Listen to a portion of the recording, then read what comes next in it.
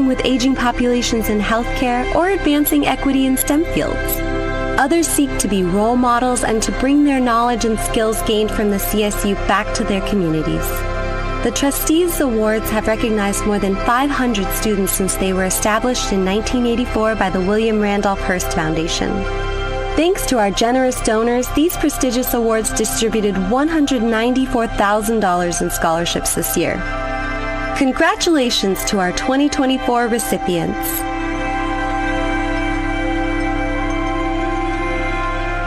Welcome to the California State University Board of Trustees live stream. Please adjust your audio as needed. The California State University is the nation's largest and most diverse four-year public university system. Over 450,000 students attend one of our 23 universities. More than 1/4 of our undergraduates are the first in their family to attend college, establishing the CSU as a pathway to student success. The CSU provides a quality education at a great value. More than half of our students who graduate with a baccalaureate degree finish with no student loan debt. Many students receive grants and scholarships. A source of significant scholarship is the CSU Trustees Award for Outstanding Achievement. Welcome to the California State University Board of Trustees live stream. Please adjust your audio as needed. Join us as we celebrate the recipients of this year's CSU Trustees Award for Outstanding Achievement. These awards are the university's highest recognition of student achievement. Each of the 23 universities recognizes a student for their superior academic performance, personal accomplishments, and community service.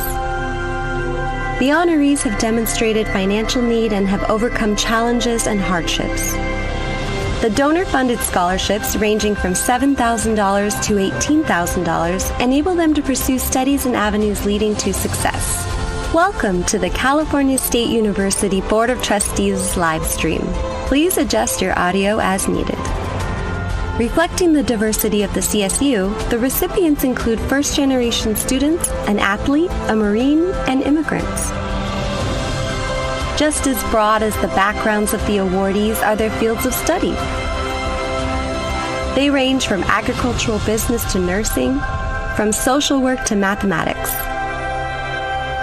These students are not only inspiring in what they've accomplished, they're also seeking to inspire. Some of the honorees dream of educating civic-minded leaders, working with aging populations in healthcare, or advancing equity in STEM fields. Others seek to be role models and to bring their knowledge and skills gained from the CSU back to their communities. The Trustees Awards have recognized more than 500 students since they were established in 1984 by the William Randolph Hearst Foundation. Thanks to our generous donors, these prestigious awards distributed $194,000 in scholarships this year. Congratulations to our 2024 recipients.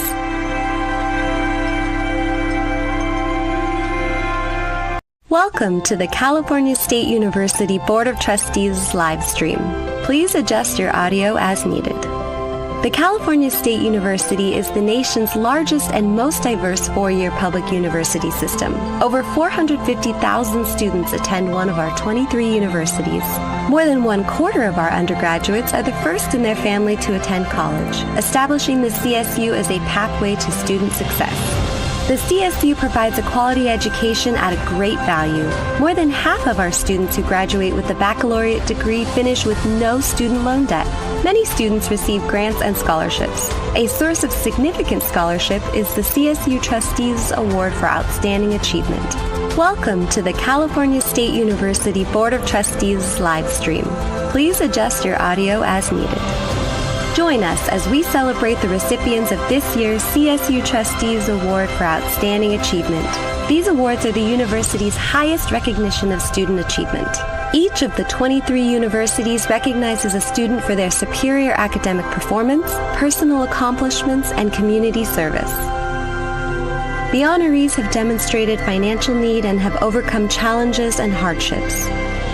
The donor-funded scholarships, ranging from $7,000 to $18,000, enable them to pursue studies and avenues leading to success. Welcome to the California State University Board of Trustees live stream. Please adjust your audio as needed.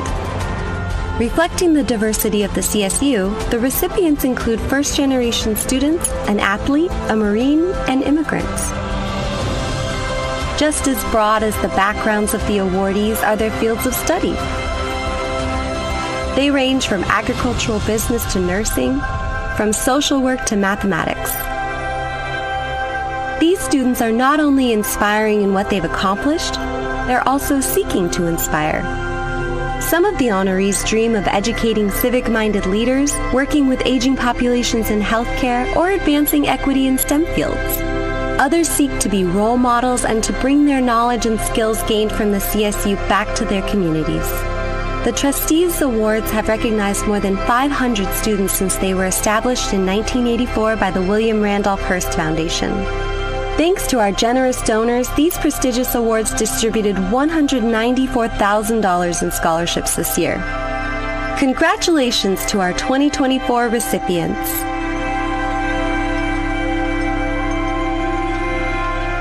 Welcome to the California State University Board of Trustees live stream. Please adjust your audio as needed. The California State University is the nation's largest and most diverse four-year public university system. Over 450,000 students attend one of our 23 universities. More than 1/4 of our undergraduates are the first in their family to attend college, establishing the CSU as a pathway to student success. The CSU provides a quality education at a great value. More than half of our students who graduate with a baccalaureate degree finish with no student loan debt. Many students receive grants and scholarships. A source of significant scholarship is the CSU Trustees Award for Outstanding Achievement. Welcome to the California State University Board of Trustees live stream. Please adjust your audio as needed. Join us as we celebrate the recipients of this year's CSU Trustees Award for Outstanding Achievement. These awards are the university's highest recognition of student achievement. Each of the 23 universities recognizes a student for their superior academic performance, personal accomplishments, and community service. The honorees have demonstrated financial need and have overcome challenges and hardships. The donor-funded scholarships, ranging from $7,000 to $18,000, enable them to pursue studies and avenues leading to success. Welcome to the California State University Board of Trustees live stream. Please adjust your audio as needed. Reflecting the diversity of the CSU, the recipients include first-generation students, an athlete, a Marine, and immigrants. Just as broad as the backgrounds of the awardees are their fields of study. They range from agricultural business to nursing, from social work to mathematics. These students are not only inspiring in what they've accomplished, they're also seeking to inspire. Some of the honorees dream of educating civic-minded leaders, working with aging populations in healthcare, or advancing equity in STEM fields. Others seek to be role models and to bring their knowledge and skills gained from the CSU back to their communities. The Trustees Awards have recognized more than 500 students since they were established in 1984 by the William Randolph Hearst Foundation. Thanks to our generous donors, these prestigious awards distributed $194,000 in scholarships this year. Congratulations to our 2024 recipients.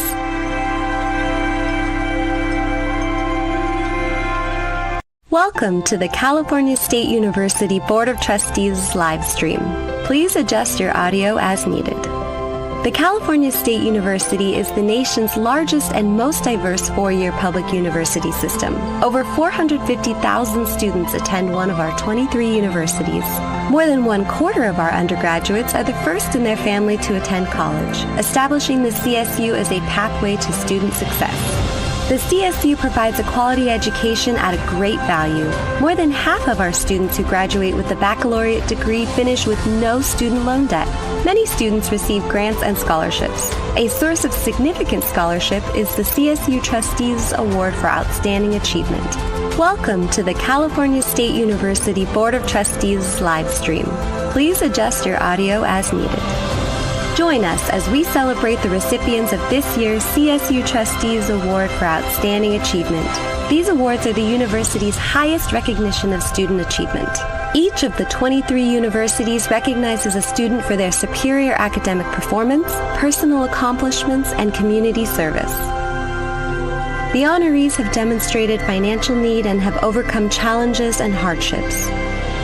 The donor-funded scholarships, ranging from $7,000 to $18,000, enable them to pursue studies and avenues leading to success. Welcome to the California State University Board of Trustees live stream. Please adjust your audio as needed. Reflecting the diversity of the CSU, the recipients include first-generation students, an athlete, a Marine, and immigrants. Just as broad as the backgrounds of the awardees are their fields of study.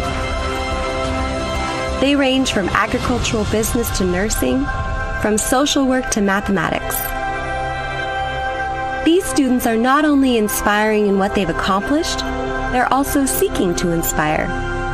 Some of the honorees dream of educating civic-minded leaders, working with aging populations in healthcare, or advancing equity in STEM fields. Others seek to be role models and to bring their knowledge and skills gained from the CSU back to their communities. The Trustees Awards have recognized more than 500 students since they were established in 1984 by the William Randolph Hearst Foundation. Thanks to our generous donors, these prestigious awards distributed $194,000 in scholarships this year. Congratulations to our 2024 recipients.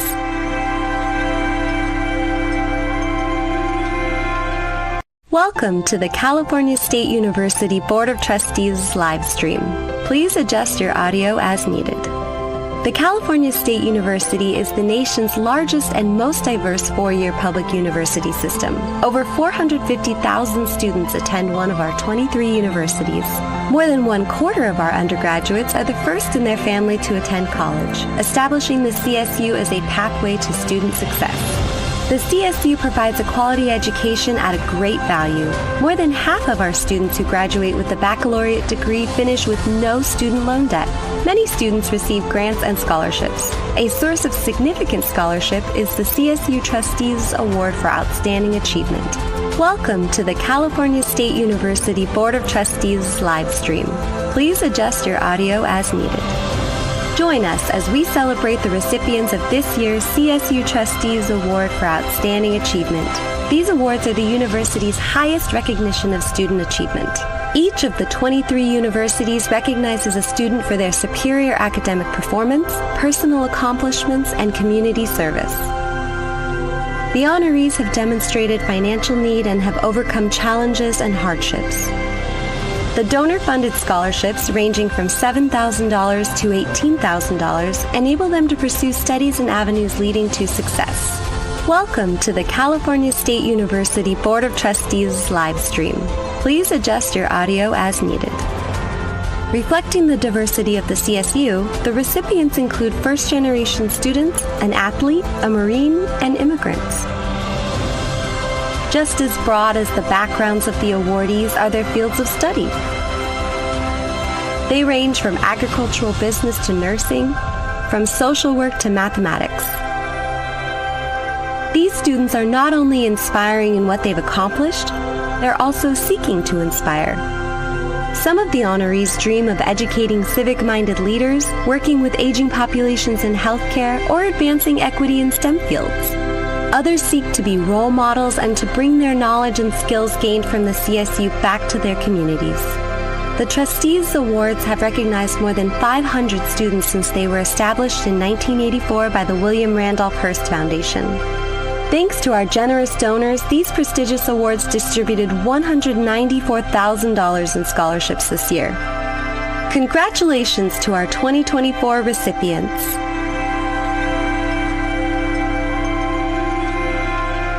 Welcome to the California State University Board of Trustees live stream. Please adjust your audio as needed. The California State University is the nation's largest and most diverse four-year public university system. Over 450,000 students attend one of our 23 universities. More than 1/4 of our undergraduates are the first in their family to attend college, establishing the CSU as a pathway to student success. The CSU provides a quality education at a great value. More than half of our students who graduate with a baccalaureate degree finish with no student loan debt. Many students receive grants and scholarships. A source of significant scholarship is the CSU Trustees Award for Outstanding Achievement. Welcome to the California State University Board of Trustees live stream. Please adjust your audio as needed. Join us as we celebrate the recipients of this year's CSU Trustees Award for Outstanding Achievement. These awards are the university's highest recognition of student achievement. Each of the 23 universities recognizes a student for their superior academic performance, personal accomplishments, and community service. The honorees have demonstrated financial need and have overcome challenges and hardships. The donor-funded scholarships, ranging from $7,000 to $18,000, enable them to pursue studies and avenues leading to success. Welcome to the California State University Board of Trustees live stream. Please adjust your audio as needed. Reflecting the diversity of the CSU, the recipients include first-generation students, an athlete, a Marine, and immigrants. Just as broad as the backgrounds of the awardees are their fields of study. They range from agricultural business to nursing, from social work to mathematics. These students are not only inspiring in what they've accomplished, they're also seeking to inspire. Some of the honorees dream of educating civic-minded leaders, working with aging populations in healthcare, or advancing equity in STEM fields. Others seek to be role models and to bring their knowledge and skills gained from the CSU back to their communities. The Trustees Awards have recognized more than 500 students since they were established in 1984 by the William Randolph Hearst Foundation. Thanks to our generous donors, these prestigious awards distributed $194,000 in scholarships this year. Congratulations to our 2024 recipients.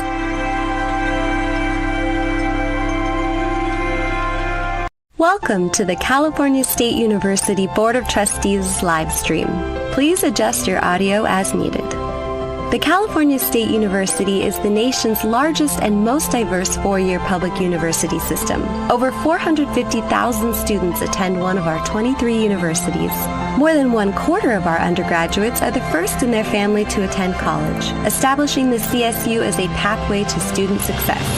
The CSU provides a quality education at a great value. More than half of our students who graduate with a baccalaureate degree finish with no student loan debt.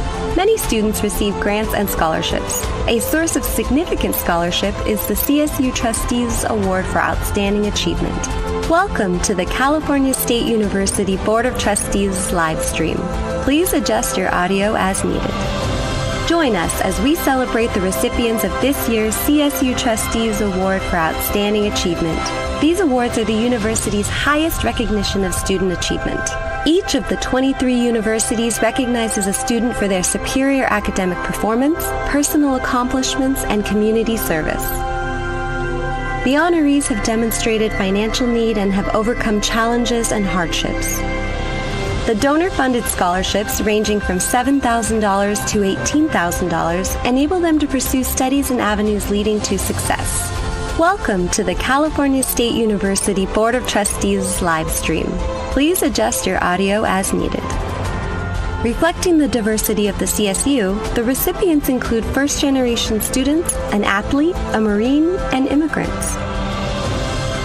Just as broad as the backgrounds of the awardees are their fields of study. They range from agricultural business to nursing, from social work to mathematics. These students are not only inspiring in what they've accomplished, they're also seeking to inspire.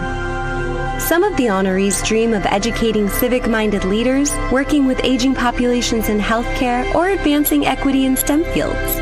Others seek to be role models and to bring their knowledge and skills gained from the CSU back to their communities. The Trustees Awards have recognized more than 500 students since they were established in 1984 by the William Randolph Hearst Foundation. Thanks to our generous donors, these prestigious awards distributed $194,000 in scholarships this year. Congratulations to our 2024 recipients.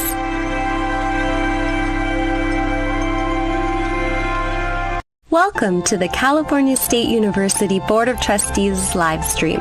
Please adjust your audio as needed. The California State University is the nation's largest and most diverse four-year public university system. Over 450,000 students attend one of our 23 universities. More than 1/4 of our undergraduates are the first in their family to attend college, establishing the CSU as a pathway to student success. The CSU provides a quality education at a great value. More than half of our students who graduate with a baccalaureate degree finish with no student loan debt. Many students receive grants and scholarships. A source of significant scholarship is the CSU Trustees Award for Outstanding Achievement. Welcome to the California State University Board of Trustees live stream. Please adjust your audio as needed. Good morning. At this time, the September 2024 meeting of the CSU Board of Trustees is called to order. Ms. Corral, please call the roll.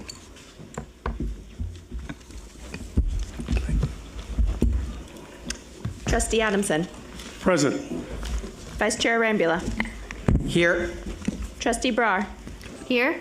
Chair Clark. Present. Trustee Fagan. Here. Trustee Furstenberg. Here. Trustee Fong.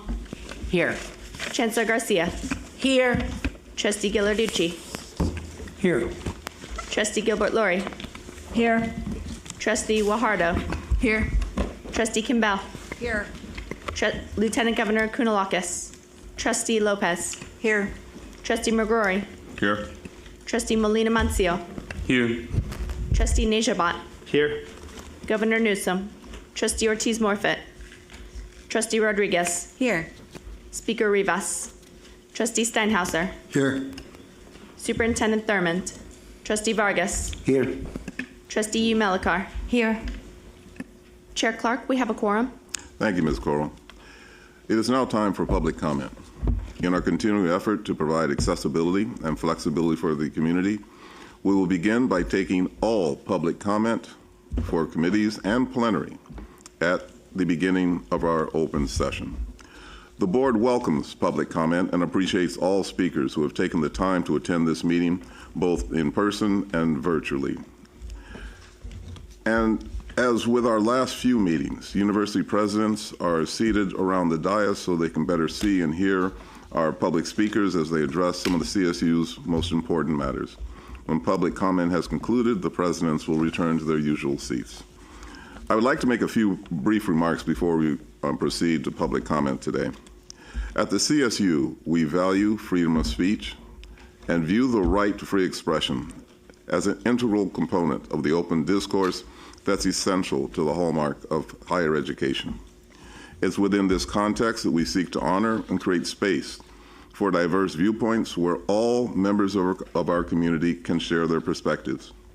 We recognize there will be speakers here today during public comment session addressing various issues of importance to our university, including concerns about undocumented students, the current and future budget landscape, the proposed integration of Cal Maritime and Cal Poly SLO, and the ongoing crisis in the Middle East, among other important topics.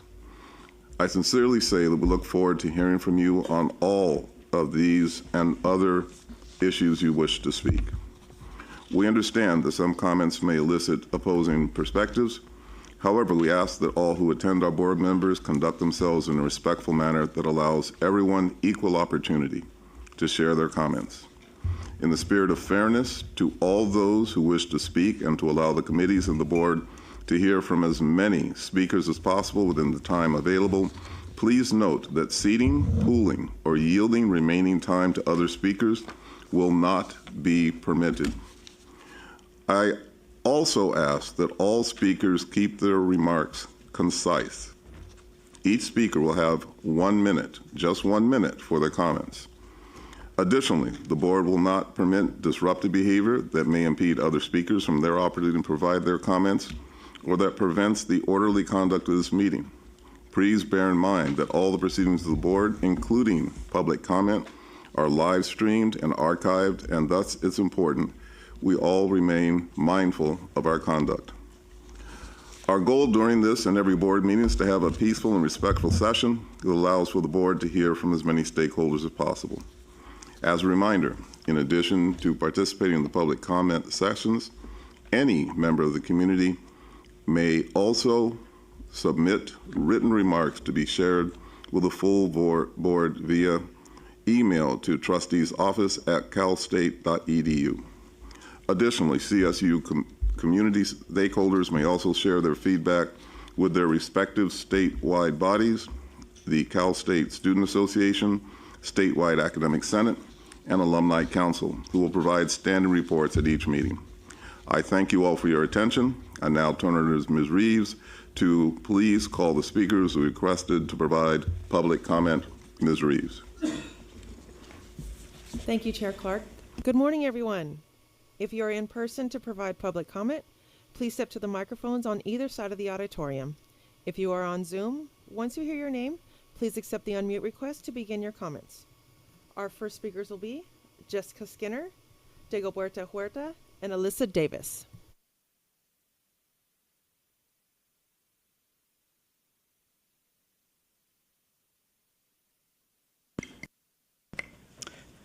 Good morning, trustees. Dagoberta Huerta, President of the Academic Professionals of California, representing Unit 4. Recently, APC and the CSU reached a tentative agreement for a successor contract covering fiscal years 24 through 2027. Our member ratification process is well underway now, and we want to recognize the work of the CSU bargaining team for the dedication in bringing to the table ideas that both parties could ultimately agree on. The provisions in the tentative agreement will bring much needed economic relief to our members. And we hope that next year, when we open the reopeners, that'll be also a productive meeting. Shortly, we will also begin bargaining with the university on the time, place, and manner policy, and hope that we can come to a reasonable agreement there too. Thank you.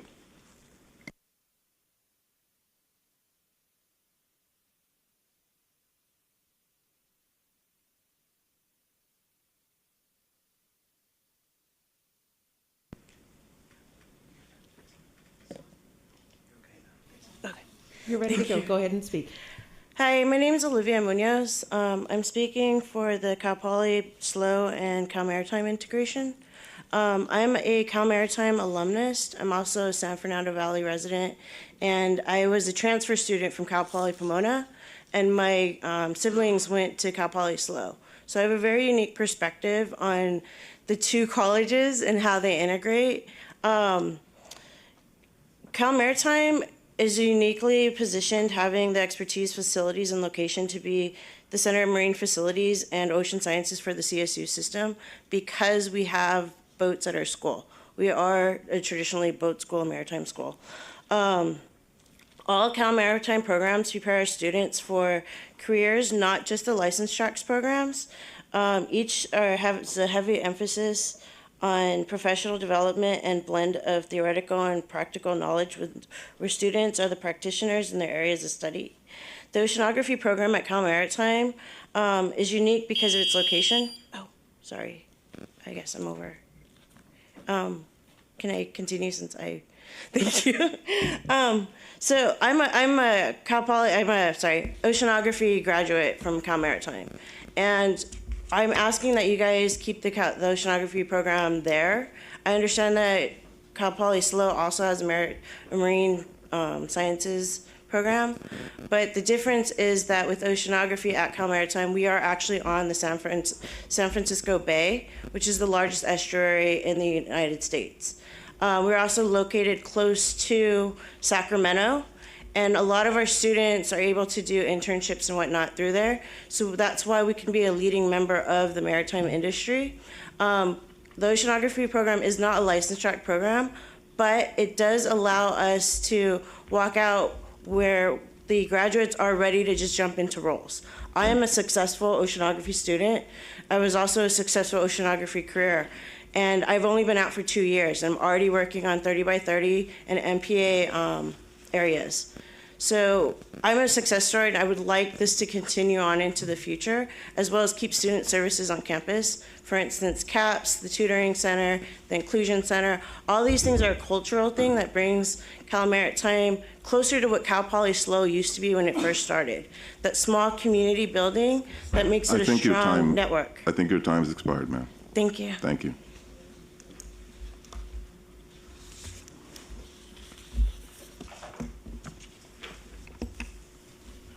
Our next speakers will be Chris Chigo, Cynthia Torres, and Don McCauley.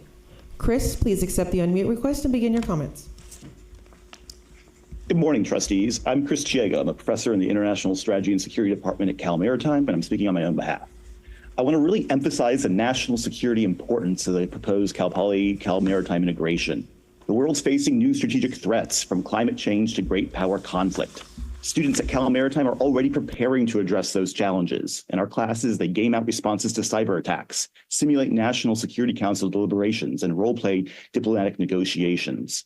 In addition to the students who join the Merchant Marine, many of our students embark on careers in public service at the state and national levels. They help make the state of California and the U.S. as a whole more secure and more prepared for the future.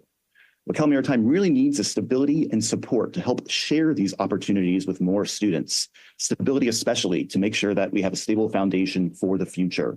I hope that this integration will provide that stability, and urge you to consider the importance of this integration and making it work to state and national security. Thank you.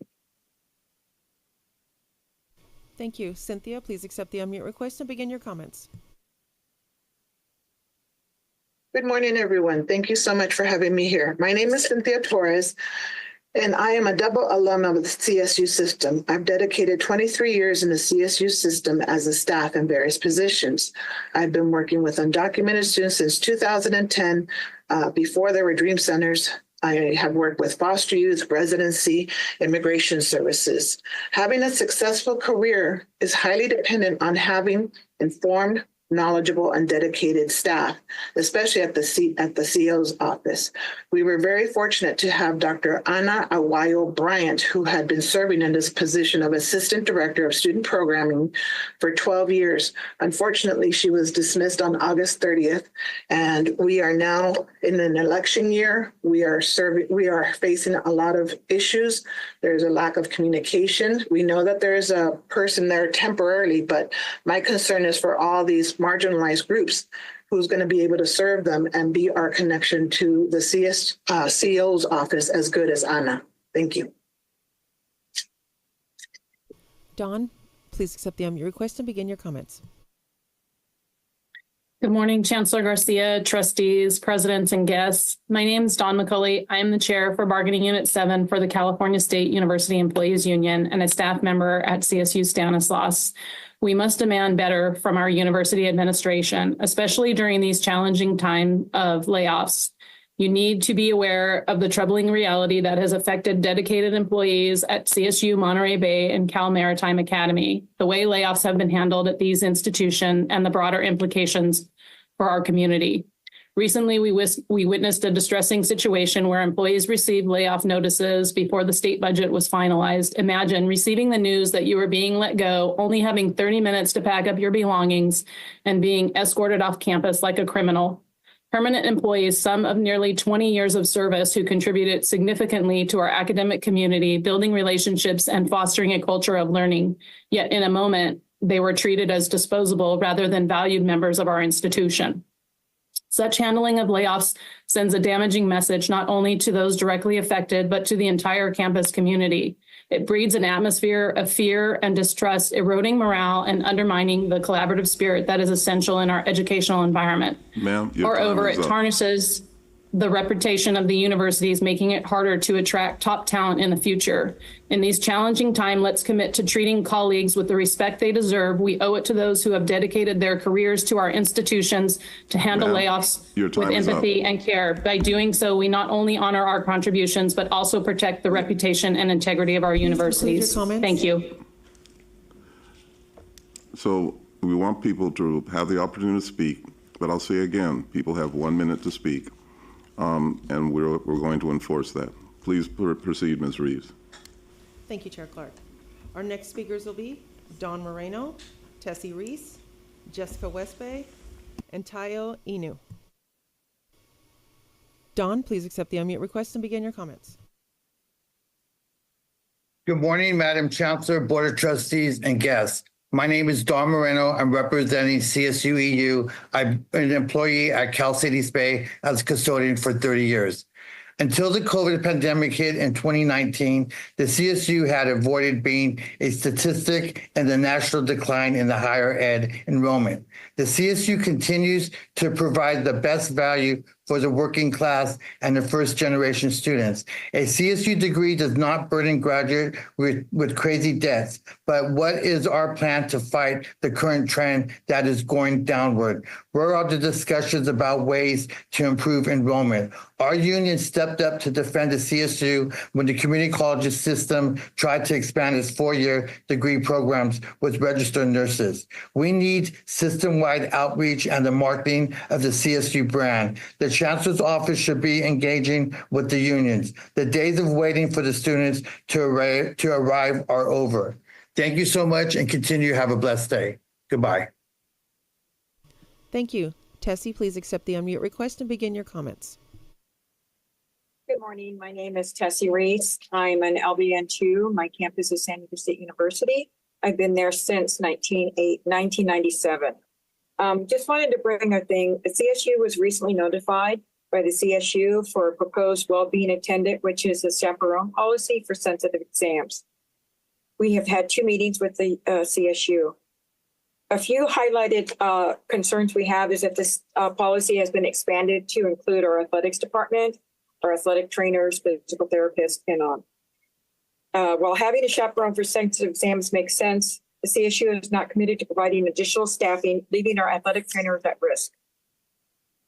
Chaperones can be anyone, including non-medical staff like student assistants. That is a concern. Policy lacks clarity on supporting other campus teams within or outside of the CSU. We have serious concerns about the policy, and we have now shifted to reaching out to our athletic trainers to get a survey out to see how it's impacting it. We look forward to our next meeting with the CSU. Thank you. Tayo, please accept the unmute request and begin your comments. Good morning, distinguished members of the board. My name is Tayo Inoue. I'm a Cal Maritime professor of mathematics. Cal Maritime is becoming a leader in maritime data science.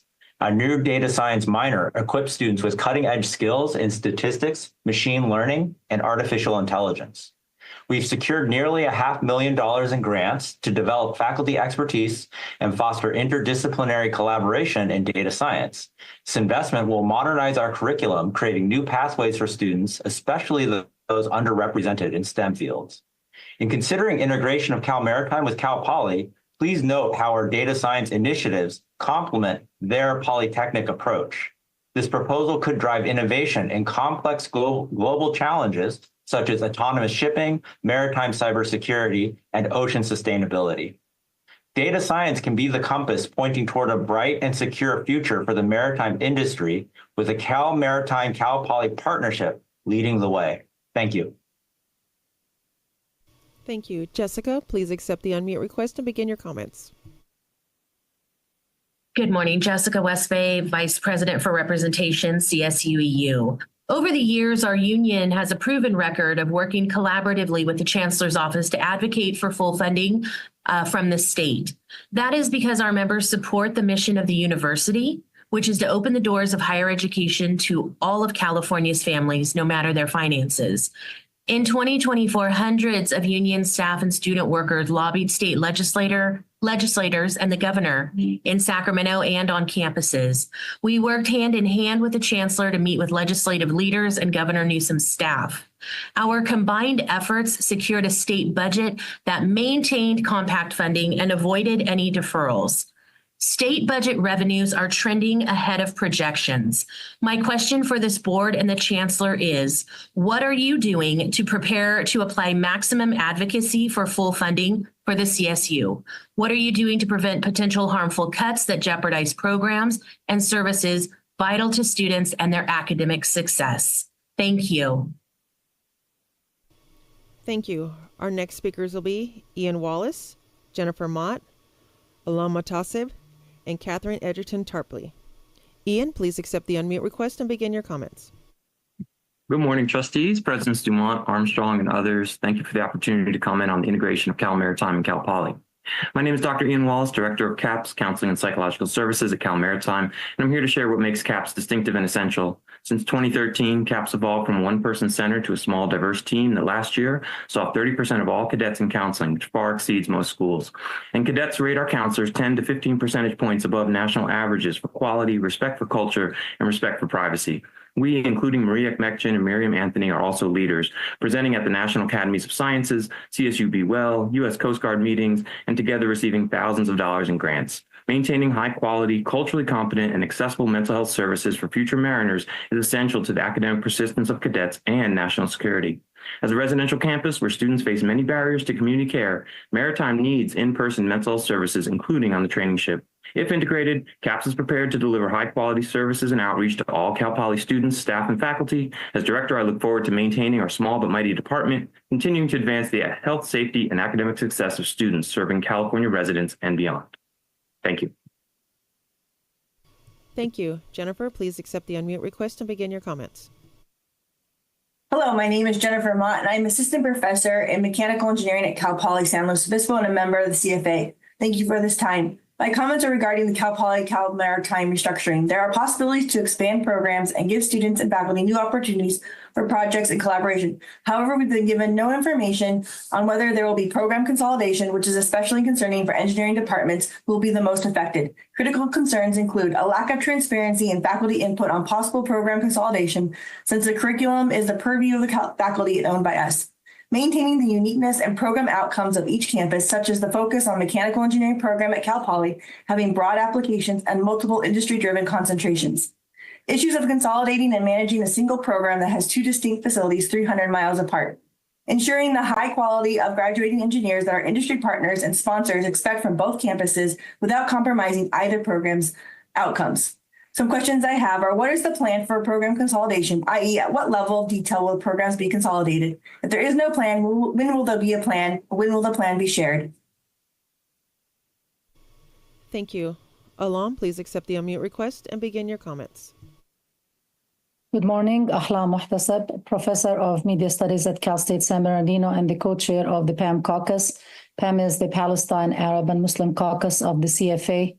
Addressing you today regarding the new unconstitutional, illegal time, manner, place policy that is being now imposed on many of the faculty, students, and staff, and to challenge that, acknowledging the historical context in which it was designed and proposed, which is to really infringe on the academic freedom and freedom of speech and freedom of expression of faculty, students, and staff who dare to stand up against genocide in Gaza and now genocide in Lebanon.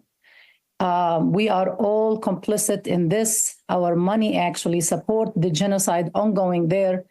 And the least we could do is to allow freedom of speech to take place. And today it is meant for those who dissent on Palestine. Tomorrow it's going to impact every one of us, and we have to say no as ACLU challenged that decision. Please conclude your comments. Thanks. Thank you. Catherine, please accept the unmute request and begin your comments. My name is Kate Edgerton Tarpley, and I'm a professor of modern Chinese history at San Diego State University. I speak today in opposition to the new time, place, and manner policy. I recently returned from a summer research trip to China, where already tight security restrictions have become even more onerous since COVID. I found the current level of security there stifling. I was thus appalled to return to my home university to find that the CSU has imposed draconian new policies that remind me of the rules enforced at Chinese universities, always in the name of public safety and avoiding disorder. Many of the stipulations in the CSU draft policy are sweeping enough to drive a truck through, and they will erode academic freedom and the right to peaceful protest. Certainly, security and safety are important, but the foremost job of universities is to educate and engage our students and give them space to develop their voices on crucial topics of the day. Education is messy and it can be loud and disruptive at times. We must not allow security concerns to turn our campuses into fortresses. Please vote against this policy in November. Thank you. Thank you. Our next speakers will be Charles Toom, Francis Mercer, and Sang Kill. Charles, please accept the unmute request and begin your comments. Charles Toom, CFA President, Professor at SDSU, past Chair of AAU Peace Committee A on Academic Freedom and Tenure, and current member of the committee. CFA strongly opposes the interim time, place, and manner policy. Academic Senate, CSU, opposes this policy. Campus Senate opposes this policy. AAUP opposes these restrictive TPM policies, and CSU unions oppose this policy. Who in the Chancellor's office is responsible for this ill-conceived and poorly written policy? Is it you, Chancellor Garcia? The policy's do's and don'ts are restrictive and oppressive restrictions on academic freedom, freedom of expression, and freedom to protest and to assembly. The policy is yet another example of how the CSU administration devalues and disrespects the current generation of majority students of color. They are to be locked down. The behavior to voice their rights of freedom of expression is criminalized. They are to be controlled. The policy is a national embarrassment in higher education. Retract this policy. Please hands off.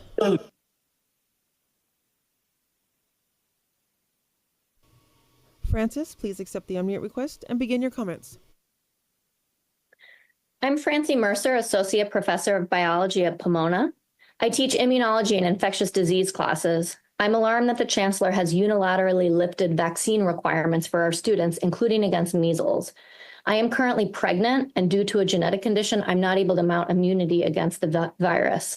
If infected, I risk a 5% chance of death and a substantial risk of stillbirth for my baby. I have a cousin that was born fully deaf because his mother had measles during pregnancy. Measles is extremely contagious. The virus lingers in the air for hours after an infected person has left. Vaccine requirements at public institutions keep California's level of immunity to measles up.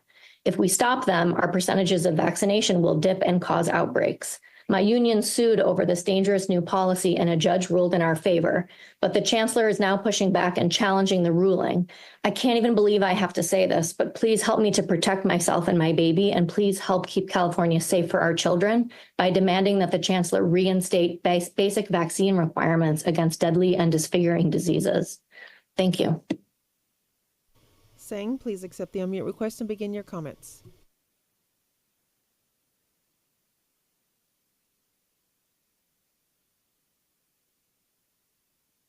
Good morning, CSU Board of Trustees. My name is Sang Hill, and I'm currently job suspended for supporting my students in their fight against the genocide in Gaza and the destruction of Palestine by a settler colonial apartheid regime. My comments are as an individual and not as a representative of SJSU. Time, place, manner should really be called the totalitarian power memo because that is what it is in its raw form. It prevents people who feel under the weather from masking to protect our immune-compromised community on campus.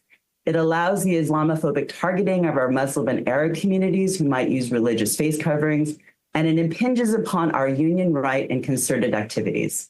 Selective targeting is the only consequence of this totalitarian power memo and its enforcement. I highly doubt this will be equally enforced for rowdy sporting events and their fans. I urge you to repeal this interim time, place, manner, and prior TPMs. I should have as much constitutional rights walking down the streets of San Jose as I do on my campus, and this policy diminishes our constitutional rights on its face for faculty, staff, students, and the community who visit our campuses. Thank you.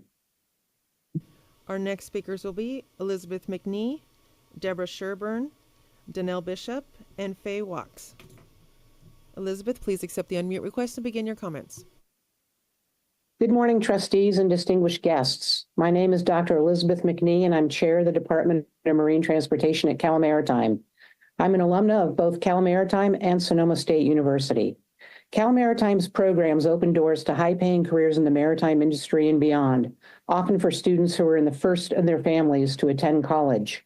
Our graduates consistently achieve high employment rates and starting salaries, regardless of their background.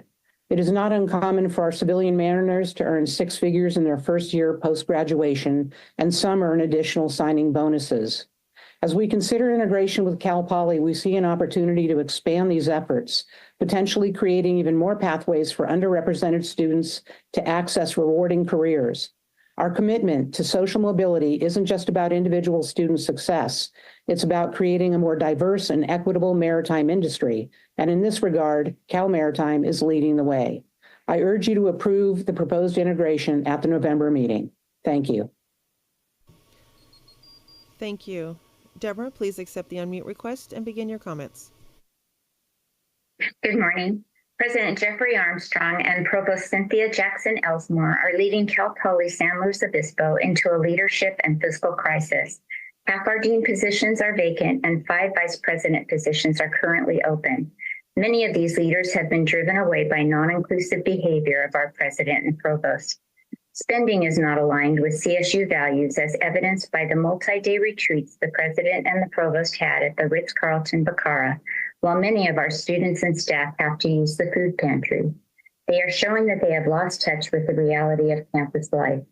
We encourage you, Chancellor Garcia, to engage those who left in confidential exit interviews and to view leadership spending. You need to find out what is really happening at Cal Poly. Saying they are one thing and showing through their behavior and actions that they are exactly the opposite is not the quality we look for in leadership. That is not the CSU. Thank you. Thank you. Danelle, please accept the unmute request and begin your comments. Good morning. I'm Danelle Bishop, head women's basketball coach at Cal Poly Pomona, entering my 15th year. I asked my Title IX office for help after I faced discrimination and retaliation. I learned that CSU's Title IX system is broken. We deserve a safe and healthy workplace free from abuse, harassment, and bullying. Unfortunately, the investigators in CSU Title IX offices are overworked and under-resourced, which hinders their ability to effectively address these critical issues. Current processes and timelines related to Title IX complaints are inadequate and have been re-traumatizing. There's a lack of faith in the CSU's Title IX system, partially due to perceptions of corruption and a failure to hold those in power accountable. When accountability is lacking, individuals act with impunity, creating a culture of fear and distress. I urge CSU management to reflect on how many more individuals must come forward as victims before substantial investments are made in ensuring the safety and well-being of all students, faculty, and staff. It's time for real change and commitment to fostering a genuinely safe environment. Thank you for your attention to this pressing matter. Thank you. Faye, please accept the unmute request and begin your comments. Hello, my name is Faye Linda Wax. I'm a professor of sociology at Cal Poly Pomona and a member of CFA. We should be able to invest our profits and dividends in the students and faculty that make the CSU such an amazing place. I was hired in 2002 being told it was a lean year and that beyond a computer, no startup was available and salaries were low. I currently have less travel funding than I did then, and we've lost the faculty laptop refresh program. In the over 20 years I've been here, there has never been a time during which things lost were restored or improved. Our students are facing tuition and fee increases while administrators receive raises, and with the most recent being a 16% raise for the president of Fresno State in September. Our campus turned a profit of $153 million in the 22-23 fiscal year, and the CSU system-wide has been running a budget surplus for years. It's my understanding that the CSU currently has an investment fund totaling almost $8 billion. Yet Please we're conclude your currently comments. facing with austerity. At last week's CSU State of Academic Senate, I heard a number of aspirational goals from trustees and the chancellors. Ma'am, your time is out. Our next speakers will be Sylvia Marwan, Michelle Ramos Pelicula, and William Walters. Sylvia, please accept the unmute request and begin your comments. I'm Celia Marijuan. I am a department chair and department chair representative on the CFA board and Cal Poly San Luis Obispo. As a department chair at Cal Poly's Law, I am concerned about the lack of clarity and information regarding the Cal Poly's Law maritime merger, especially considering that department chairs are likely to play a significant role in implementing this restructuring. I have recently learned from another department chair in maritime that Spanish and Mandarin programs, two important heritage languages in California, have been suspended. This suggests that redundant programs are beginning to be cut. What will happen to faculty if their programs are suspended? Will Cal Poly's law need to absorb those faculty members on our campus? How will that work? We need clarity, and we need to be consulted and included as part of shared governance. Thank you. Thank you. Michelle, please accept the unmute request and begin your comments. Gracias. Buenos días. Michelle Ramos Pellicia, Boricua, Professor of Modern Language at CSUSM and AVP for CFA. CalGETC implementation hinders heritage language learning, bilingual and multilingual education while supporting the supremacy of English. The continued erosion of the humanities further undermines our attempts to facilitate critical thinking among our white and BIPOC students who will have a very limited general education and knowledge of self and others. San Marcos specifically had a language requirement at the inception because we wanted our students to be at least bilingual as part of our vision of educating our students holistically.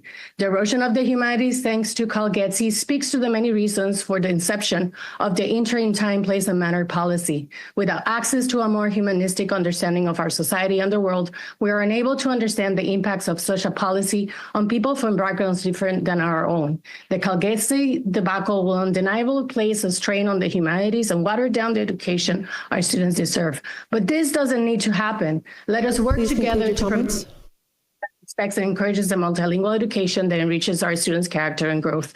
Gracias. Thank you. William, please accept the unmute request and begin your comments. Morning. I'm Tad Walters, a lecturer in the English department at Cal Poly San Luis Obispo. I'm also the elected CFA lecturer representative for my campus. My comments are specific to the proposed restructuring of Cal Maritime and Cal Poly.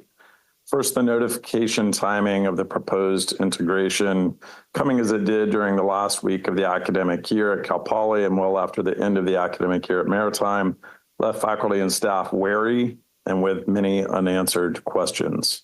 Second, the dearth of specificity in this edict with regard to lecturer appointments, entitlements, evaluations, and workload under the restructuring is a clear message in and of itself. We and our students are peripheral. I request this board ask the Chancellor if they plan to reduce part-time lecturers' time base to 0 WTUs and then reduce full-time faculty through layoffs and or attrition at either or both campuses once fully merged. If not, when will they have a specific plan? When will faculty be informed of this plan? When will CFA be informed of this plan? Comments. The Chancellor's response is public. Thank you. Thank you. Our next speakers will be Jeff Newcomb, Michael Lee Chang, and Sharon Elise. Jeff, please accept the unmute request and begin your comments.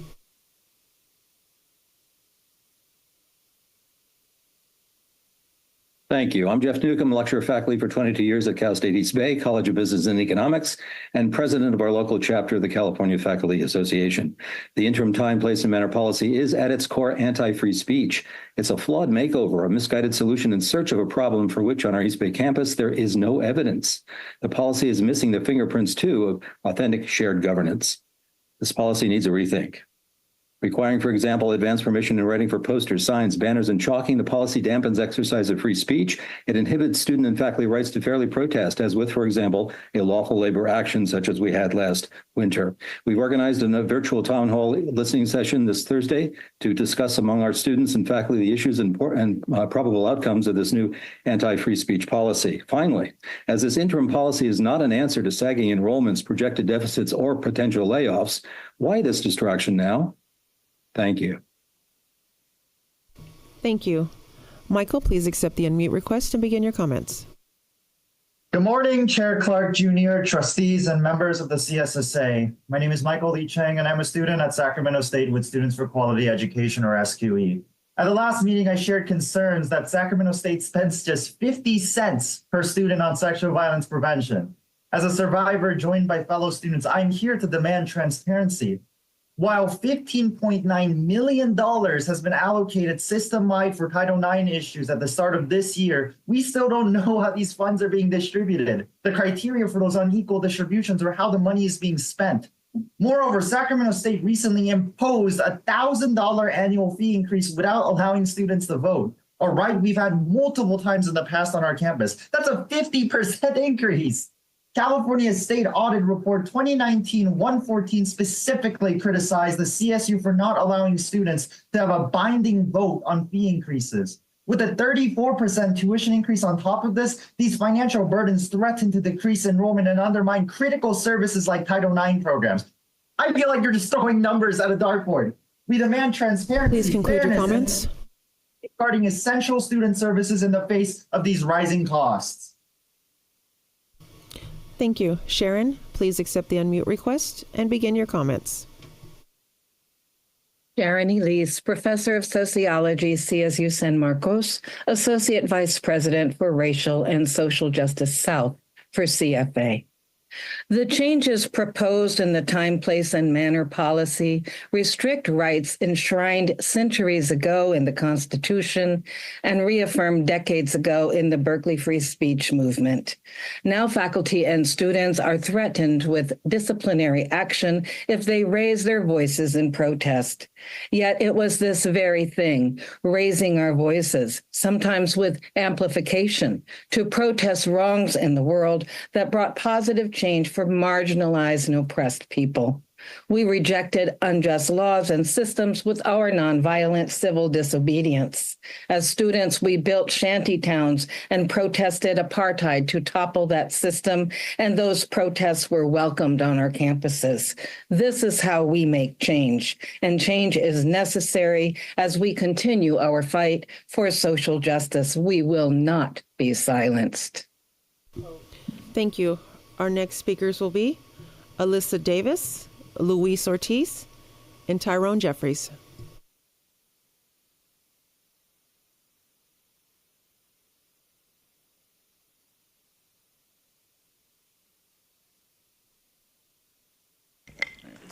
Hello, my name is Alyssa Davis. I'm a third-year student at Cal State Long Beach, and I'm here to speak about the growing need to invest in better mental health resources. In my time at Long Beach, I have found the mental health resources to be not only insufficient, but shameful. As this semester progresses, I am reminded of my first semester at Long Beach. I struggled to transition to life in college, leading me to seek help from counseling services on campus for my depression. Unfortunately, CSULB's inaccessibility around scheduling consistent counseling appointments and the inability to receive adequate care resulted in my hospitalization and leave of absence after a near suicide attempt on campus. I stand here today urging you to invest in students' mental health needs. There is no legitimate reason why the UPD budget should be twice as much as the CAPS budget. We need more counselors, better crisis intervention, and better resources. Had I not survived my first semester, my blood would be on every single one of your hands.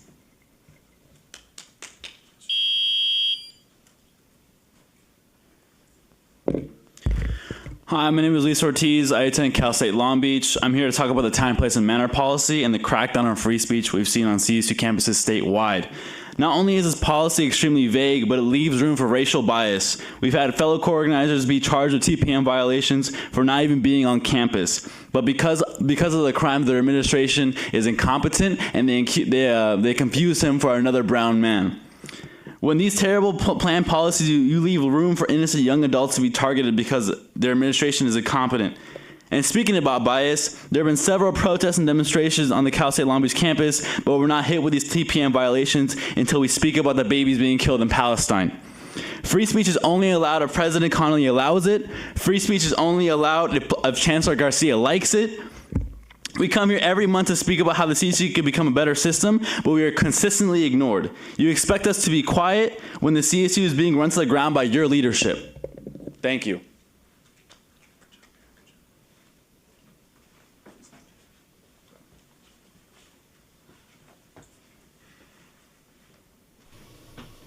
Our next speakers will be Aparna Sina, Claire Valderrama Wallace, Dave Kolinik, and Lisa Kawamura.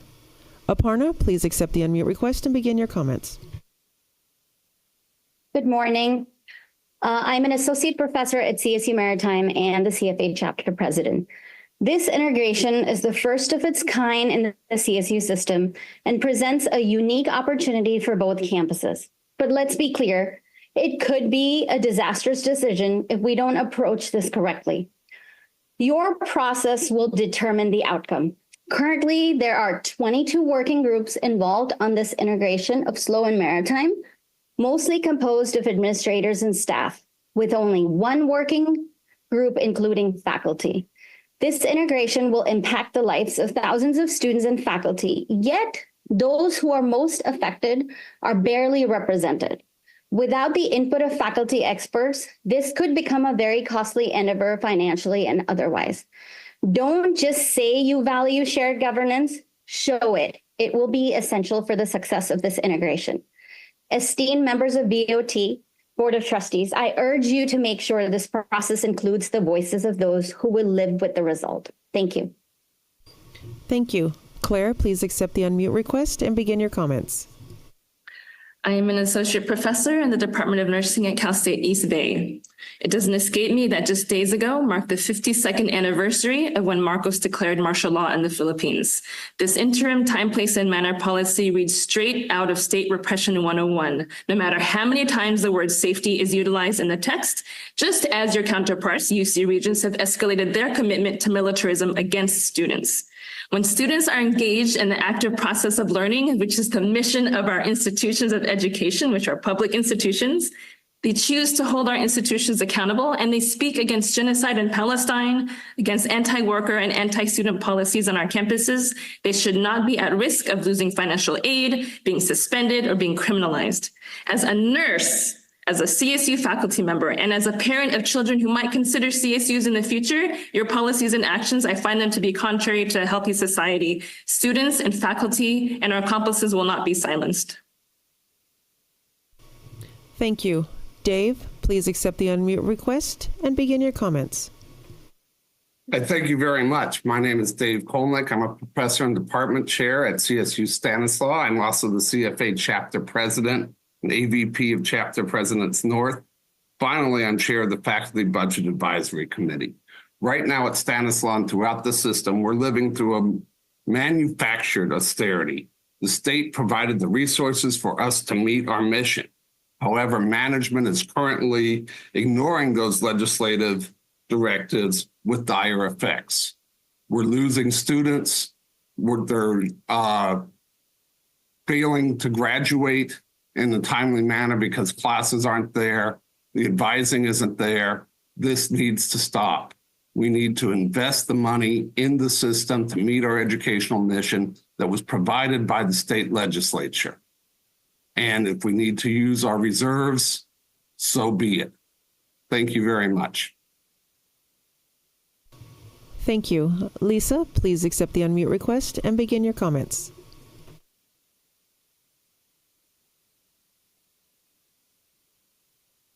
Good morning, everyone. Thank you for this opportunity to speak. 1 minute is extremely short, and I think that we need to start thinking about how to increase our time so that folks can give their opinions. And I find it extremely offensive that you would cut off our CFA president when others have been given more time to speak.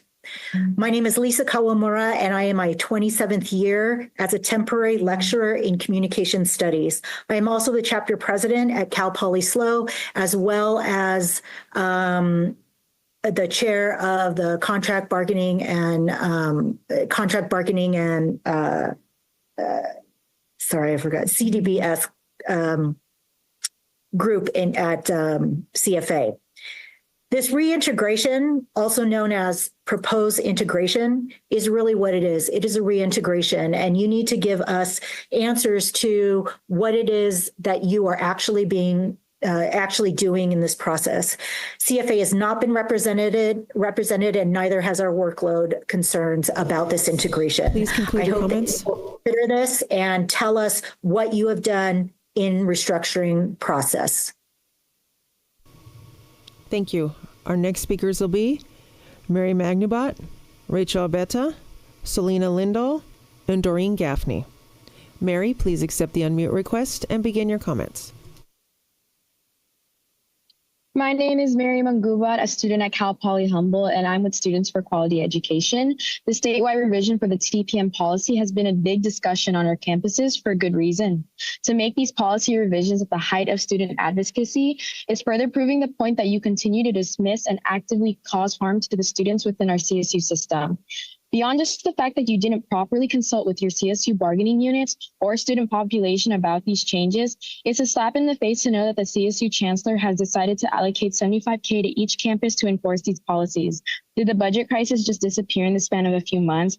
Did student issues such as housing or mental health resources just not become an ongoing problem anymore? The emphasis to prioritize repression on campus rather than to acknowledge the grievances of the students is a disservice from the so-called leadership of the CSU system. Students are still facing housing insecurity, still facing an economic crisis, and are at the height of a mental health crisis. The CSU students have a long history of engaging in a nonviolent political action, and y'all are continuing the CSU's history of hostile political suppression. Thank you. Rachel, please accept the unmute request and begin your comments. Hello, my name is Rachel Abeda, and I'm a student at San Jose State with SQE. The recent system-wide time, place, and manner policy and its extreme restrictions on student speech and actions is incredibly harmful for all 23 campuses across the CSU system.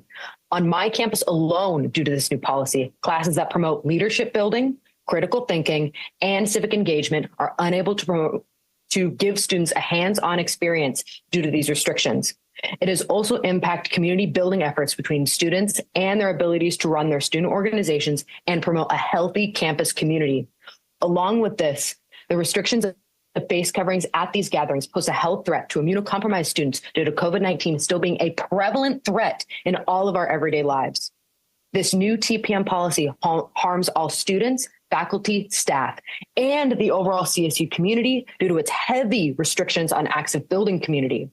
To save campus communities, this TPM policy must be revised. The community that makes CSU unique from all other educational institutions will crumble, and you are all to blame. Please conclude your comments. Thank you. Selena, please accept the unmute request and begin your comments. Hi, everyone. My name is Selena Lindahl, and I've taught economics at Cal Poly SLO since 1995. Faculty are beginning to wonder why there has been so little information about the proposed CSU Maritime and Cal Poly SLO restructuring. For such a large public university system in the U.S., the People's University, in fact, to fail to include key stakeholders in the discussion about a proposed restructuring is a sign that it's either a bad idea, involves shady backroom deals, or is harmful to students and faculty. No amount of austerity arguments which berate faculty for winning a fair contract that barely even covers inflation can explain why the CSU would take on a murky merger deal whose cost savings are small and questionable and for which the costs of restructuring are substantial. Since you've been reluctant to consult with faculty, we bring our questions to you. You say restructuring will cost $7.5 million. Why are you confident that it won't cost more than that? If there are plans, when will you be sharing them with us? Thank you. Thank you. Doreen, please accept the unmute request and begin your comments. Thank you. And for the record, my name is Dorian. Just wanted to reiterate. Can you guys hear me? Yes, and I apologize for that. Thank you. My name is Dorian Gaffney, and I am a senior at California State University, Dominguez Hills, here with Students for Quality Education. The tuition increase that has resulted in a 34% increase so far has not only caused a questioning in financial stability, but lack of student experience and success. The chancellors that you all agreed to hire for an unreasonable price, along with the tuition increase that you voted on, you all voted to punish students with a tuition increase with no cap, but you also put a budget cut on facilities, which means more families are suffering due to the lack of income. And with the current inflation in the state of California, you are causing more harm to the working class and working poor in the state of California, workers and students that are Black and brown and or of other nationalities that are also not above the working ground. The fact of the matter is, I ask you all to please just look at the tuition increase, put a cap on it, because at the end of the day, it is unreasonable to be charging students who choose to attend CSUs for lower income and or have impoverished backgrounds. You must start moving forward with concern for students and families if you are supposed to serve and answer to their families. I would implore you all to look at this once more and to please put the students first. If not the students, at least put your face first because you know what's right in your hearts. Thank you. Our next speakers will be Melissa Bravo, Michaela Peruganon, and Josie Alexander. Melissa, please accept the unmute request and begin your comments. Good morning, Board of Trustees. My name is Melissa Bravo, class of 2021 graduate of California Maritime Academy, and I'll be providing public comment on the Cal Maritime Cal Poly merge. I would like to address the Board of Trustees my gratitude to Cal Maritime and the International Business and Logistics Program because of the opportunities I was provided with. I'm a first-generation Mexican-American raised in Los Angeles with family income below poverty rate. Cal Maritime was not only a path for my career, but a path for my future generations and a pillar that will continue to help me break barriers because I'm not done doing so just yet.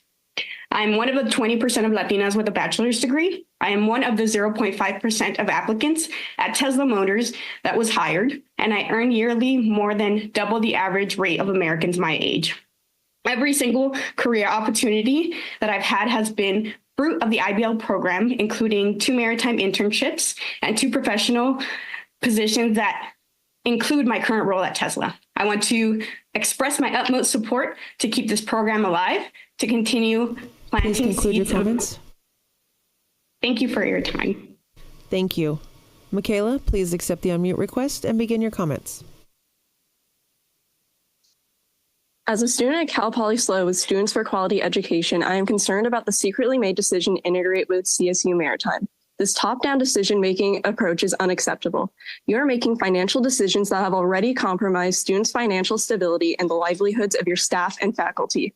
Students at CSU Maritime will not only face egregious tuition hikes to meet our higher than UC costs, but also lose critical resources like their diversity centers and mental health counselors at a campus already facing a historical mental health crisis. This is not only negligent, but reckless. You are setting a dangerous precedent that you folks in the Chancellor's office can merge campuses and begin layoffs without any input, blatantly disregarding your principle of shared governments, proving your so-called commitment to collaboration is not true. Both of our schools believe in learn by doing, and you're about to learn that the decision you've made is completely unacceptable and the approach you're making is wrong. You cannot keep treating people's lives like collateral damage in your financial experiment and must start engaging with students, faculty, and staff immediately because these are the lives you're toying with. Open lines of communication Please immediately and take our comments. concerns seriously. See you in November. Thank you. Josie, please accept the unmute request and begin your comments.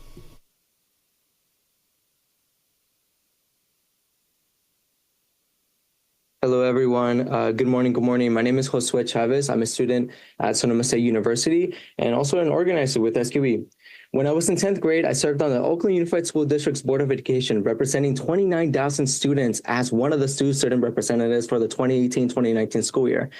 In that role, I understood how vital financial transparency was when overseeing critical programs for underserved OUSD students.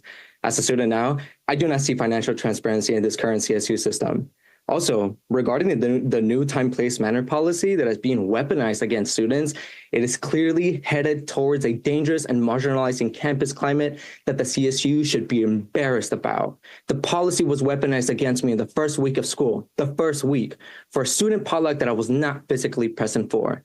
As an undocumented Latino, this racist instance places my livelihood at risk.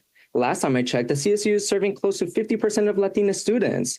Sadly, these CSU policies are not being so demure and keeping the CSU promise of student safety and education. Thank you. Our next speakers will be George Paez, Chris Brown, Rachel Whalen, and Aiden White. George, please accept the unmute request and begin your comments. Good morning, trustees. My name is Jorge Paz, and I'm a student from Cal State San Bernardino, as well as a member of SQE. I'm here to speak on the time, place, and manner policy, which I'm deeply concerned about. This policy feels like another step in administration's efforts to silence and push back student voices. Student voices and activism have played a crucial role in shaping universities as places of progress and inclusivity.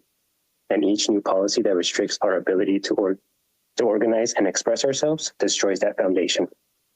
Does the CSU fear organized students this much? We will not be silent bystanders. We are here to learn, grow, and engage. The board should stand with the students it serves in allowing us to use our voices freely and without fear of further pressure or restriction. This policy is a direct attack on our freedom of speech on campus. I urge the board to speak with the Chancellor and work towards repealing this absurd policy. Thank you. Thank you. Chris, please accept the unmute request and begin your comments. Good morning to Chancellor Garcia and the Board of Trustees. My name is Gregory Christopher Brown, Chapter President, Cal State Fullerton, and Associate Professor of Criminal Justice. I'm going to talk about the time, place, and manner policy, interim policy. This is the People's University. It's a public institution. This time, place, and manner interim policy was instituted without any consultation with CFA or any of the other bargaining units. It criminalizes faculty, staff, and students, limiting our ability to freely work on campus. It limits academic freedom, free speech, and assembly. It's unconscionable and unconstitutional. It increases policing and surveillance of our faculty, staff, and students. It negatively impacts our faculty, staff, and students of color. The idea that face covering is included is also problematical. This is a draconian policy. It's an overreaction to student protest. It's too much. Hands off our students. Thank you. Rachel, please accept the unmute request and begin your comments. Good morning, esteemed members of the CSU Board of Trustees. I'm Rachel Whalen, the Governmental Affairs Coordinator at the San Luis Obispo Chamber of Commerce. I'm here today to communicate our position to support the integration of Cal Maritime with Cal Poly. Cal Poly's strong emphasis on hands-on education combined with Cal Maritime's unique maritime programs will produce graduates who are well prepared to meet the needs of local and global businesses. Businesses in our region will benefit from access to cutting-edge research, potential funding opportunities, and a steady stream of talented graduates ready to contribute their success. We believe that this integration represents a unique opportunity to strengthen the economic fabric of San Luis Obispo County. We urge the CSU Board of Trustees to approve this proposal, recognizing the substantial positive impact it will have on our regional business community.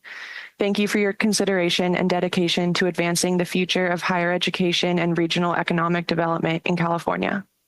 Thank you. Thank you. Aiden, please accept the unmute request and begin your comments.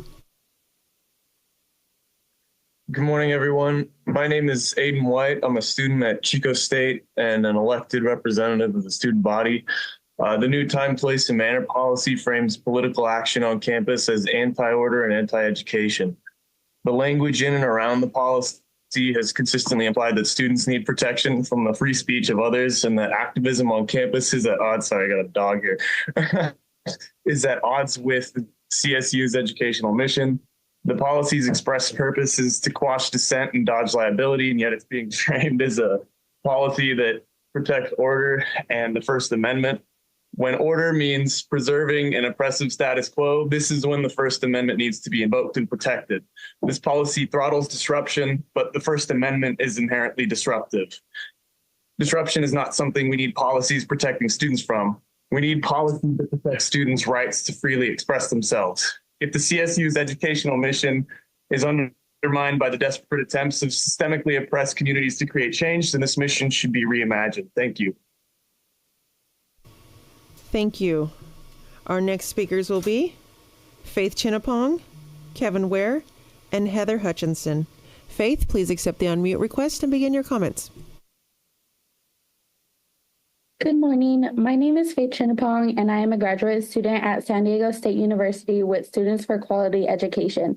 I am here to bring awareness to the fact that you all felt comfortable raising my tuition by $432 just this year and $888 next year. As I am currently going into debt and working multiple jobs just to sustain myself as a full-time grad student, SDSU has spent $17 million to join Pac-12. Simultaneously, SDSU has hired a new head coach who will make upwards to $2 million by next year and get a nice little $10,000 bonus for football players just maintaining a 2.8 average, while I am required to maintain a 3.0 average to even continue my education at SDSU. It is very apparent that both the CSU and SDSU's priority is profit over education. Stop putting profits before people and use the millions of dollars that y'all have in revenue in the past few years to actually support students. Thank you. Thank you. Kevin, please accept the unmute request and begin your comments. Good morning. I'm Kevin Weir, Professor of Sociology at CSU Sacramento and Chair of Bargaining for CFA, speaking on the Time, Place, and Manner Directive and related addenda on campuses. These unethical policies flout shared governance and violate the university's obligations under HERA. If they were in place in the 1960s, students would have been punished for joining civil rights and anti-Vietnam War demonstrations. If they were in place in 1968, they would have been used to quash the student strike for ethnic studies at San Francisco State. This policy would have stifled the anti-apartheid movement, the anti-nuclear movement, and any other force for justice you could care to think about. Trustees, with this set of policies, the CSU has placed itself solidly on the wrong side of traditions of academic freedom, the wrong side of the law, the wrong side of justice, and the wrong side of history. Hands off students.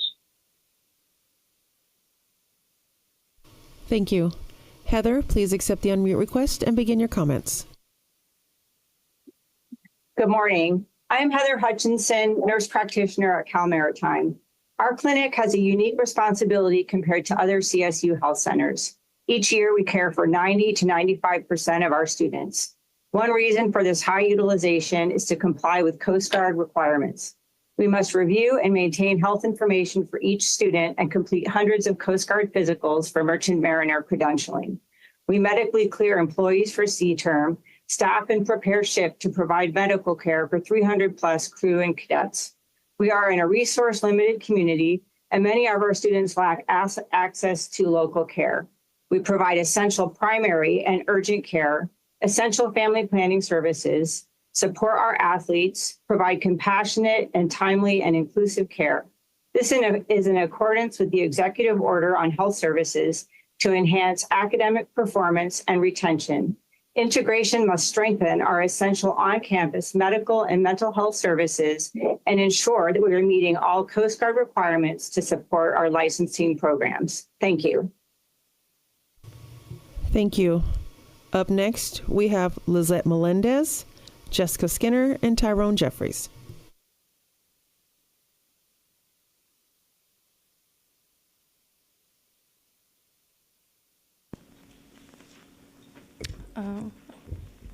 Good morning, everyone. My name is Lisette Melendez, and I'm a member of the CSUEU Student Assistant Bargaining Team. I would like to let you know that CSU management is not bringing serious proposals to the bargaining table. We finished our last scheduled bargaining session on September 6th, and management has close to nothing to show for it. They are offering no increases in pay and no type of parking benefits. These are just a couple of key issues where student workers are being treated differently than other staff. Student workers provide essential support services that keep campuses running. We deserve fair pay and respect. This fall, we are launching the largest student worker membership drive in U.S. history. As leaders of the CSU, this board has the opportunity to show the country what it really means when a public university supports its students' workforce and helps it to succeed. Thank you.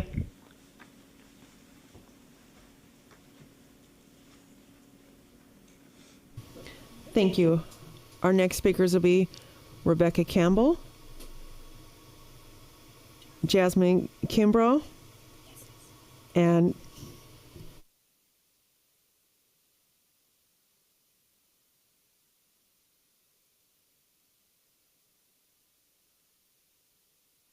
Rebecca, please accept the unmute request and begin your comments. Good morning, members of the board. I'm Rebecca Campbell, Assistant County Administrator for the County of San Luis Obispo. I want to share the county's support for the integration of the CSU Maritime Academy and Cal Poly State University, San Luis Obispo. We have a number of emerging opportunities coming to our region, like the offshore wind industry and other issues like a national marine sanctuary. We are currently working closely with Cal Poly SLO on many issues related to education, workforce, energy and climate, economic development, and those are just a few. I could go on. And merging the two colleges will only enhance all of the work that we are doing. The county will continue to engage in and value the partnership that we have. Thank you for allowing me to comment. Thank you. Jasmine, please accept the unmute request and begin your comments. Hi, my name is Jasmine Kimbrough, and I appreciate the opportunity to be able to speak today. I'm with SQE at San Francisco State University, here to discuss my concerns regarding financial transparency. Much of the financial disclosure in the CSU has become more in the interest of bondholders and banks rather than the students and faculty on campus. With the rise in tuition and course cuts, it is important to inform students of where our money is going, if not towards our education directly. The lack of financial transparency does not align with the values of the CSU pertaining to student success and addressing the gaps created through certain procedures. Many students stay unaware of where our money is going, which creates a power disparity in the way the CSU holds information compared to students and faculty. Documents regarding the budget and audit reports should be more accessible to the general public. It should not take several sources from various people in order to outline the allocation of funds. As the Board of Trustees, it should be your responsibility to prioritize the students and faculty in the CSU rather than the executives. Thank you. Thank you. Our next speakers will be Jesus Medrano, Riley Koviv, Justice Spears, and Carol Shubin. Jesus, please accept the unmute request and begin your comments. Hello, my name is Jesus Medrano. I'm a student at CSUSB, and I'm here to address the fact that you all have support and trust, but it's not from students or faculty. The support and trust you do have is from CSU's presidents who love their undeserving raises every year, just as y'all do. You all get paid like statistically student academics and graduation rates are improving, and yet my school is a perfect example that it isn't. 25% graduate in 4 years and 55% doing 6. Y'all get paid too much for too little. I'll never a day in my life see a CSU's president or board of trustee out there protesting and demanding better working conditions, non-hazardous buildings, better pay, lessening workload, or anything you see us fighting for. I know my campus we receive from a president in ASI is nothing of substance, like how the Chancellor receives almost $1 million, or the $8 billion in reserves. When you say there's an austerity crisis in funding that we're supposed to be lacking, where's that? Or when the fact that the CSU invests into stocks making profits more than it does in students and faculty, how can there be support in a system that continually excludes students and faculty voices? I urge the board to allow for student consultation on policies that affect our education, faculty feedback on compensation packages, and open Please forums conclude your comments. for transparency and accountability. Thank you. Thank you. Riley, please accept the unmute request and begin your comments. Hello, I'm Riley Kovachev, a licensed mechanical engineer at CSU Maritime with Students for Quality Education. The students of Cal Maritime and I have one simple question. What is our future? We've heard nothing about what lies ahead for the institution we have dedicated our lives to. We need you all to consider who will be the most impacted by this decision. SLO and Maritime are 300 miles apart. Maritime is unique and students here need support in ways other campuses don't. We stand watches at the middle of the night and weekends. We venture across oceans during the summer and we have high course loads. It's really tough. We need support to ensure success. We need our counselors to help us respond and adapt to this environment from people who know what we are going through. We need academic and licensing support specific to the programs we have on campus. We need our own student events, support for clubs, and representation from our own ASI. Our voices need to be heard, and this goes too with our faculty and staff who are already overworked. They should know if they're keeping their jobs. Ultimately, we aren't for or against this merger, but we are against this blatant lack of transparency. Thank you. Thank you. Justice, please accept the unmute request and begin your comments. Hello, everyone. My name is Justice Spears. I'm a scholar at the Black Honors College at Sac State. Being a Black Honors College student, my experience has been an inspirational experience. During the academy that we first had to get us accustomed to being at Sac State was exceptional. We got to learn the Black staff on campus and opportunities that they have for us, like unpaid and paid internships that they provide for us for us to learn skills and experience and credit. I had the privilege of meeting influential individuals, like at our first home game, Dr. Masupier, the dean of the BHC, saw me and took me upstairs to the box view. This opportunity allowed me to engage in meaningful conversations with prominent figures. The staff and faculty at Sac State continue to find better opportunities for us, and we admire and appreciate that. We are the first cohort for this institution in providing a unique chance for scholars. So please consider funding it more, not taking it away. Thank you. Carol, please accept the unmute request and begin your comments. Good morning, Board of Trustees. My name is Carol Shubin, and I'm a professor of mathematics at Cal State Northridge. I believe that the university should take a neutral stance on political issues. The CSU should adopt a public and discretionary statements by academic units similar to the UC's policy. In particular, departments should refrain from posting public statements on department web pages. Please read over the UC's policy, which was submitted to you. Thank you very much for your time. Thank you. Our next speakers will be Andrea Skinner, Jerusha Greenwood, and Miracle Mahassan.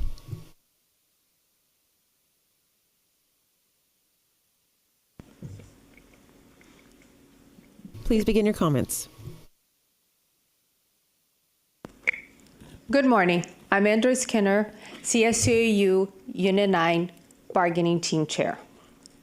The CSU recently issued an interim system-wide time, place, and manner policy, outlining the university's policy regarding protests and activities on campus. This policy is illegal, and CSUAU opposes its extreme policy and will challenge the CSU in every forum. Campuses sent out emails to employees in August stating that system-wide directive was effective immediately, many with threatening discipline. The premature implementation of the policy without bargaining violates state's labor law. Our union, CSUAU, has filed charges already. The policy is just a tool for suppressing freedom of speech and assembly. Unions and students' organizations have the right to assemble and meet on campus. Freedom of speech is not restrictive to only to the speech the university agrees with or approves. Thank you.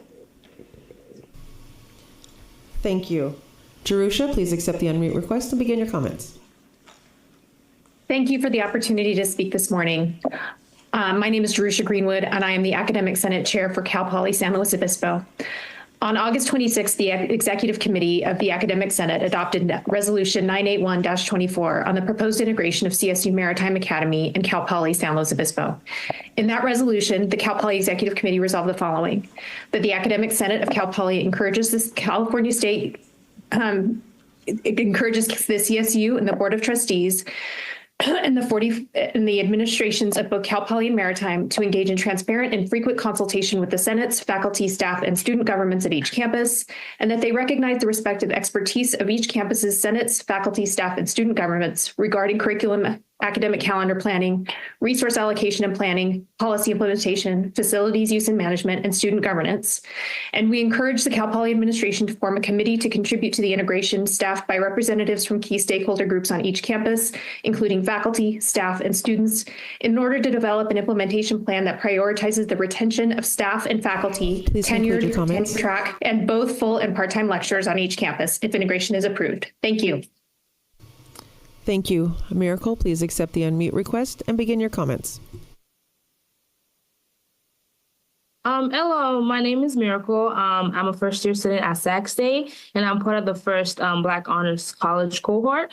My experience has been amazing so far. Through this institution, I learned a lot about Black culture and also made amazing and, amazing friends. And also the idea of how to become a courageous leader was, instilled in me. And I also appreciate the institution efforts to obtain more resources to help students through fees. And lastly, I would want us to keep the institution alive and also support the community more. Thank you. Our next speakers will be Jaden Jones, Christine Isaacson, and Emil Ramirez. Jaden, please accept the unmute request and begin your comments. My name is Jaden Jones, student at Sacramento State and member of the inaugural cohort of the Black Honors College. I would like to acknowledge our specialized and handcrafted curriculum emphasizing Black culture, history, and its importance. These classes and professors ensure academic success, promote critical thinking, and establish a connection as we learn more about our people. It is not impossible to contact your professors and staff members, with special thanks to Elijah Martin and Jessica Thompson. Our staff not only care about our academic success, but care about our well-being as well. In this institution, it is harder to fail than it is to succeed. I cannot put enough emphasis on the fact that although our institution is young, its existence will ensure the success of future cohorts and students. I appreciate our institution's efforts to obtain more resources to help students through fees. Thank you. Thank you. Christine, please accept the unmute request and begin your comments. Good morning, distinguished members of the board and guests. My name is Dr. Christine Isaacson. I'm an assistant professor of innovation, management, and leadership at Cal Maritime. I'm also an ASCSU senator and chair of the Committee of Fiscal and Governmental Affairs. I'm also a Cal Maritime graduate and licensed officer. I would like to speak to the proposed Cal Poly Cal Maritime integration. I want to highlight that as of last week, Cal Maritime's enrollment is up 15% from last year. Additionally, the enrollment in our International Maritime Business Department has almost doubled. In addition to our staff's hard work, I'd like to recognize and applaud the faculty and students who have volunteered their time to make this happen. The maritime industry is highly specialized. Scores of our business students now hold management positions, for example, managing the economic powerhouse that is the Port of LA Long Beach, which you see as you walk out the Chancellor's office. I request the board approve Cal Poly Cal Maritime integration, as well as to recognize, honor, and understand the spirit of shared governance as set forth in HERA. Thank you. Thank you. Emil, please accept the unmute request and begin your comments. Hi, my name is Emil Ramirez, and I'm from California State University of Sacramento, and I'm part of the Black Honors College program. The classes offered at the BHC, including my offer, are tailored to ensure we can graduate in 4 years, which I find exceptional. Beyond academics, the BHC offer provides invaluable resources that support students holistically. One of the standout features of the BHC is the access to mental health counselors, who are readily available to assist students in managing the stresses of college life. This resource has helped create a supportive environment where students feel heard and understood. Additionally, BHC offers dedicated study spaces in quiet areas around campus designed to foster focus and productivity. These provide a comfortable environment for students to study, collaborate, or simply unwind between classes. I truly appreciate about being part of the Black Honors College and appreciate the institution's efforts to obtain more resources to help students do fees. Thank you. Thank you. Our next speakers will be Nathan Stevens and Amanda Dominguez.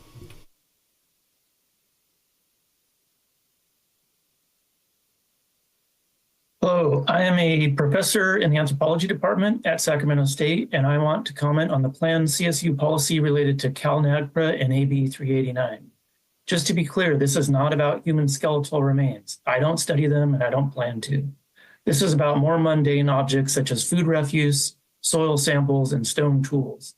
These and even photos, plastic casts, and data may all be off limits, which will impact archaeology faculty's ability to teach, conduct research, and publish, all core activities expected by university RTP policy.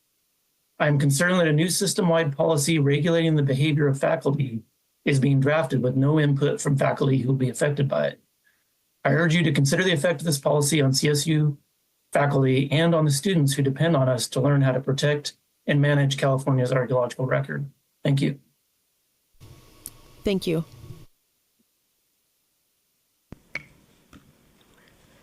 Good morning, Chancellor Garcia, Chair Clark, and members of the board. My name is Amanda Dominguez with a Campaign for College Opportunity. I'm here today to thank you for the commitment to improving college affordability for CSU students and to urge you to prioritize addressing the full cost of attendance beyond just tuition and fees. This is especially important in light of this year's developments in simplifying and expanding access to Cal Grant awards, which help cover rising non-tuition costs. While state university grants play a critical role in meeting the rising costs of tuition and fees for many students, we urge you to consider a more holistic approach to addressing the total cost of a CSU education, including partnering with students and advocates to chart a multi-year pathway to expanding access to the Cal Grant program. The multifaceted approach takes into account non-tuition expenses, such as housing, food, transportation, and textbooks, which students consistently highlight as significant barriers to their success. Without a multifaceted and multi-year commitment to expanding financial aid access, we risk undermining efforts to ensure equitable access and success for all students, especially those from low-income communities. Thank you for your time. Thank you. Our next speakers will be CJ Nord, Stephen Runyon, Frank Yip, and Tony Lewis.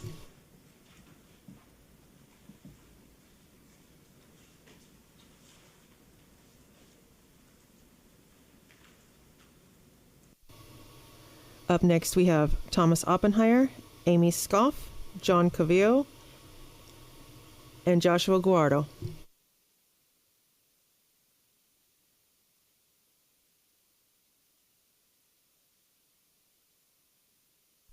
Next up, we have George Madrigan, Brian Dobner, Nazi Chate, and Timothy Wadling.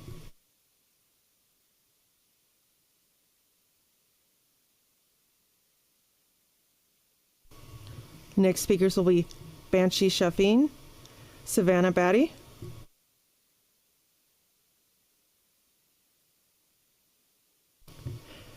Chair Clark. That concludes public comment. I want to sincerely thank all of the speakers who provided comment in person today and all the speakers who joined virtually. As I mentioned earlier, it's abundantly clear that you all are passionate about the topics you came here to discuss. And I know that I speak for all of my colleagues on the board when I say we admire your conviction and we greatly respect your perspectives. We will now take a 10-minute break and return to proceed with the standing reports. So we return at 10:36. The Board of Trustees live stream. Please adjust your audio as needed. The California State University is the nation's largest and most diverse four-year public university system. Over 450,000 students attend one of our 23 universities. More than 1/4 of our undergraduates are the first in their family to attend college, establishing the CSU as a pathway to student success. The CSU provides a quality education at a great value. More than half of our students who graduate with a baccalaureate degree finish with no student loan debt. Many students receive grants and scholarships. A source of significant scholarship is the CSU Trustees Award for Outstanding Achievement. Welcome to the California State University Board of Trustees live stream. Please adjust your audio as needed. Join us as we celebrate the recipients of this year's CSU Trustees Award for Outstanding Achievement. These awards are the university's highest recognition of student achievement. Each of the 23 universities recognizes a student for their superior academic performance, personal accomplishments, and community service. The honorees have demonstrated financial need and have overcome challenges and hardships. The donor-funded scholarships, ranging from $7,000 to $18,000, enable them to pursue studies and avenues leading to success. Welcome to the California State University Board of Trustees live stream. Please adjust your audio as needed. Reflecting the diversity of the CSU, the recipients include first-generation students, an athlete, a Marine, and immigrants. Just as broad as the backgrounds of the awardees are their fields of study. They range from agricultural business to nursing, from social work to mathematics. These students are not only inspiring in what they've accomplished, they're also seeking to inspire. Some of the honorees dream of educating civic-minded leaders, working with aging populations in healthcare, or advancing equity in STEM fields. Others seek to be role models and to bring their knowledge and skills gained from the CSU back to their communities. The Trustees Awards have recognized more than 500 students since they were established in 1984 by the William Randolph Hearst Foundation. Thanks to our generous donors, these prestigious awards distributed $194,000 in scholarships this year. Congratulations to our 2024 recipients.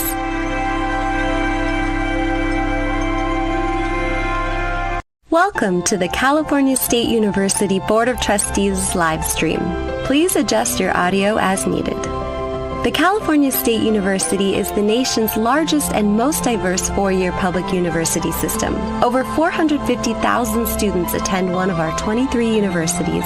More than 1/4 of our undergraduates are the first in their family to attend college, establishing the CSU as a pathway to student success.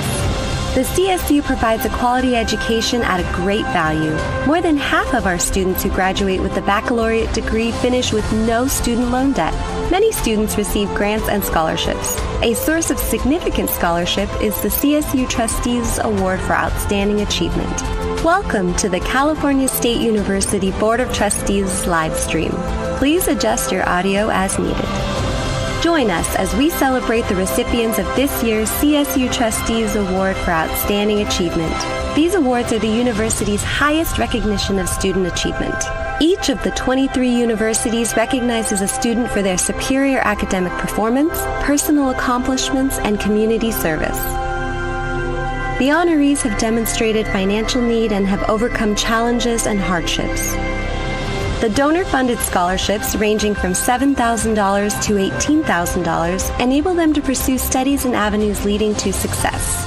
Welcome to the California State University Board of Trustees live stream. Please adjust your audio as needed. Reflecting the diversity of the CSU, the recipients include first-generation students, an athlete, a Marine, and immigrants. Just as broad as the backgrounds of the awardees are their fields of study. They range from agricultural business to nursing, from social work to mathematics. These students are not only inspiring in what they've accomplished, they're also seeking to inspire. Some of the honorees dream of educating civic-minded leaders, working with aging populations in healthcare, or advancing equity in STEM fields. Others seek to be role models and to bring their knowledge and skills gained from the CSU back to their communities. The Trustees Awards have recognized more than 500 students since they were established in 1984 by the William Randolph Hearst Foundation. Thanks to our generous donors, these prestigious awards distributed $194,000 in scholarships this year. Congratulations to our 2024 recipients.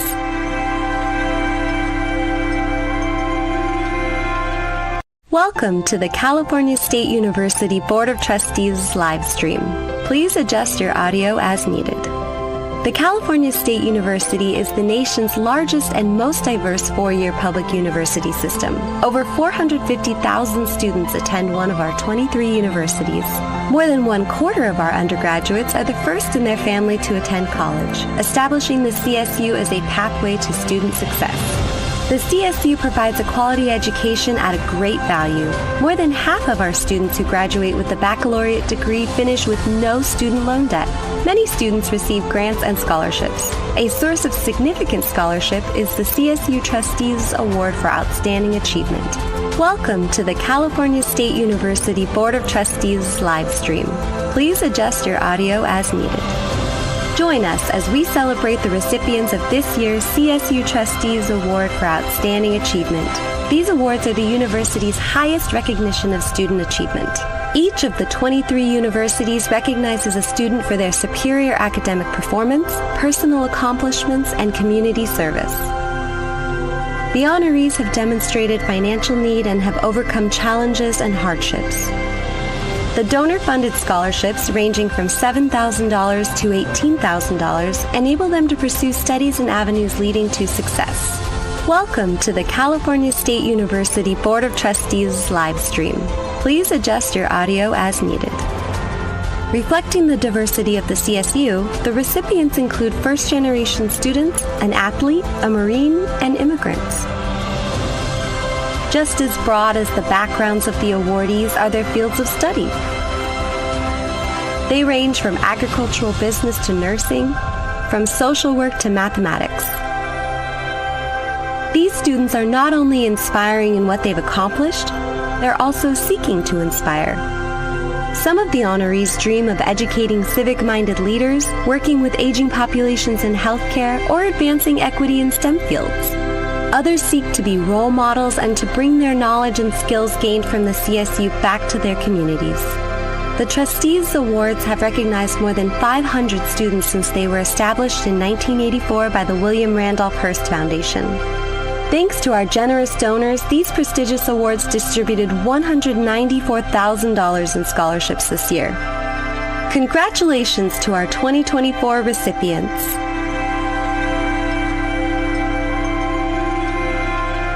Welcome to the California State University Board of Trustees live stream. Please adjust your audio as needed.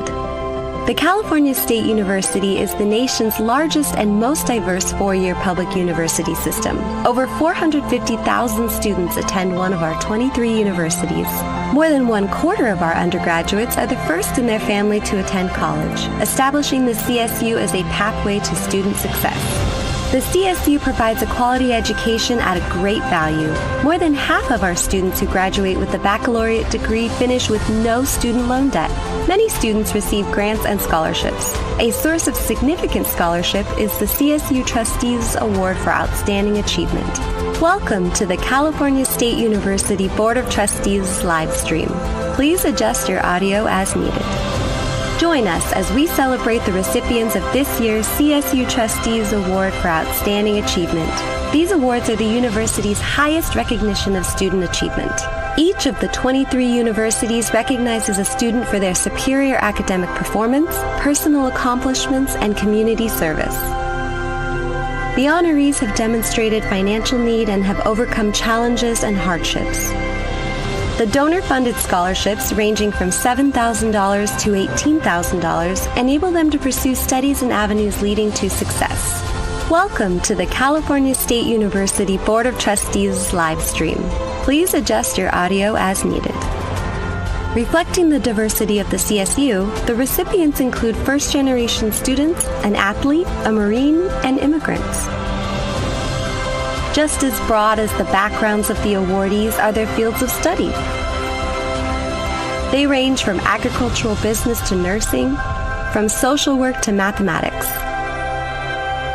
These students are not only inspiring in what they've accomplished, they're also seeking to inspire. Some of the honorees dream of educating civic-minded leaders, working with aging populations in healthcare, or advancing equity in STEM fields. Others seek to be... You'll take your seats.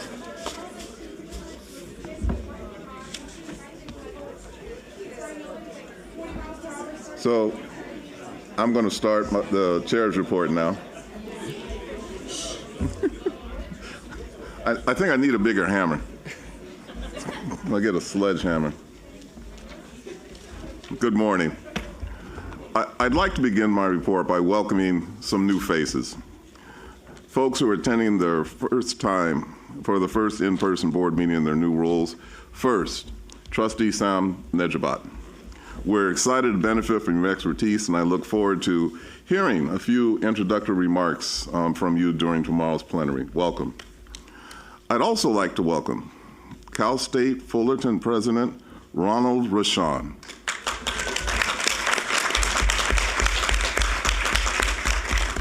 He was most recently served as president of the University of Southern Indiana. President Rashawn has advocated for educational excellence, access, and equity over the course of his 30-year academic and professional career. And it's not in my notes, but I will note he's a Tuskegee grad. We're also welcoming today Cal Poly Humboldt Acting President Michael Spagna. He has previously served as Provost and Vice President of Academic Affairs at CSU Dominguez Hills and held several positions at CSUN. And returning to the CSU at Sonoma State as Interim President, Emily Coutier. She served as Provost and Vice President Academic Affairs at Cal State San Marcos after serving for more than a decade as a president at Texas A&M Texarkana. Welcome. Lastly, Interim Vice Chair for Human Resources, Albert Liddicoat. He comes to the Chancellor's office from Cal Poly San Luis Obispo, where he served as Vice President for University Personnel and Chief Human Resources Officer.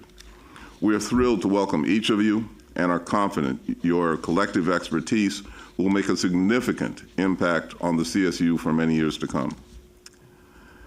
So last month, I was honored to attend the formal grand opening of the nation's first Black Honors College at Sacramento State, which is dedicated to fostering academic excellence and cultural awareness within the Black community. The establishment of the Black Honors College serves as yet another step in the CSU's efforts to become a nationwide leader in Black student outreach, recruitment, enrollment, persistence, success, and graduation.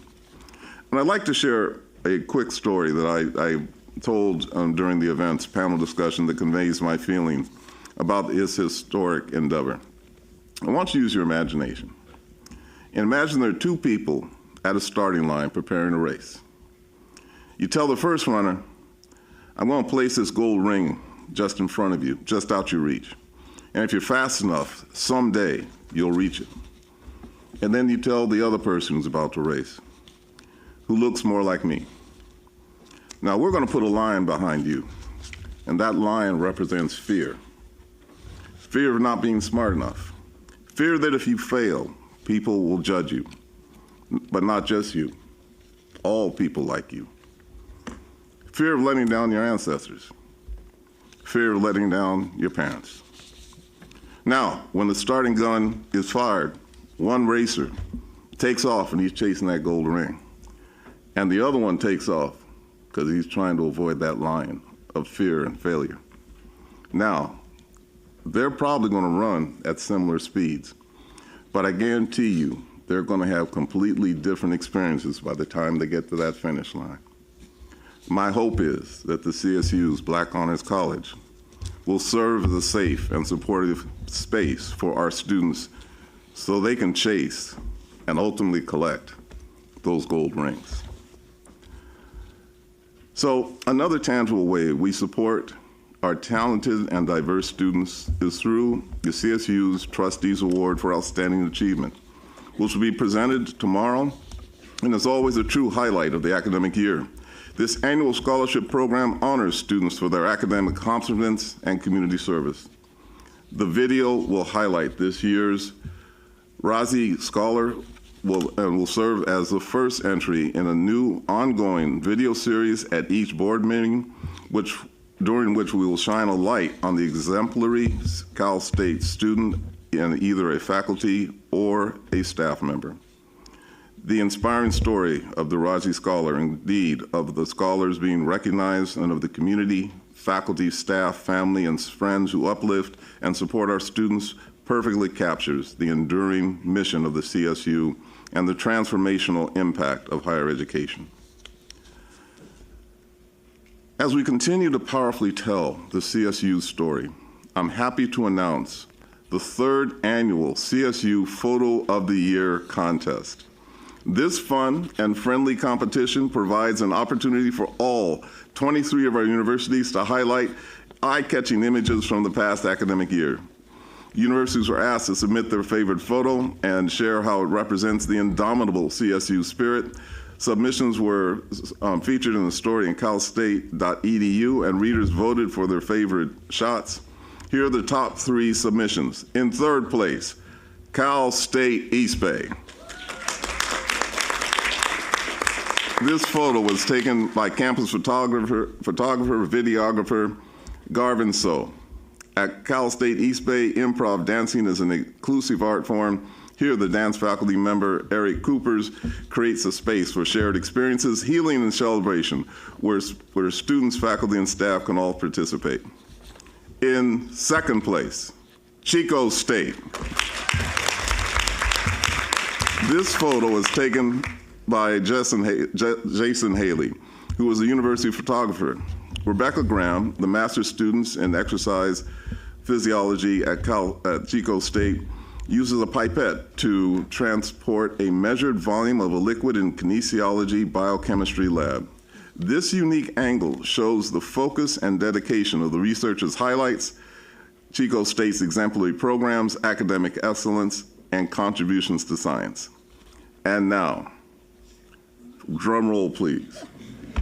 In first place, thank you. Oh, okay. In first place, our winning entry comes from Fresno State University. This photo was taken by university photographer Carrie Edmondson.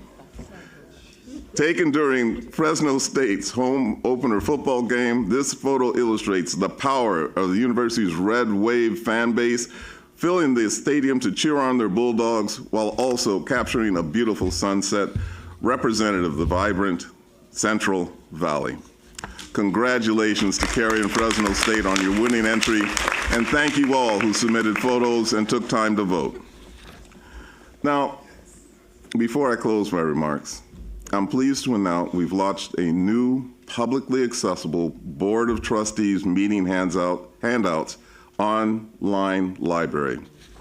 This library resource will house the public session presentation materials that are shared in hard copy with trustees, presidents, vice chancellors, and the public in Dumpke at each meeting.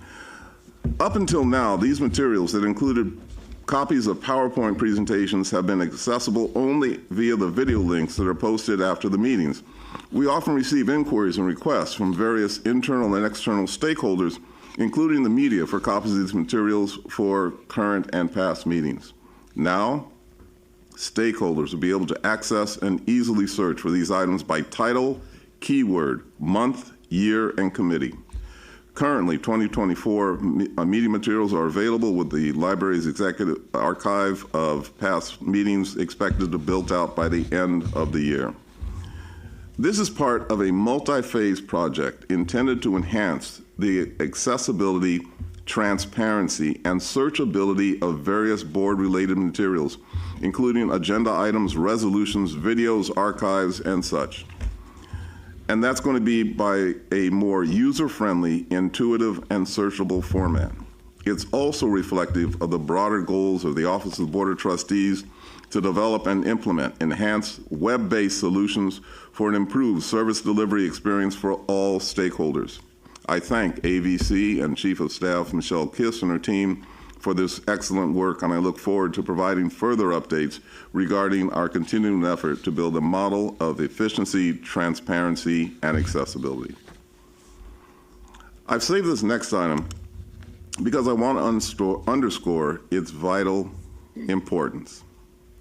Last week was the start of National Hispanic Heritage Month, which runs from September 15th to October 15th. During this time, we celebrate the achievements, contributions, and rich and diverse cultures of Hispanic and Latinx Americans across the United States. While this goes without saying, it bears repeating.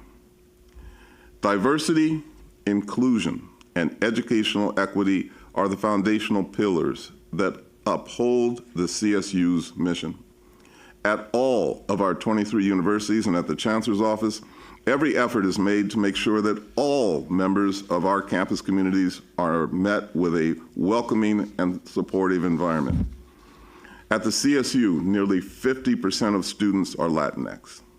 Our universities are the proud home to more than 200,000 Hispanic students. 21 of our universities are Hispanic serving institutions, while one of the remaining 2 campuses is recognized as an emerging HSI. Of note, CSUN's Global HSI Equity Innovation Hub not only supports Matadors, It also collaborates with other CSU campuses and HSIs across the nation to equip Latinx and other historically underserved students with skills for high-demand careers in STEM. And I'm almost done now, but how could I not mention the individual seated to my right? Our Chancellor, ladies and gentlemen, is the first Latina in the nation to lead a 4-year public university system. And it's one thing to be the first. Don't make me cry. No, we're gonna make you cry.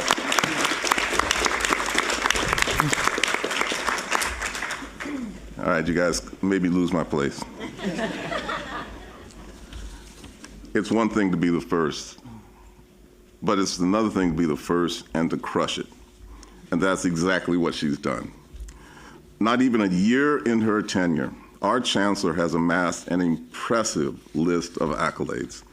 And as my mom used to say, it's a poor dog that won't wag its own tail. And while humility may be one of Chancellor Garcia's most defining traits, the CSU needs to wag its tail a bit. And I don't mind being the one to do it. Some of her accomplishments include being honored by the California Legislative Women's Caucus as a 2024 California Woman Making Her Story, being inducted into the Academy of Arts and Sciences, and to those who are not familiar with that, some of the other people who are part of that Academy are Charles Darwin, Benjamin Franklin, and some other fairly important people in the history of our country. She's received the 2024 Teleque Creole Award for empowering the next generation of Latinx leaders, and being honored and riding in a float in the 2024 National Puerto Rican Day Parade in New York. Congratulations, Chancellor Garcia, on these well-deserved accolades.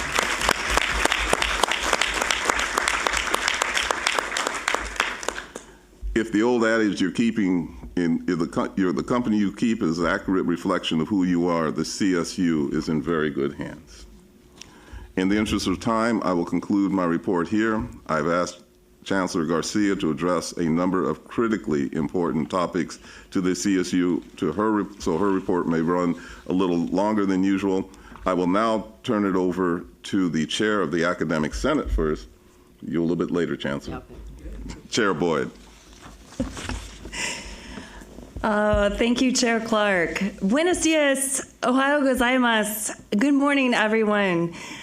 With respect, I begin today by acknowledging that I speak to you on the land of the Tongva Gabrieleño and the Ahachemin Juaneño nations who have lived and continue to live here. I recognize the Tongva and the Ahachemin nations and their spiritual connection to the ocean and the land as the first stewards and the traditional caretakers of this area we now call Long Beach. As I share this report, I thank them for their strength, perseverance, and resistance. With encouragement and a kind reminder from Chair Clark, this report is the ASCSU's only time to communicate formally with the board, and that reports from spokespersons were moved to the first part of the agenda following public comment, such that we might have an opportunity to address matters before you today. This report will be a bit more robust than those you have heard in the past, with that in mind. Since my last report in July, the ASCSU convened its first plenary last week, and our leadership team worked through the weekend to ensure we could share those resolutions to you Monday morning. I note for you that the ASCSU is taking purposeful steps to move toward work product that is action-oriented and action-driven, and as you'll see reflected in the resolution packet. With that in mind, I'll highlight three. AS 3711, co-sponsored by Faculty Affairs and our Justice, Equity, Diversity, and Inclusion Committee, a resolution on the interim time, place, and manner policy. This resolution articulates the ASCSU's opposition to the CSU's interim time, place, and manner policy, concluding with calls to the Chancellor to appoint a committee of ASCSU, CSSA, CSU labor unions, and Chancellor's Office representatives to co-author a new viable TPM framework as instructed by law that will keep our universities safe without violating the rights and freedoms of faculty, staff, and students. In addition, and in the spirit of constructive feedback, we expect another TPM-related resolution regarding specific language in the policy the ASCSU would recommend changing, and you'll notice this in the first reading items. The second is AS 3709, co-sponsored by Academic Affairs and our Fiscal and Government Affairs committees on the proposed integration of Cal Poly San Luis Obispo and Cal Maritime in 2026. This resolution expressed the ASCSU endorsement of informed exploration of an integration between Cal Poly San Luis Obispo and Cal Maritime universities, with particular attention to administrative positions, while preserving the respectively unique characteristics of each campus.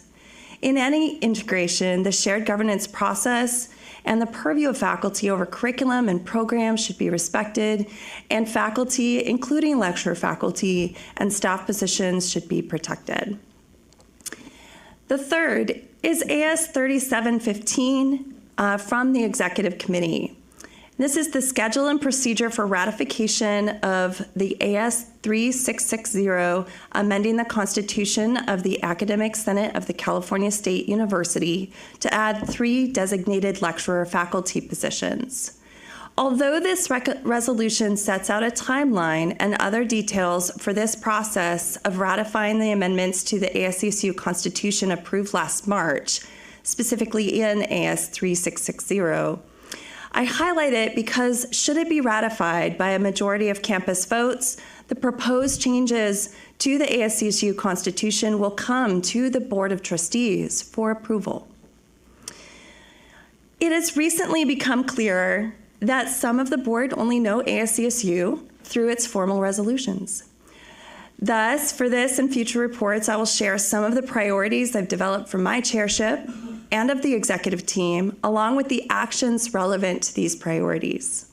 The first, advocate for and reinforce the role of faculty in joint decision-making and consultation per HERA. 2 words we hear often, but question the understanding of from those using the words, are shared governance.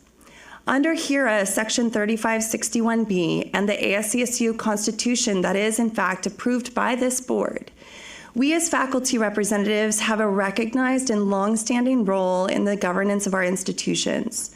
The ASCSU has established 2 communications specialists to tell our story and share our purpose as an organization to help further this priority. Along the lines of understanding shared governance, I'd like to thank Chair Clark for taking time and making personal remarks specifically to me and to the executive team following some unfortunate statements by a trustee at the last board meeting, and also for his public remarks, reiterating the board's commitment to shared governance. We are grateful that Chair Clark has taken the time to read the tenets of shared governance, as well as our ASCSU Constitution. Thank you so much for that. Priority 2, improve transparency and internal functioning of the ASCSU operations. Similar to the work of the Office of the Board of Trustees to create transparency for all regarding the board packet items, we are upgrading our internal file management, guidance documents, and operations to improve senator experiences with opportunity for our senators to learn, grow, and thrive, and to create a more equitable and inclusive space for all who join our Senate. Priority 3, foster relationships. Show up, be engaged, have hard conversations if needed, and listen. I am proud of our relationship with the CSSA. Our students are central to the work we do in the CSU. I've been in attendance and reported to each CSSA meeting, and was honored to serve on an interview panel at the CS Unity and to make connections with student leaders across the CSU. So thank you. ASCSU is deeply committed to partnership and collaboration with our fellow CFA leaders, the Alumni Council, our Chancellor's Office staff, and the Board of Trustees. And speaking of hard conversations, again, I thank Chair Clark and Vice Chair Arambula for inviting us to conversations over the involvement and participation of the ASCSU Chair in board meetings and the part of Executive Committee at board dinners. I'd like to give a special shout out to Trustee Gilbert Lurie for taking time from her intense schedule to join us at the ASCSU on Friday last week to chat with us. Those relationships are so critical, and the work we do does form a foundation for which we can have both the pleasant agreements and also constructive, thoughtful, and respectful disagreements from which we can grow and learn from one another. Priority 4, foster and facilitate an inclusive, diverse, and equity-minded ASCSU. In May of last year, the ASCSU elected its most diverse executive team, which many of them are before you today, in the ASCSU history. This was not by happenstance. The ASCSU is becoming a more inclusive body, and we have fostered a nexus of leaders that are committed to these principles. It is at a tipping point, and we are committed to tipping it. For example, at our last plenary, when some problematic statements were made, instead of skating past, we stopped business to have an hour-long discussion of the racist and sexist contents and how we can improve. And last, but certainly not least, priority 5 is legislative advocacy. We are grateful to the partnership and collaboration with the Advocacy and State Relations team here at the Chancellor's Office on efforts around AB 2395 and opposition to AB 2104 and SB 895. I also like to give a special shout out to ABC Savage for his work on the PACE-related policy that facilitated the ASCSU ability to remove our opposed position on AB 2395. I'd also like to acknowledge and thank Student Trustee Guajardo for sharing her own story with the governor regarding her experiences with enrollment and clinical placements in the CSU nursing programs relative to AB 2104 and SB 895. Thank you so much for that work. As I round to a close to this report, I want to acknowledge that the ASCSU and other colleagues across the segments of higher education are mourning the loss of a dear colleague, Boris Ricks, a professor of political science at CSU Northridge, and ASCSU Senator. We thank CSUN for establishing a scholarship in honor of Professor Ricks, and the ASCSU will be recognizing him at an upcoming plenary. Thank you. Later today, we will hear the amazing stories and achievements of students. I was honored to serve on the selection committee for the Trustees Award for the Outstanding Achievement, and I'm looking forward to seeing the recognition and the positive future we have with these students today. I close with an invitation. Please feel free to ask the ASCSU for information relative to the work you do. Please get to know us. We invite your questions. We are servant leaders who attend these meetings not for public prowess or for lack of other work, but prioritize making us available to you all as a resource. Thank you, Chair Clark and trustees. This concludes my report, and I welcome any questions. Thank you. Thank you, Chair Boyd. Are there any questions to the Academic Senate? There being none, thank you very much for that report. And now we're going to go to our next report. CSSA President Yesay Acera, please. First of all, it's good to see you again, and welcome, and begin. Thank you, Chair Clark, and good morning, trustees, Chancellor Garcia, university presidents, and everyone here today. My name is Yeseh Sarah, and I serve as the president of the Cal State Student Association. CSSA represents the nearly 500,000 students in the CSU and serves as the official voice of CSU students to the California State Legislature and the CSU Board of Trustees. It is an honor to provide this report on their behalf. Since my last report to this body, CSSA convened 2 plenaries in August and September. In August, CSSA hosted the 12th annual CS Unity Conference at Cal State San Bernardino. This conference served as an opportunity for students to gather and learn about system-wide policies and issues and identify ways to be advocates on campus. CS Unity was attended by over 160 students representing all 23 CSU campuses. The students were able to deepen their understanding of system-wide policies and how their experiences, stories, and backgrounds can help influence how they advocate on their campus. This was a truly historic CS Unity, with sessions strategically designed to foster community, engagement, and solidarity amongst key stakeholders in the CSU. I offer my gratitude to Chancellor Garcia, Chair Clark, Academic Senate Chair Boyd, and Alumni Council immediate past President Jeremy Addis Mills for joining a panel discussion, helping to provide clarity and perspective on key issues facing students today.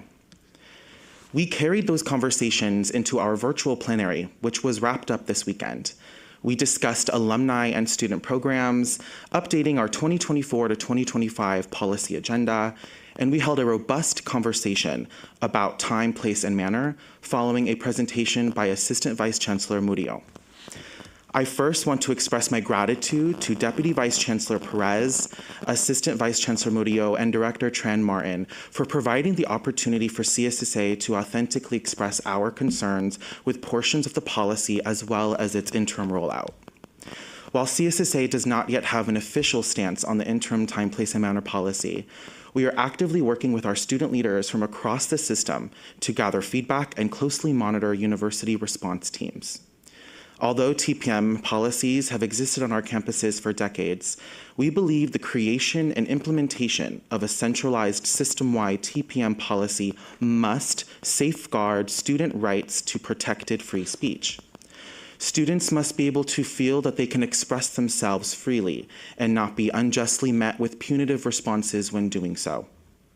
That being said, we acknowledge it is a little too early in the process for us to see what the enforcement of this policy looks like, but student safety is of utmost importance to CSSA in tandem with their protected First Amendment rights. Additionally, CSSA is appreciative of the wider conversation that will happen on financial aid, especially since the topic of financial aid and Cal Grant reform is incredibly important to CSU students. While we were not able to fund the policy framework for Cal Grant reform this past budget cycle, our coalition is committed to continuing to advocate for the funding as written in statute. CSSA recognizes that the CSU is affordable when compared to other institutions at a national level. However, students are still struggling to address the total cost of attending a CSU, with low-income and BIPOC students graduating with substantially more debt than their counterparts. As this showcases a deep need for equitable support of our most marginalized students, CSSA is eager to help lead the conversation on tackling the true cost of attending college. We urge the CSU to continue addressing the improvement of the State University Grant and invite you all to join us in our ongoing advocacy at the state level to enact true financial aid policy reform. Lastly, I am proud to announce that our next plenary meeting will be held in person at Cal State Monterey Bay, go Otters, on October 19th and 20th. CSSA is thrilled to once again host system-wide student leaders while also diving deeper into important matters, ensuring that our collective actions are guided by our organization's mission and the spirit of shared governance, as shared governance is actually a shared commitment to excellence and equity. Chair Clark, that concludes my report, and I'm happy to take any questions. Thank you. Thank you, President Sarah. Are there any questions from the board? There being no questions, we'll now hear our next report from President-elect Adrian Harrell on behalf of President John Poley of the CSU Alumni Council. President-elect, please proceed. Thank you, Chair Clark. President Pulley sends his regards. In his absence, I am pleased to represent the CSU Alumni Council and provide our report. As previously shared, alumni relations teams are actively working to implement projects that engage alumni and students throughout the student life cycle with the goal of increasing student success.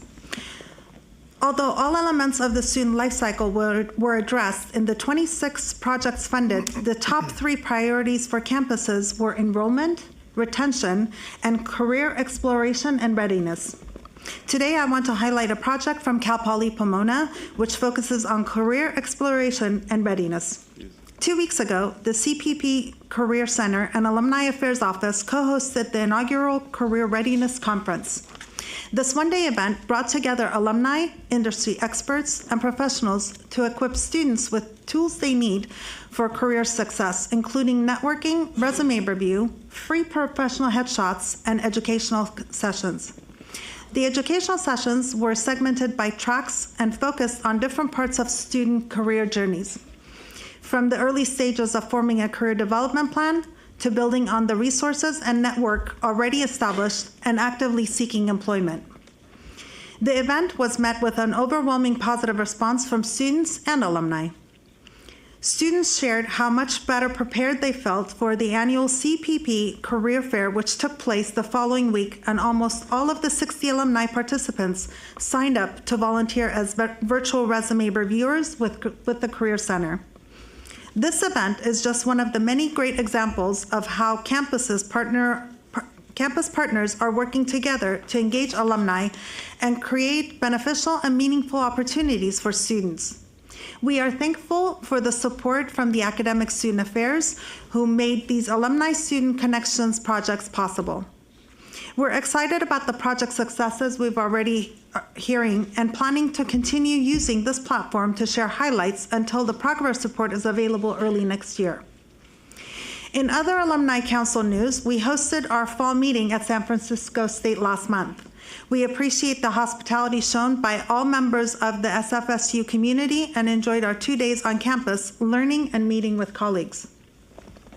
During the meeting, we met with the Deloitte Consulting as part of the year of engagement and provided alumni feedback on the graduation initiative.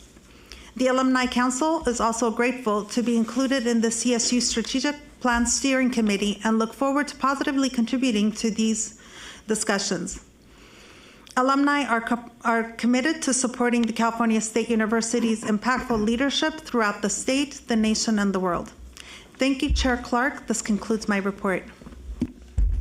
Thank you, President-elect Earl, for your report. And now it is my pleasure to turn it over to our Chancellor, Dr. Mildred Garcia, for her report. Thank you, Chair Clark. I want to begin by echoing the chair and welcoming Trustee Nejabat, Presidents Rashan, Acting President Spagna, and Vice Chancellor Litico to their first board meeting. While your roles are quite different, you each bring to your work a wealth of experience, principled leadership, and a steadfast belief in the CSU's mission and the amazing students that we serve. All of your work will benefit our talented students in immeasurable ways. Thank you.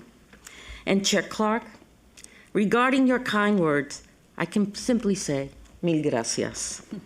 I am humbled by them and by the profound honor it is to serve as the first Latina to lead the CSU. It's an honor I reflect every single day with the responsibility that it bears and one that I vow to live up to. Thank you also for outlining some of the extraordinary points of pride on the occasion of Hispanic Heritage Month. As the chair mentioned, almost half of the CSU undergraduate students are Latinx. And consider this, of those, almost 60% are Pell Grant recipients, and nearly 70% are first among their family to pursue a college degree. And of all bachelor's degrees awarded to Latinx students across the state of California, 62% are earned at the CSU. These are metrics that matter. On a spreadsheet, they exist as percentages, but as you know, in reality, they manifest as lives transformed, cycles of broken poverty, communities elevated, and a democracy strengthened nationwide. With classes beginning yesterday at Cal Poly San Luis Obispo, the fall term is now in full swing across all 23 CSU universities.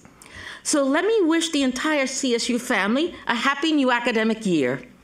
And while it has been 6 years since I last worked on a college campus as president of Cal State Fullerton, I still get as excited as I was as a little girl when my parents would invariably buy each of my siblings and me a back-to-school outfit despite money being tight.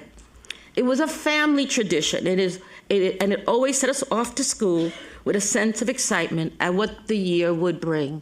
And your chancellor continues to buy that back-to-school outfit. This year in particular is special for me. In August, I dropped off my niece at Fullerton on move-in day. Nobody knew who I was. Parents and students didn't. I was in the middle of the storm of bittersweet emotions.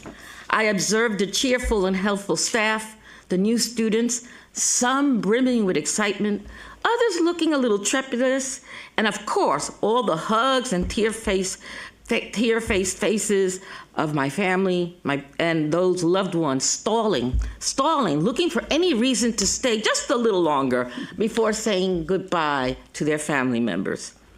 This year is also very special because it marks the start of my first full academic year as a CSU's chancellor. And just like that little girl skipping off to school in Brooklyn a few years ago, I am filled with optimism. One of the sources of my optimism is that the freshman class that my niece recently joined is the largest in CSU's history. More than 69,000 students across our 23 universities, and that's according to our preliminary numbers. That includes an increase in California residents of 8,400 full-time equivalent students, or 2% growth over last year. I want to thank Deputy Vice Chancellor Nathan Evans and Assistant Vice Chancellor Strategic Enrollment Management April Gromo for their leadership, and all the dedicated staff system-wide for their remarkable work in recruiting, enrolling, and guiding our new scholars. But while these results are very promising, we know that growing enrollment is a long game. Our approach is a multi-year, multifaceted, holistic one, focusing on recruitment, retention, and strengthening pathways for transfer students. So I urge all of us to keep our foot on the gas as we continue to do this work under the guidance of the Strategic Enrollment Advisory Council, co-chaired by Trustee Steinhauser and President Neufeld. The new academic year also marked the return of the Chancellor's office staff to the office on a primarily 3-2 hybrid schedule. This approach provides Chancellor office employees with the flexibility, convenience, and work-life balance of regular and predictable remote work, while also nurturing the creative, collaborative, silo-free workplace that I truly believe is necessary for us to reach our goals and reach our full potential. In the 3 weeks since welcoming the Chancellor's office team back, I've already found the in-person meetings to be highly productive, and I am thrilled to have people to chat with on the elevator as I ride up to the 6th floor. But I was especially pleased to spend a few hours last week walking the floors. I still have some other floors to go, and spending time with members of the Chancellor's office team, putting faces to names and learning more about their roles and what I can do better to support them in their important work. Above all, it was a wonderful opportunity to thank them face to face for all they do for the CSU and our students, faculty, and staff system-wide. As many of you know, California's 2024 Budget Act required the CSU to notify all students by the start of the fall semester of any time, place, and manner regulations applicable to the exercise of free speech, and to provide a variety of other information related to campus climate issues. Deputy Vice Chancellor of Academic and Student Affairs and Chief Student Affairs Officer Dulcie Perez will speak to that in greater detail tomorrow. But I want to take a moment to quickly add some important context. As I have emphasized to this board and many others on multiple occasions, the CSU has a long commitment to not just protecting, but encouraging diversity of thought and freedom of expression. These principles are not only fundamental to the CSU and higher education more broadly, but they also serve as cornerstones to a strong and vibrant democratic society. At the same time, these values have bounds determined by the rule of law and the CSU's obligation to ensure that our universities operate in a safe manner without disruption of our educational mission. This commitment has long been codified by policy at the system and university levels. So in most respects, what Deputy Vice Chancellor Perez will describe to you is not new. It does, however, represent a clear reminder of our policy, packaged with other important information related to our student conduct and non-discrimination policy, mental health, and trauma support resources, and campus educational activities that promote healthy discourse that balances free speech, the educational mission, and campus safety. The Chancellor's Office has directed $2 million to our universities to expand these educational activities to promote understanding system-wide regarding these critically important matters. I want to offer my thanks to Deputy Vice Chancellor Perez and Deputy General Counsel Dawn Theodora and Assistant Vice Chancellor and Chief Counsel for Academic and Student Affairs Monique Shea and the entire system-wide group. It is for their inclusive, collaborative, and thoughtful work under an extremely tight timeline. Your efforts are greatly appreciated, and they will provide to us important information that is extremely consequential. And now, so congratulations are in order. I am pleased to announce that President Saul Jimenez Sandoval has been appointed to serve as Vice Chair of the Environmental Protection Agency's first historically black colleges and universities and minority serving institutions advisory council in Washington, D.C.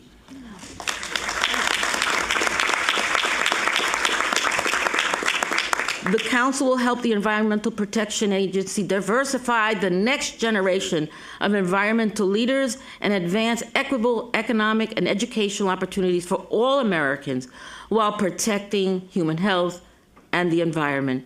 Congratulations, President Sandoval. Also this summer, Cal State Long Beach closed its multi-year No Barriers fundraising campaign leading up to its Diamond Anniversary celebration, which I should mention kicks off with a free community concert this Saturday, 75 years to the day after the beach, then known as Los Angeles Orange County State College, convened its first classes.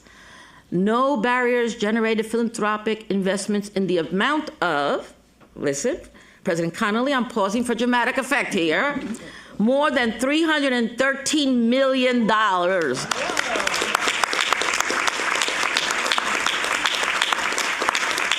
Which, by the way, is well over its goal of $275 million and making it the third largest campaign in the CSU's history.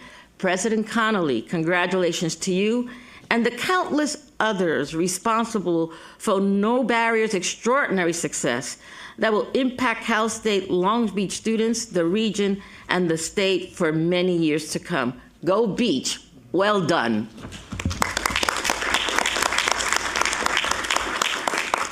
Three weeks ago, Deputy Vice Chancellor Perez and I, together with members of our International Affairs and Strategic Enrollment Management teams, attended the IC3 conference in New Delhi, India.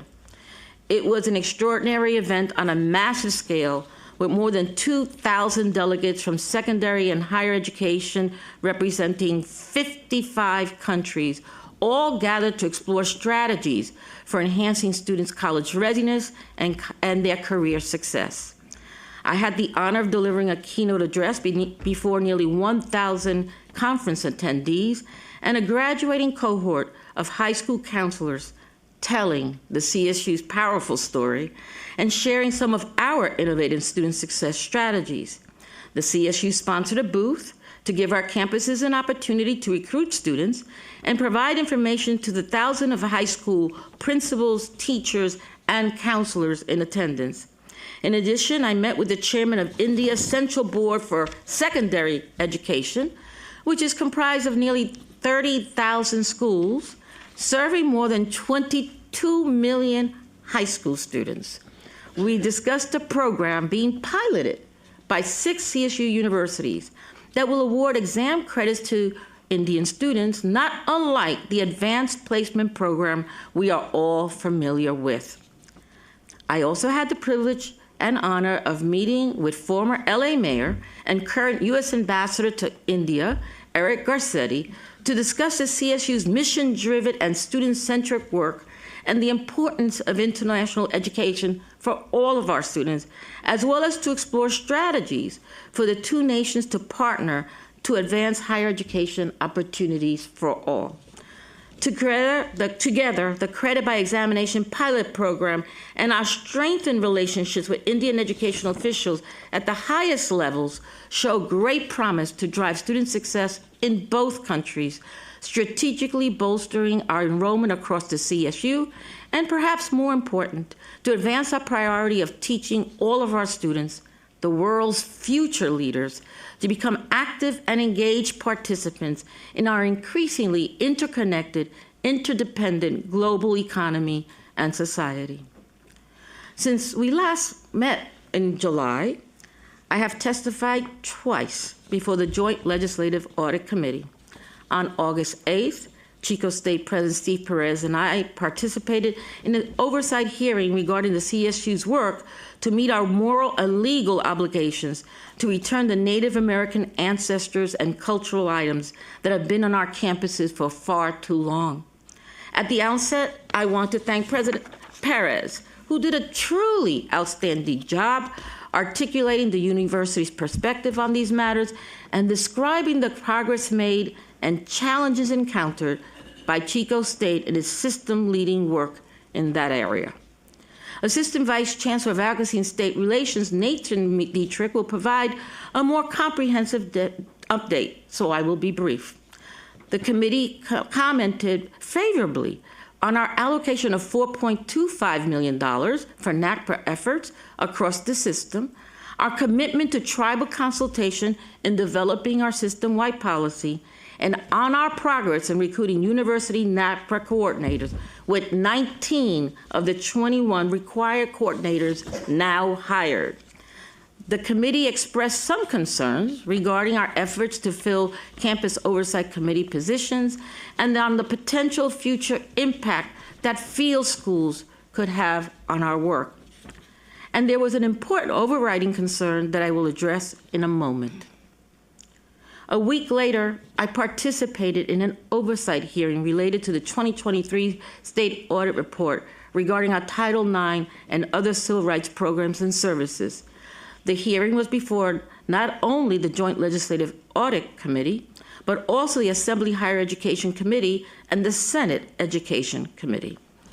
I was joined by Associate Vice Chancellor for Civil Rights Programming and Services, Haley Schwarzkopf, who will be presenting later in this meeting, so again, I will be brief.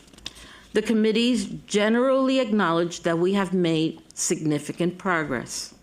Committee Chair Greg Hart noted this specifically in his opening remarks.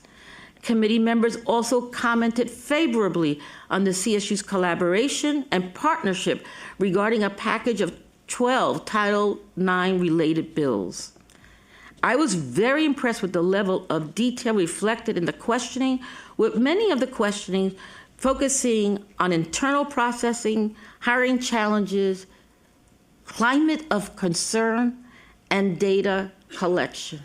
They want to make sure that our environments have changed and that people feel willing to step up. However, my overriding impression from the hearing was the same one I had from the NACPRA hearing. We have taken significant initial steps in our work to regain the trust of our elected officials. I believe they understand that we are earnest and serious in our intent to do better. I believe they sense in us an authentic recognition of where we have fallen short and a genuine commitment to turn these weaknesses into strengths. But let's not make any mistake. These are only the first steps. There is much work in front of us to earn our legislators' partner full trust. They demand, as they should, absolute transparency and accountability from the CSU moving forward. So I want to take this opportunity to issue a call for complete transparency and authentic accountability, not just in the areas of NACPRA and civil rights, but in everything we do, from the loftiest system-wide initiatives to the day-to-day tasks that every one of us at the CSU must do as part of our work. Please hear me now.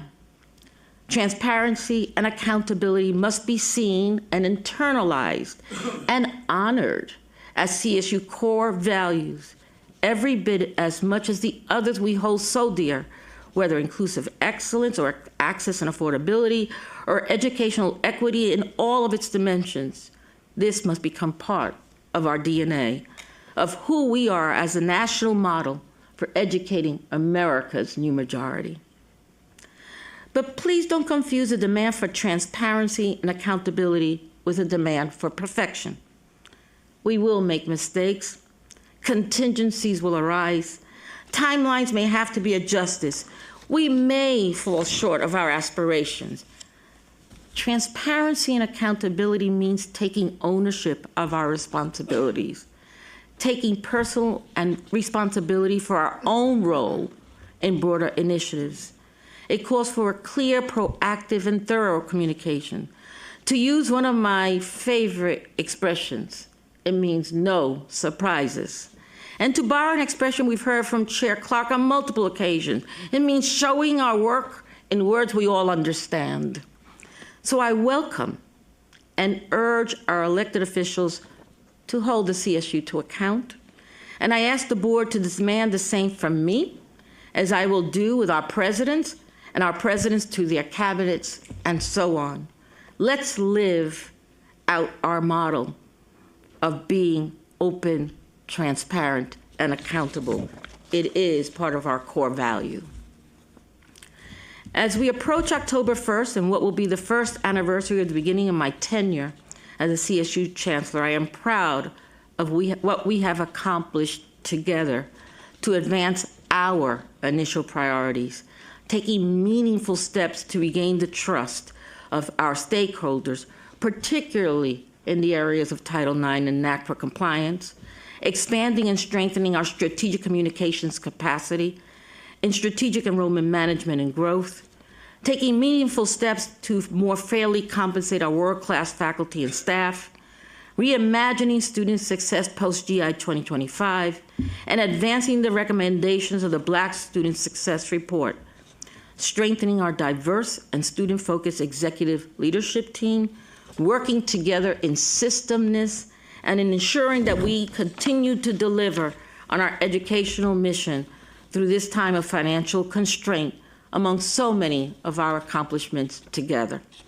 all while overcoming a host of challenges and navigating significant headwinds. Well done to all. Thank you all for your outstanding student-centered work and for your consistent and extraordinary support through my first year. It's something that I will always appreciate and never forget. And later today, you will hear a second presentation related to the proposed Cal Maritime, Cal Poly San Luis Obispo integration. We face a stark binary decision: integrate or shut down Cal Maritime. While the decision is binary, the implications are complex, and the board will be asked to take action in November. As we look to the future, and as I mentioned in July, one of my foremost priorities is to engage the system in long-term planning, to realize our call to stand as a nationally recognized model for public higher education and for educating America's new majority. I also announced that we will be developing, for the first time in over a decade, a 3-year system-wide strategic plan. We have launched that process this month with the appointment initial convening of a steering committee to guide the work.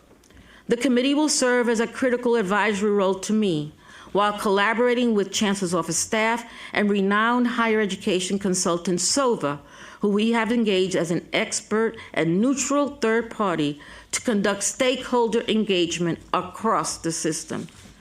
Strategic consultant Marianne Villarreal has been appointed to work with my office to guide and shepherd this comprehensive process that will last approximately 1 year, during which I will be providing regular updates.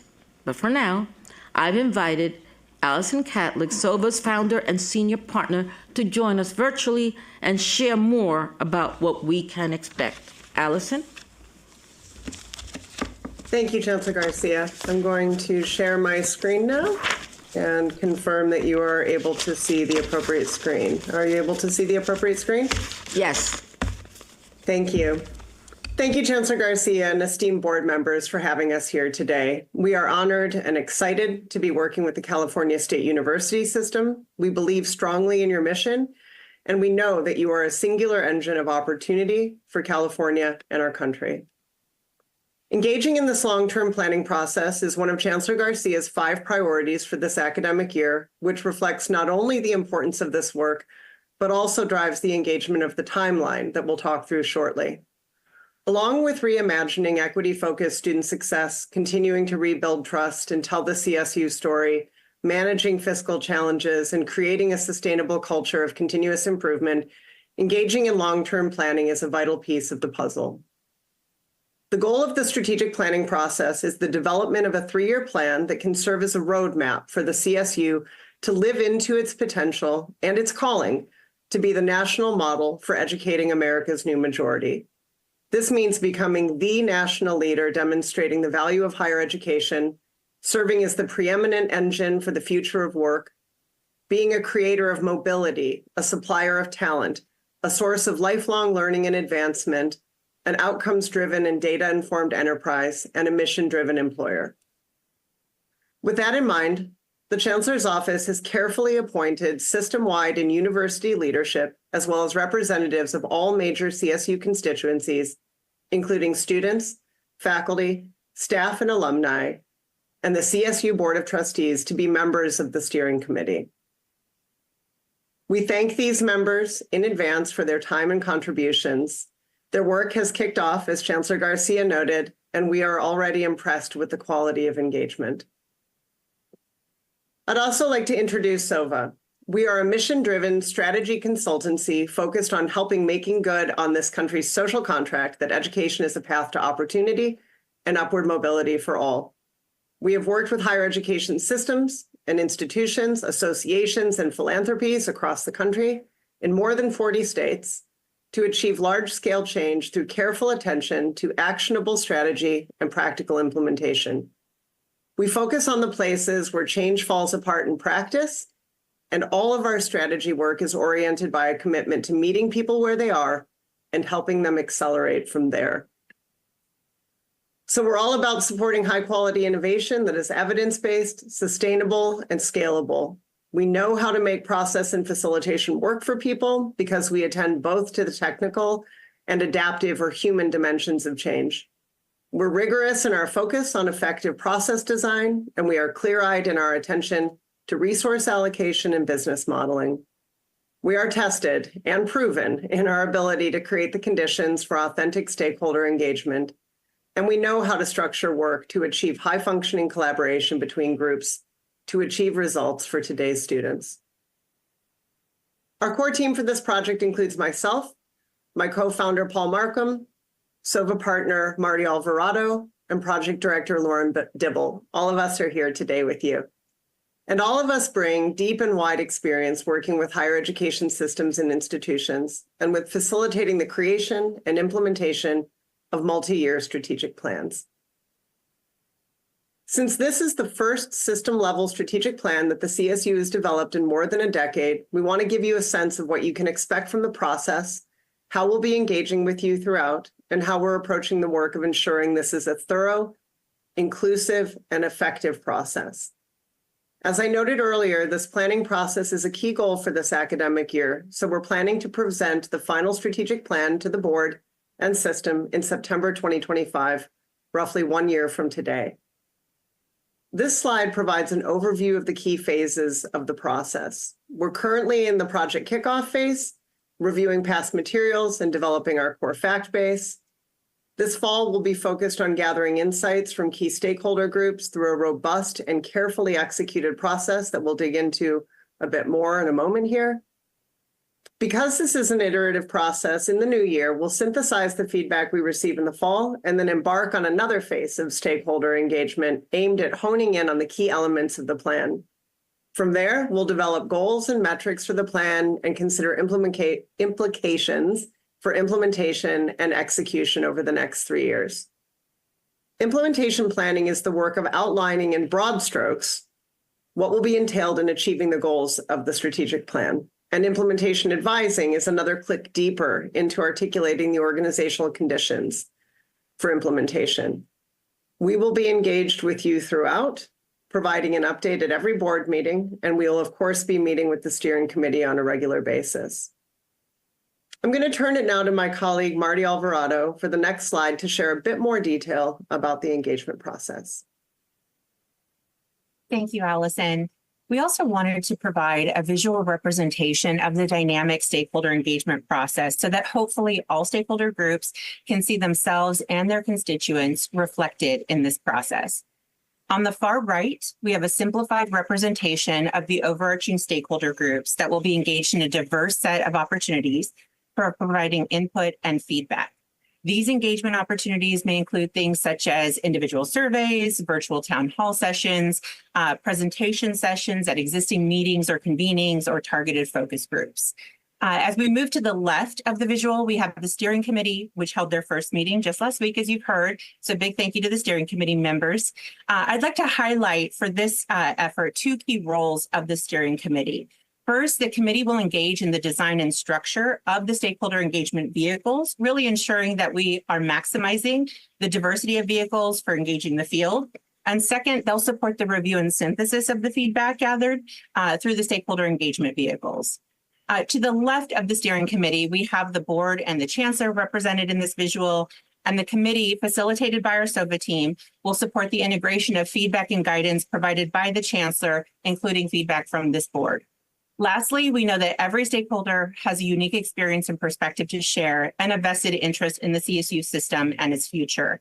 And our goal is to create space for all stakeholders across our complex ecosystem to share their authentic voice and experience, and to use that information to inform an inclusive and impactful strategic plan.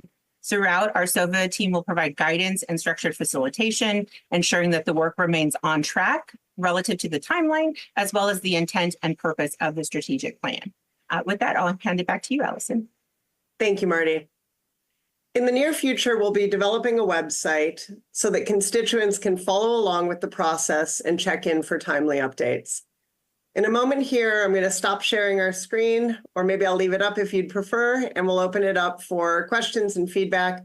But before that, I want to address what we expect is the top of mind question for many. How will SOVA balance the different stakeholder interests and assure everyone is and feels heard? We expect that this is a top of mind question for many people, and so we want to be proactive in addressing it at the outset. From our perspective, and based on our experience, there are 3 keys to ensuring that the strategic plan is meaningfully informed by the perspectives of different stakeholder groups, each who bring vital insights based on their particular positions. The first key is transparency, not only about the process, but also about the guardrails. The Chancellor's vision, which the board supports, is the framework within which this system-level strategic plan is being developed.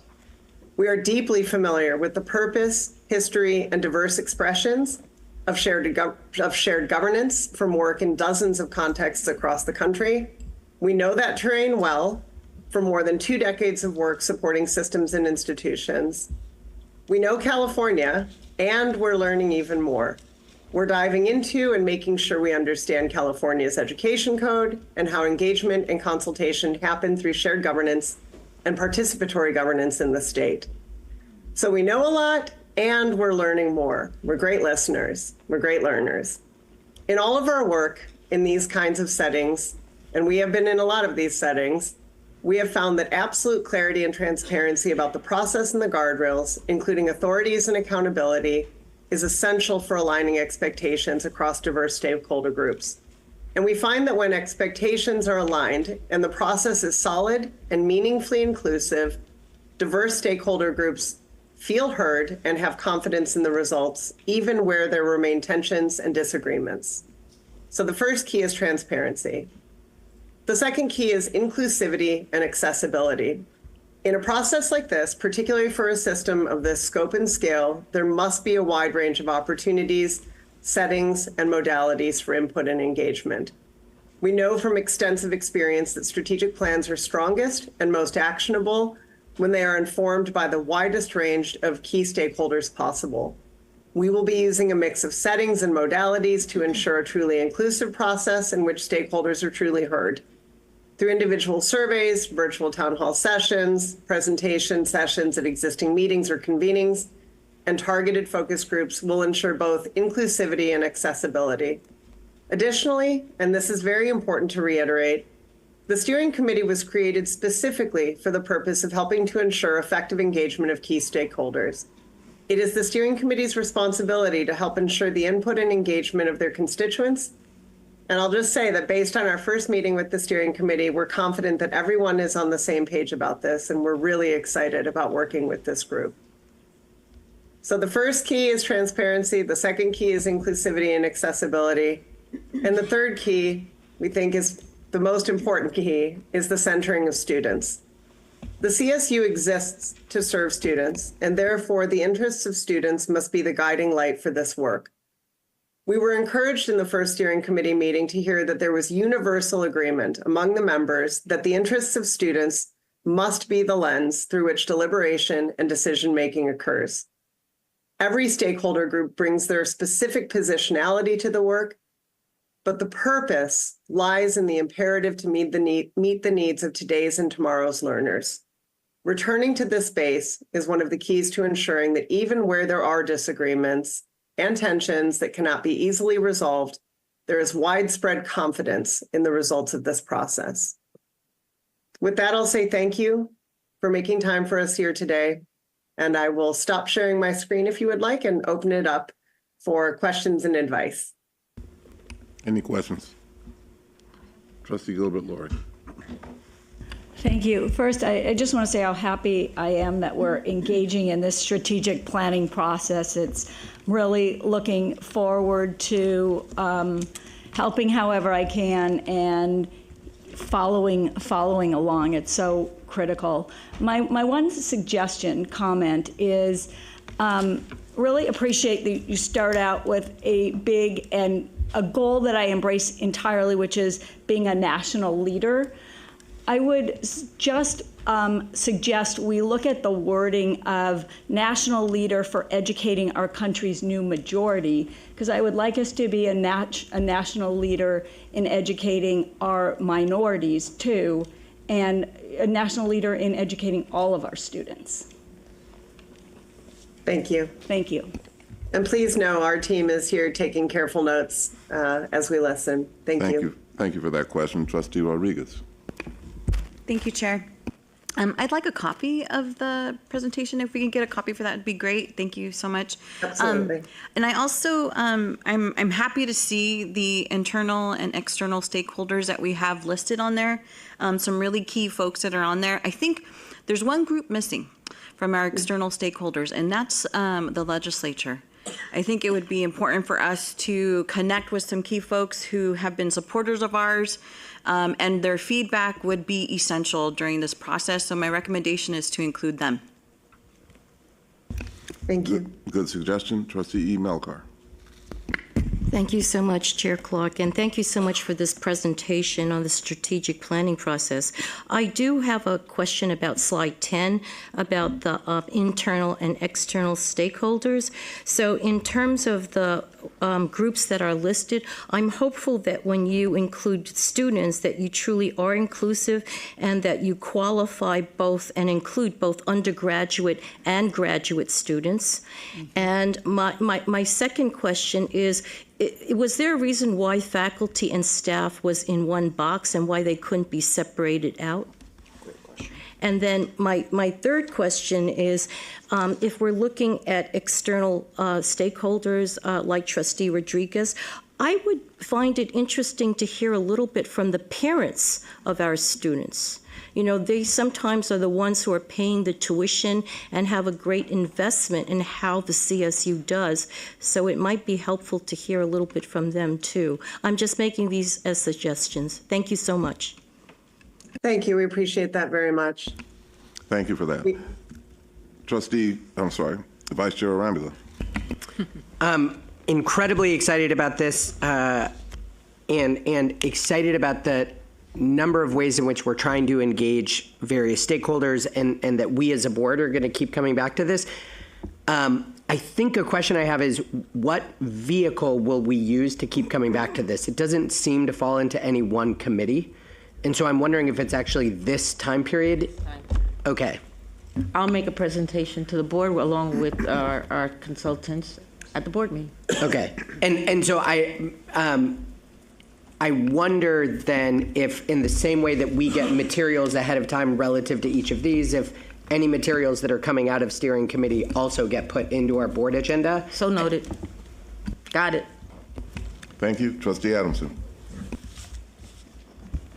Thank you, Mr. Chair. One, I'm extremely excited that we're embarking down this. You know, the old adage that without a roadmap, you're ensured that you will get nowhere. And I'm glad that we are looking to have a comprehensive plan that we now know where we're going to go in the future. I would also like to suggest that there's perhaps not a lesser external partner, but a partner that is important to us as we put this together, and that's the industry leaders that we support through our educational processes and their input with regard to what they're looking for out of graduates of the California State University. So I hope that somehow we're able to connect that in the way we put this plan together. Thank you all for this excellent conversation. Trustee Antonio Vargas. Thank you. It's really exciting and it's essential. This is absolutely essential that we're doing this. A couple of comments. I'm just really glad to hear Trustee Rodriguez, who chairs the Governmental Relations Committee, bring up that the legislature is an absolutely important part of this, given, and I hope that they're listening. If they're not, we'll make sure that they will be, because they have to be accountable to us. The second point I wanted to make is, when we talk about students, and, you know, I would be remiss if we did not acknowledge the political reality that we are in, and we don't know what's going to happen. And this is the timeline that we're at. It was really heartening to hear the students talk about the Black Honors College and what that has meant. And as you know, as every board meeting, we hear from undocumented students and faculty and staff who care about undocumented students. So I think both of those groups are very important groups that we have to be hearing from.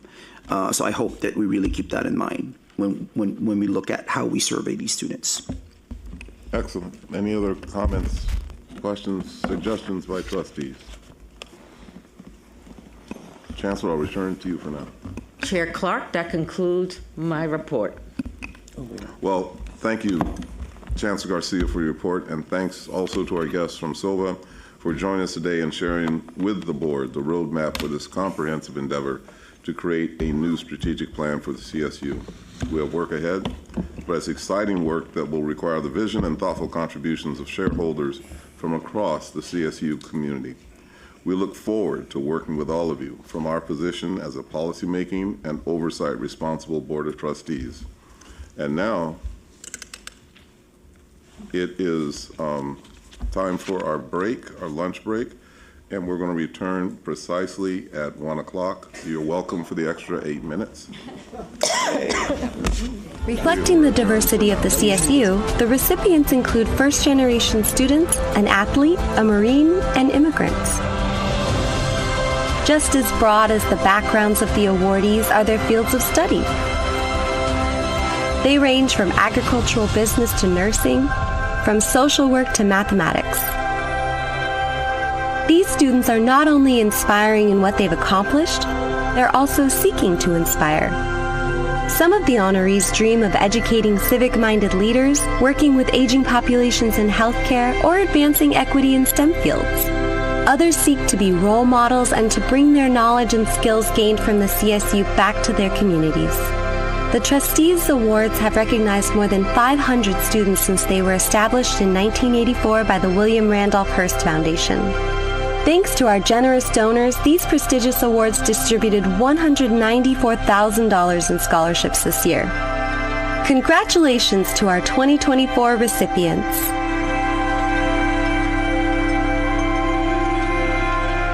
Welcome to the California State University Board of Trustees live stream. Please adjust your audio as needed. The California State University is the nation's largest and most diverse four-year public university system. Over 450,000 students attend one of our 23 universities. More than 1/4 of our undergraduates are the first in their family to attend college, establishing the CSU as a pathway to student success. The CSU provides a quality education at a great value. More than half of our students who graduate with a baccalaureate degree finish with no student loan debt.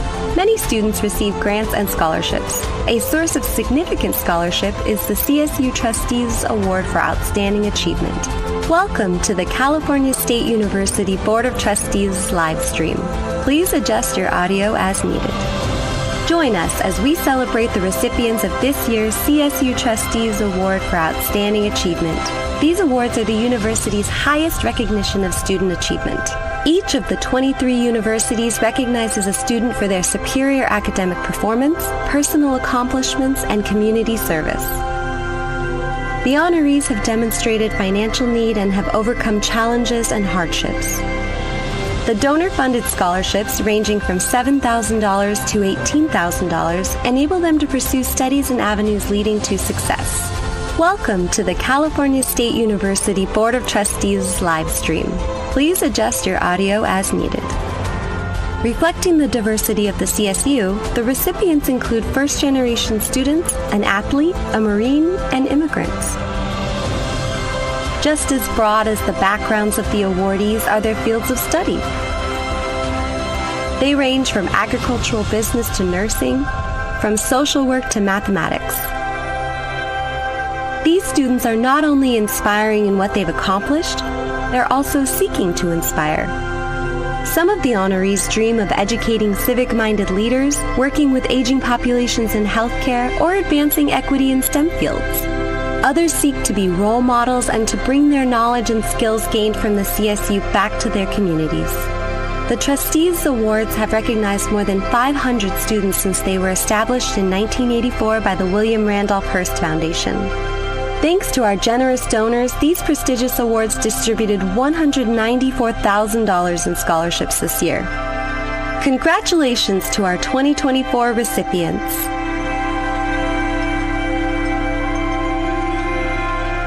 Welcome to the California State University Board of Trustees live stream. Please adjust your audio as needed. The California State University is the nation's largest and most diverse four-year public university system. Over 450,000 students attend one of our 23 universities. More than 1/4 of our undergraduates are the first in their family to attend college, establishing the CSU as a pathway to student success. The CSU provides a quality education at a great value. More than half of our students who graduate with a baccalaureate degree finish with no student loan debt. Many students receive grants and scholarships. A source of significant scholarship is the CSU Trustees Award for Outstanding Achievement. Welcome to the California State University Board of Trustees live stream. Please adjust your audio as needed. Join us as we celebrate the recipients of this year's CSU Trustees Award for Outstanding Achievement. These awards are the university's highest recognition of student achievement. Each of the 23 universities recognizes a student for their superior academic performance, personal accomplishments, and community service. The honorees have demonstrated financial need and have overcome challenges and hardships. The donor-funded scholarships, ranging from $7,000 to $18,000, enable them to pursue studies and avenues leading to success. Welcome to the California State University Board of Trustees live stream. Please adjust your audio as needed. Reflecting the diversity of the CSU, the recipients include first-generation students, an athlete, a Marine, and immigrants. Just as broad as the backgrounds of the awardees are their fields of study. They range from agricultural business to nursing, from social work to mathematics. These students are not only inspiring in what they've accomplished, they're also seeking to inspire. Some of the honorees dream of educating civic-minded leaders, working with aging populations in healthcare, or advancing equity in STEM fields. Others seek to be role models and to bring their knowledge and skills gained from the CSU back to their communities. The Trustees Awards have recognized more than 500 students since they were established in 1984 by the William Randolph Hearst Foundation. Thanks to our generous donors, these prestigious awards distributed $194,000 in scholarships this year. Congratulations to our 2024 recipients.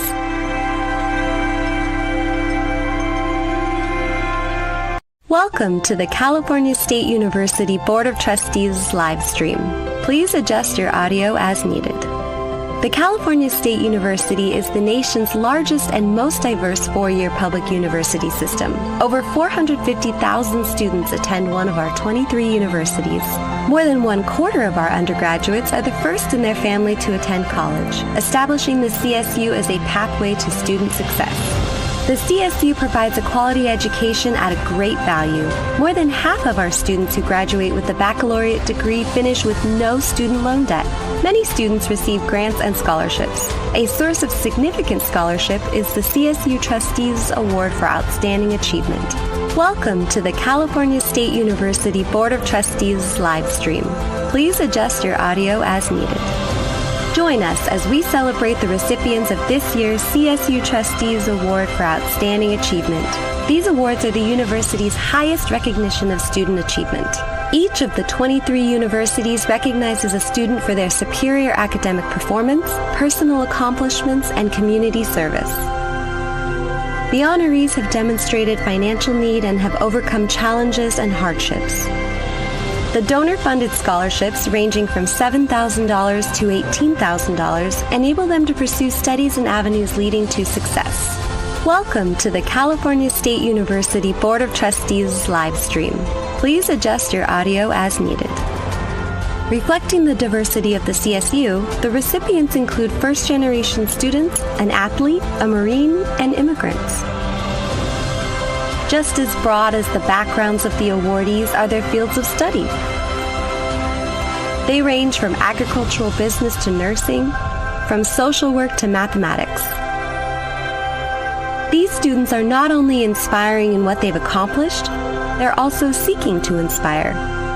Some of the honorees dream of educating civic-minded leaders, working with aging populations in healthcare, or advancing equity in STEM fields. Others seek to be role models and to bring their knowledge and skills gained from the CSU back to their communities. The Trustees Awards have recognized more than 500 students since they were established in 1984 by the William Randolph Hearst Foundation. Thanks to our generous donors, these prestigious awards distributed $194,000 in scholarships this year. Congratulations to our 2024 recipients.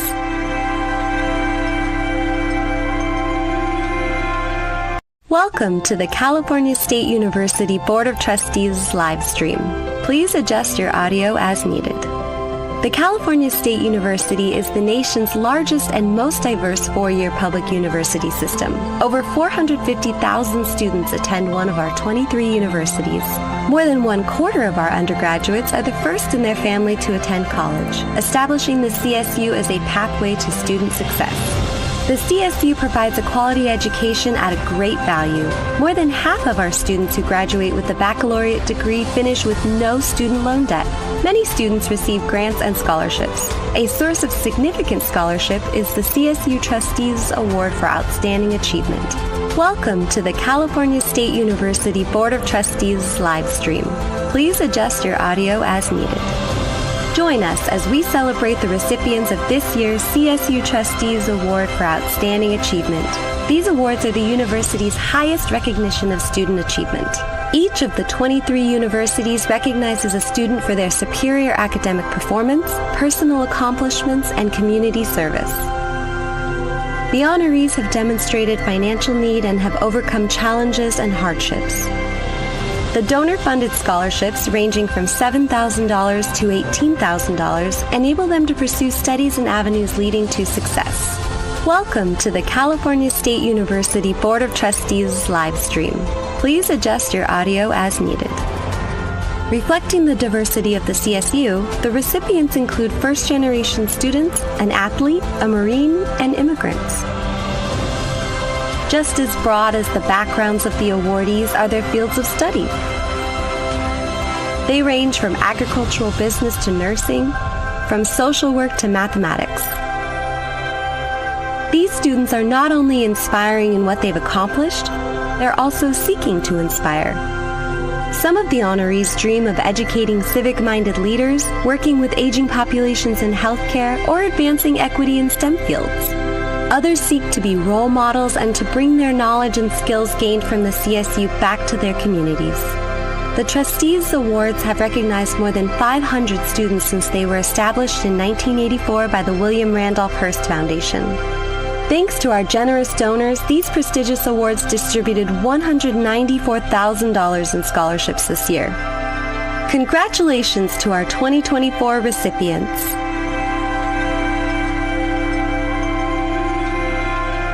Welcome to the California State University Board of Trustees live stream.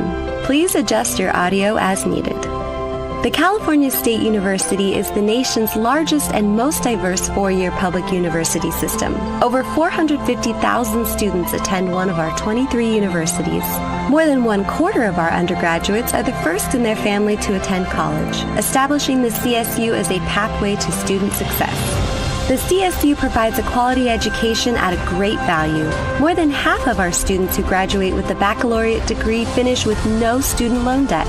Many students receive grants and scholarships. A source of significant scholarship is the CSU Trustees Award for Outstanding Achievement. Welcome to the California State University Board of Trustees live stream. Please adjust your audio as needed. Join us as we celebrate the recipients of this year's CSU Trustees Award for Outstanding Achievement. These awards are the university's highest recognition of student achievement.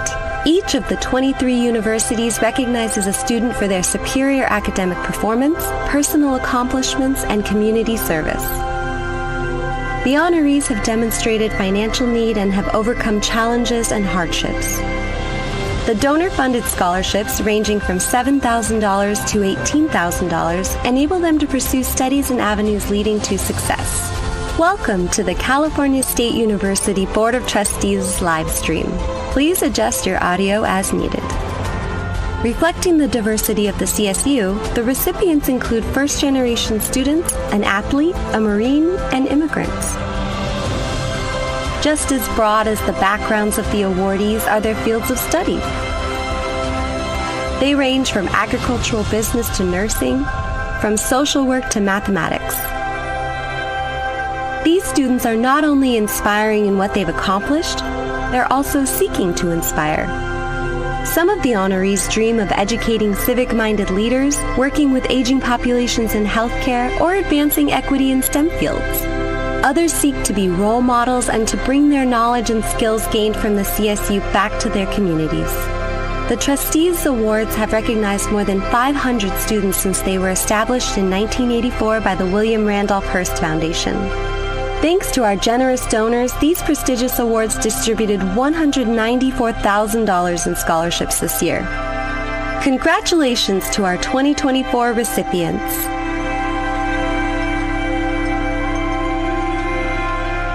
Welcome to the California State University Board of Trustees live stream.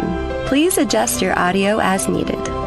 The California State University is the nation's largest and most diverse four-year public university system. Over 450,000 students attend one of our 23 universities. More than 1/4 of our undergraduates are the first in their family to attend college, establishing the CSU as a pathway to student success. The CSU provides a quality education at a great value. More than half of our students who graduate with a baccalaureate degree finish with no student loan debt. Many students receive grants and scholarships. A source of significant scholarship is the CSU Trustees Award for Outstanding Achievement. Welcome to the California State University Board of Trustees live stream. Please adjust your audio as needed. Join us as we celebrate the recipients of this year's CSU Trustees Award for Outstanding Achievement. These awards are the university's highest recognition of student achievement. Each of the 23 universities recognizes a student for their superior academic performance, personal accomplishments, and community service. The honorees have demonstrated financial need and have overcome challenges and hardships. The donor-funded scholarships, ranging from $7,000 to $18,000, enable them to pursue studies and avenues leading to success. Welcome to the California State University Board of Trustees live stream. Please adjust your audio as needed. Reflecting the diversity of the CSU, the recipients include first-generation students, an athlete, a Marine, and immigrants. Just as broad as the backgrounds of the awardees are their fields of study. They range from agricultural business to nursing, from social work to mathematics. These students are not only inspiring in what they've accomplished, they're also seeking to inspire. Some of the honorees dream of educating civic-minded leaders, working with aging populations in healthcare, or advancing equity in STEM fields. Others seek to be role models and to bring their knowledge and skills gained from the CSU back to their communities. The Trustees Awards have recognized more than 500 students since they were established in 1984 by the William Randolph Hearst Foundation. Thanks to our generous donors, these prestigious awards distributed $194,000 in scholarships this year. Congratulations to our 2024 recipients.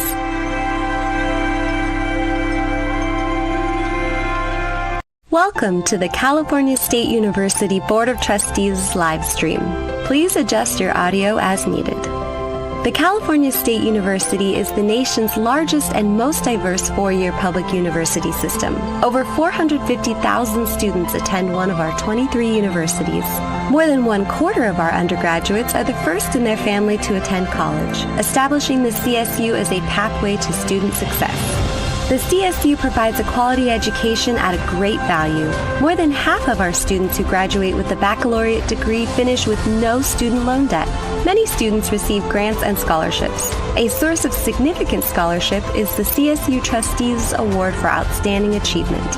Welcome to the California State University Board of Trustees live stream. Please adjust your audio as needed. Join us as we celebrate the recipients of this year's CSU Trustees Award for Outstanding Achievement. These awards are the university's highest recognition of student achievement. Each of the 23 universities recognizes a student for their superior academic performance, personal accomplishments, and community service. The honorees have demonstrated financial need and have overcome challenges and hardships. The donor-funded scholarships, ranging from $7,000 to $18,000, enable them to pursue studies and avenues leading to success. Welcome to the California State University Board of Trustees live stream. Please adjust your audio as needed. Reflecting the diversity of the CSU, the recipients include first-generation students, an athlete, a Marine, and immigrants. Just as broad as the backgrounds of the awardees are their fields of study. They range from agricultural business to nursing, from social work to mathematics. These students are not only inspiring in what they've accomplished, they're also seeking to inspire. Some of the honorees dream of educating civic-minded leaders, working with aging populations in healthcare, or advancing equity in STEM fields. Others seek to be role models and to bring their knowledge and skills gained from the CSU back to their communities. The Trustees Awards have recognized more than 500 students since they were established in 1984 by the William Randolph Hearst Foundation. Thanks to our generous donors, these prestigious awards distributed $194,000 in scholarships this year. Congratulations to our 2024 recipients.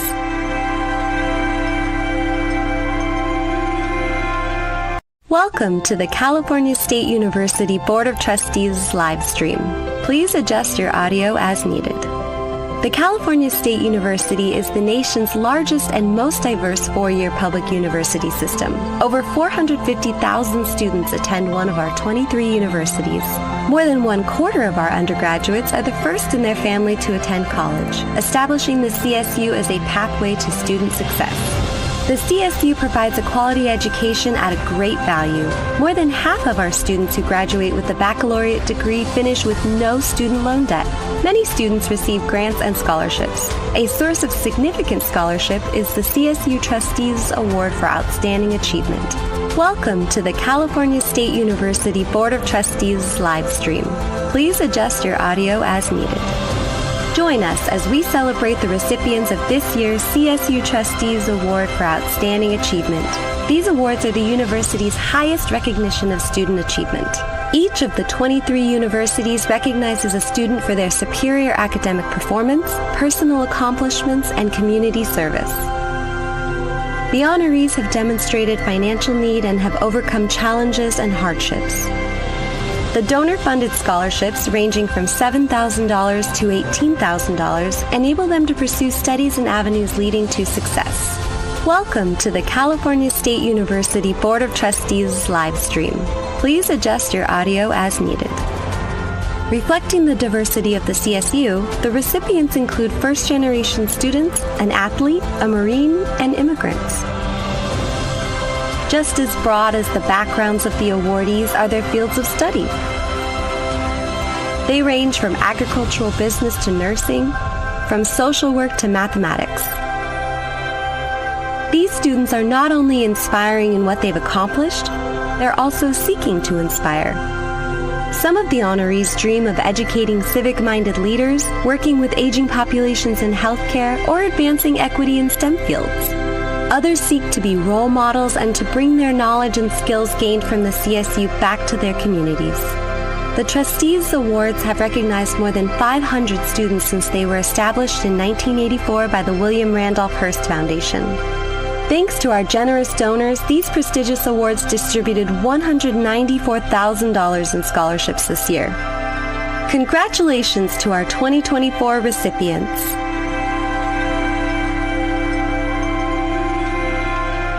Welcome to the California State University Board of Trustees live stream. Please adjust your audio as needed. The California State University is the nation's largest and most diverse four-year public university system. Over 450,000 students attend one of our 23 universities. More than 1/4 of our undergraduates are the first in their family to attend college, establishing the CSU as a pathway to student success. The CSU provides a quality education at a great value. More than half of our students who graduate with a baccalaureate degree finish with no student loan debt. Many students receive grants and scholarships. A source of significant scholarship is the CSU Trustees Award for Outstanding Achievement. Welcome to the California State University Board of Trustees live stream. Please adjust your audio as needed. Join us as we celebrate the recipients of this year's CSU Trustees Award for Outstanding Achievement. These awards are the university's highest recognition of student achievement. Each of the 23 universities recognizes a student for their superior academic performance, personal accomplishments, and community service. The honorees have demonstrated financial need and have overcome challenges and hardships. The donor-funded scholarships, ranging from $7,000 to $18,000, enable them to pursue studies and avenues leading to success. Welcome to the California State University Board of Trustees live stream. Please adjust your audio as needed. Reflecting the diversity of the CSU, the recipients include first-generation students, an athlete, a Marine, and immigrants. Just as broad as the backgrounds of the awardees are their fields of study. They range from agricultural business to nursing, from social work to mathematics. These students are not only inspiring in what they've accomplished, they're also seeking to inspire.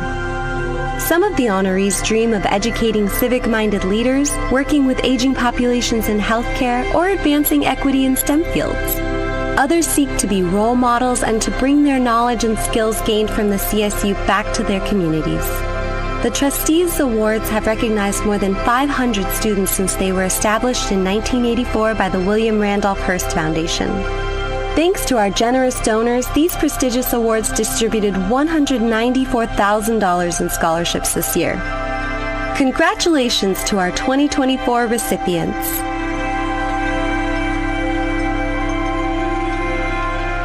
Welcome to the California State University Board of Trustees live stream.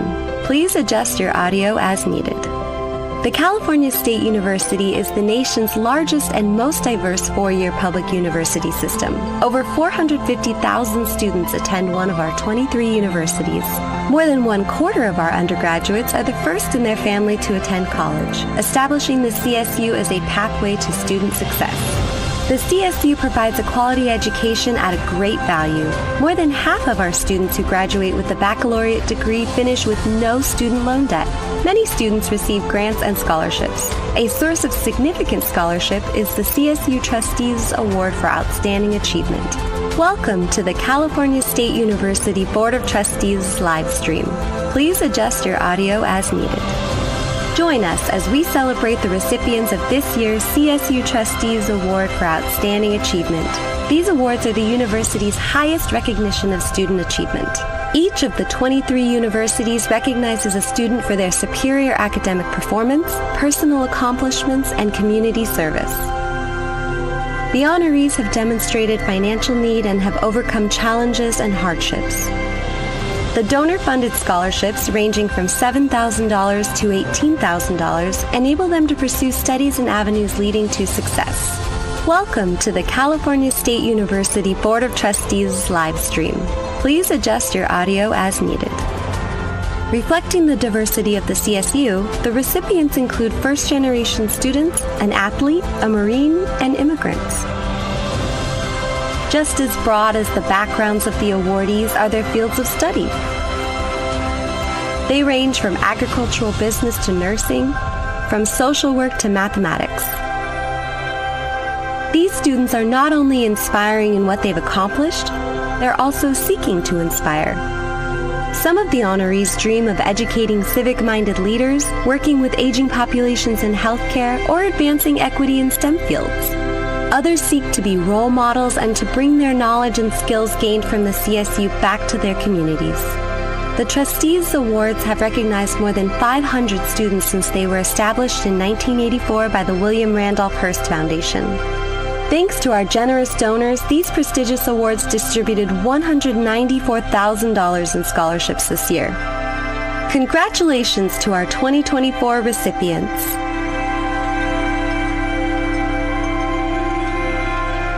Welcome to the California State University Board of Trustees live stream.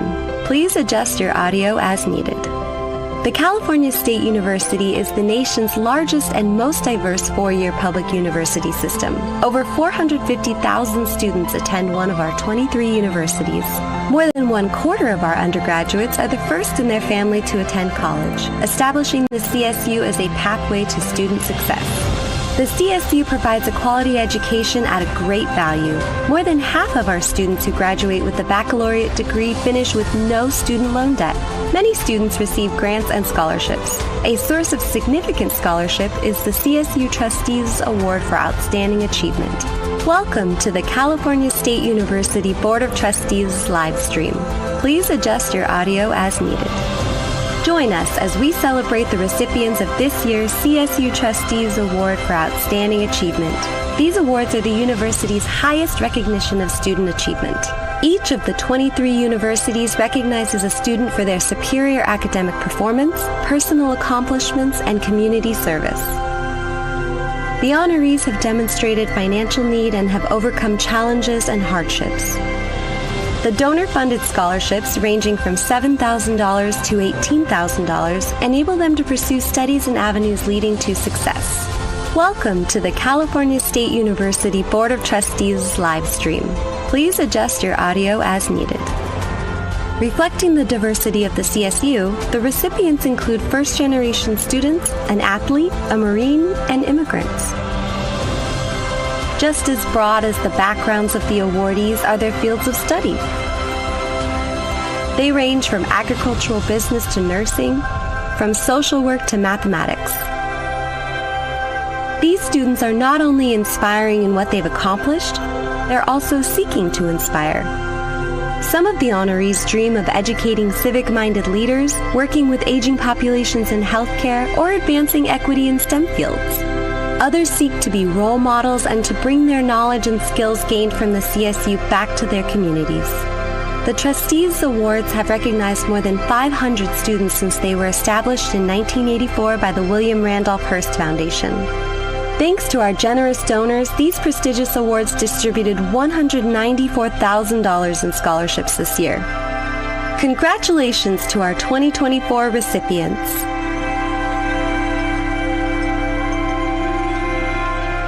Welcome to the California State University Board of Trustees live stream. Please adjust your audio as needed. The California State University is the nation's largest and most diverse four-year public university system. Over 450,000 students attend one of our 23 universities. More than 1/4 of our undergraduates are the first in their family to attend college, establishing the CSU as a pathway to student success. The CSU provides a quality education at a great value. More than half of our students who graduate with a baccalaureate degree finish with no student loan debt. Many students receive grants and scholarships. A source of significant scholarship is the CSU Trustees Award for Outstanding Achievement. Welcome to the California State University Board of Trustees live stream. Please adjust your audio as needed. Join us as we celebrate the recipients of this year's CSU Trustees Award for Outstanding Achievement. These awards are the university's highest recognition of student achievement. Each of the 23 universities recognizes a student for their superior academic performance, personal accomplishments, and community service. The honorees have demonstrated financial need and have overcome challenges and hardships. The donor-funded scholarships, ranging from $7,000 to $18,000, enable them to pursue studies and avenues leading to success. Welcome to the California State University Board of Trustees live stream. Please adjust your audio as needed. Reflecting the diversity of the CSU, the recipients include first-generation students, an athlete, a Marine, and immigrants. Just as broad as the backgrounds of the awardees are their fields of study. They range from agricultural business to nursing, from social work to mathematics. These students are not only inspiring in what they've accomplished, they're also seeking to inspire. Some of the honorees dream of educating civic-minded leaders, working with aging populations in healthcare, or advancing equity in STEM fields. Others seek to be role models and to bring their knowledge and skills gained from the CSU back to their communities. The Trustees Awards have recognized more than 500 students since they were established in 1984 by the William Randolph Hearst Foundation.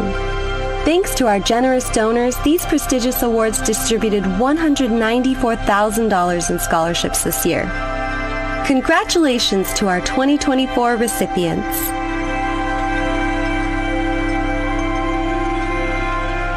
Welcome to the California State University Board of Trustees live stream. Please adjust your audio as needed. The California State University is the nation's largest and most diverse four-year public university system. Over 450,000 students attend one of our 23 universities. More than 1/4 of our undergraduates are the first in their family to attend college, establishing the CSU as a pathway to student success. The CSU provides a quality education at a great value. More than half of our students who graduate with a baccalaureate degree finish with no student loan debt. Many students receive grants and scholarships. A source of significant scholarship is the CSU Trustees Award for Outstanding Achievement. Welcome to the California State University Board of Trustees live stream. Please adjust your audio as needed. Join us as we celebrate the recipients of this year's CSU Trustees Award for Outstanding Achievement. These awards are the university's highest recognition of student achievement.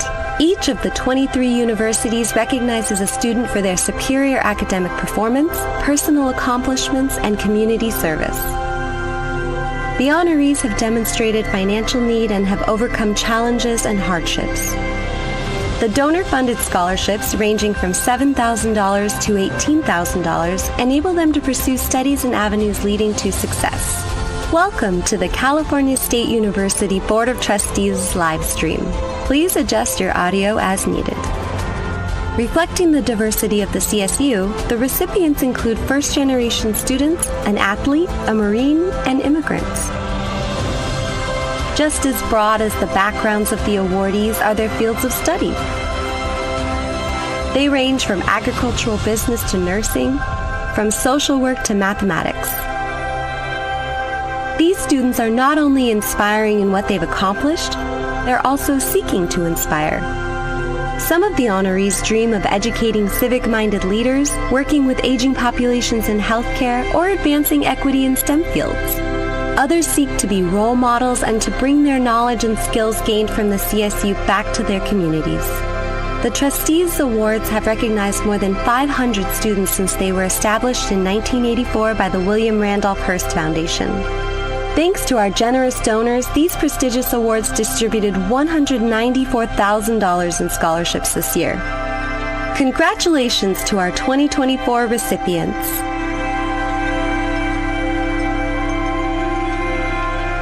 Welcome to the California State University Board of Trustees live stream. Please adjust your audio as needed. The California State University is the nation's largest and most diverse four-year public university system. Over 450,000 students attend one of our 23 universities. More than 1/4 of our undergraduates are the first in their family to attend college, establishing the CSU as a pathway to student success. The CSU provides a quality education at a great value. More than half of our students who graduate with a baccalaureate degree finish with no student loan debt. Many students receive grants and scholarships. A source of significant scholarship is the CSU Trustees Award for Outstanding Achievement.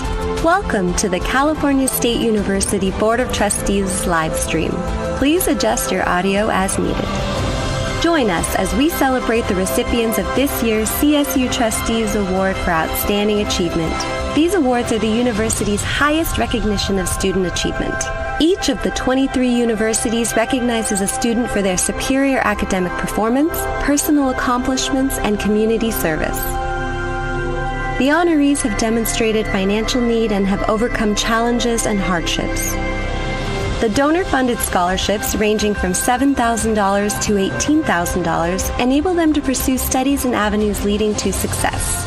Welcome to the California State University Board of Trustees live stream. Please adjust your audio as needed. Reflecting the diversity of the CSU, the recipients include first-generation students, an athlete, a Marine, and immigrants. Just as broad as the backgrounds of the awardees are their fields of study. They range from agricultural business to nursing, from social work to mathematics. These students are not only inspiring in what they've accomplished, they're also seeking to inspire. Some of the honorees dream of educating civic-minded leaders, working with aging populations in healthcare, or advancing equity in STEM fields. Others seek to be role models and to bring their knowledge and skills gained from the CSU back to their communities. The Trustees Awards have recognized more than 500 students since they were established in 1984 by the William Randolph Hearst Foundation. Thanks to our generous donors, these prestigious awards distributed $194,000 in scholarships this year. Congratulations to our 2024 recipients.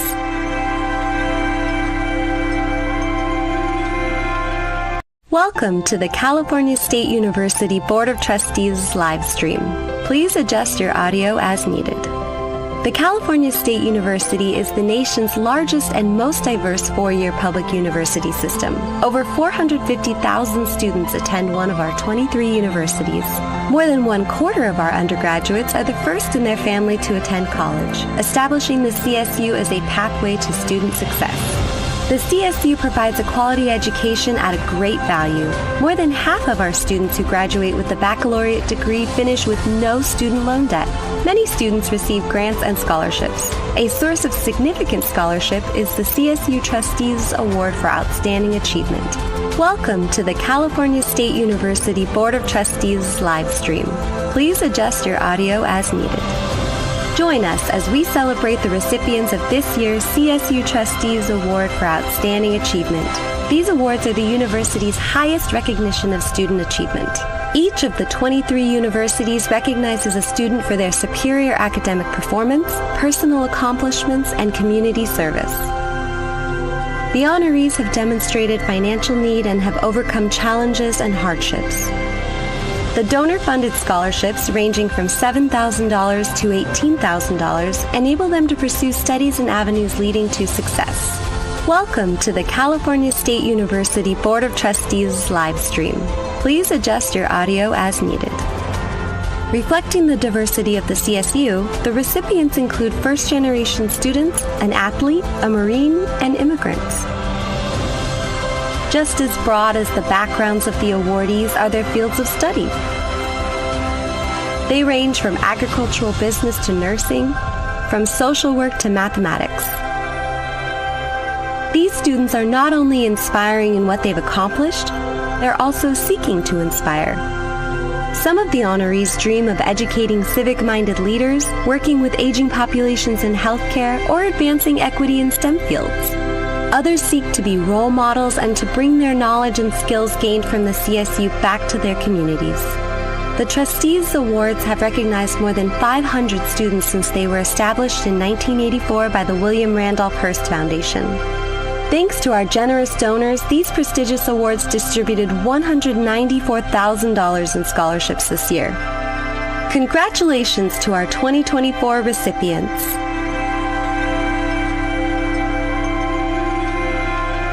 Welcome to the California State University Board of Trustees live stream. Please adjust your audio as needed. The California State University is the nation's largest and most diverse four-year public university system. Over 450,000 students attend one of our 23 universities. More than 1/4 of our undergraduates are the first in their family to attend college, establishing the CSU as a pathway to student success. The CSU provides a quality education at a great value. More than half of our students who graduate with a baccalaureate degree finish with no student loan debt. Many students receive grants and scholarships. A source of significant scholarship is the CSU Trustees Award for Outstanding Achievement. Welcome to the California State University Board of Trustees live stream. Please adjust your audio as needed. Join us as we celebrate the recipients of this year's CSU Trustees Award for Outstanding Achievement. These awards are the university's highest recognition of student achievement. Each of the 23 universities recognizes a student for their superior academic performance, personal accomplishments, and community service. The honorees have demonstrated financial need and have overcome challenges and hardships. The donor-funded scholarships, ranging from $7,000 to $18,000, enable them to pursue studies and avenues leading to success. Welcome to the California State University Board of Trustees live stream. Please adjust your audio as needed. Reflecting the diversity of the CSU, the recipients include first-generation students, an athlete, a Marine, and immigrants. Just as broad as the backgrounds of the awardees are their fields of study. They range from agricultural business to nursing, from social work to mathematics. These students are not only inspiring in what they've accomplished, they're also seeking to inspire. Some of the honorees dream of educating civic-minded leaders, working with aging populations in healthcare, or advancing equity in STEM fields. Others seek to be role models and to bring their knowledge and skills gained from the CSU back to their communities. The Trustees Awards have recognized more than 500 students since they were established in 1984 by the William Randolph Hearst Foundation. Thanks to our generous donors, these prestigious awards distributed $194,000 in scholarships this year. Congratulations to our 2024 recipients.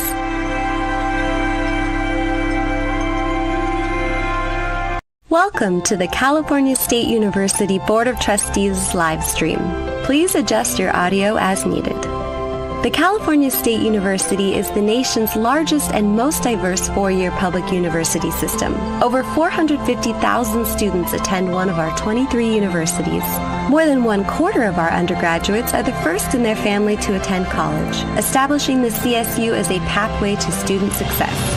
The CSU provides a quality education at a great value. More than half of our students who graduate with a baccalaureate degree finish with no student loan debt. Many students receive grants and scholarships. A source of significant scholarship is the CSU Trustees Award for Outstanding Achievement. Welcome to the California State University Board of Trustees live stream. Please adjust your audio as needed. Join us as we celebrate the recipients of this year's CSU Trustees Award for Outstanding Achievement. These awards are the university's highest recognition of student achievement. Each of the 23 universities recognizes a student for their superior academic performance, personal accomplishments, and community service. The honorees have demonstrated financial need and have overcome challenges and hardships.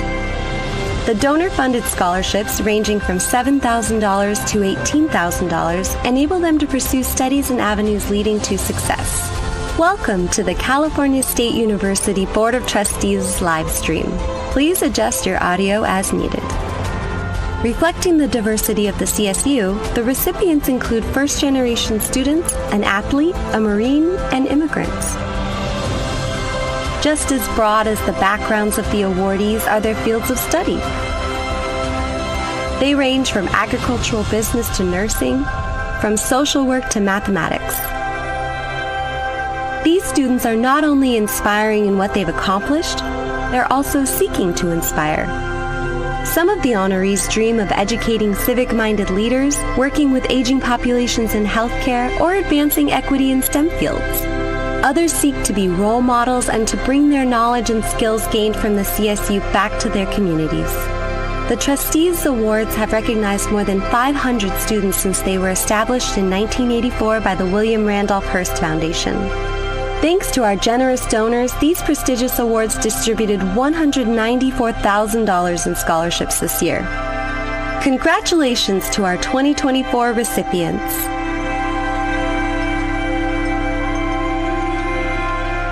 Welcome to the California State University Board of Trustees live stream. Please adjust your audio as needed. The California State University is the nation's largest and most diverse four-year public university system. Over 450,000 students attend one of our 23 universities. More than 1/4 of our undergraduates are the first in their family to attend college, establishing the CSU as a pathway to student success. The CSU provides a quality education at a great value. More than half of our students who graduate with a baccalaureate degree finish with no student loan debt. Many students receive grants and scholarships. A source of significant scholarship is the CSU Trustees Award for Outstanding Achievement. Welcome to the California State University Board of Trustees live stream. Please adjust your audio as needed. Join us as we celebrate the recipients of this year's CSU Trustees Award for Outstanding Achievement. These awards are the university's highest recognition of student achievement. Each of the 23 universities recognizes a student for their superior academic performance, personal accomplishments, and community service. The honorees have demonstrated financial need and have overcome challenges and hardships. The donor-funded scholarships, ranging from $7,000 to $18,000, enable them to pursue studies and avenues leading to success. Welcome to the California State University Board of Trustees live stream. Please adjust your audio as needed. Reflecting the diversity of the CSU, the recipients include first-generation students, an athlete, a Marine, and immigrants. Just as broad as the backgrounds of the awardees are their fields of study. They range from agricultural business to nursing, from social work to mathematics. These students are not only inspiring in what they've accomplished, they're also seeking to inspire.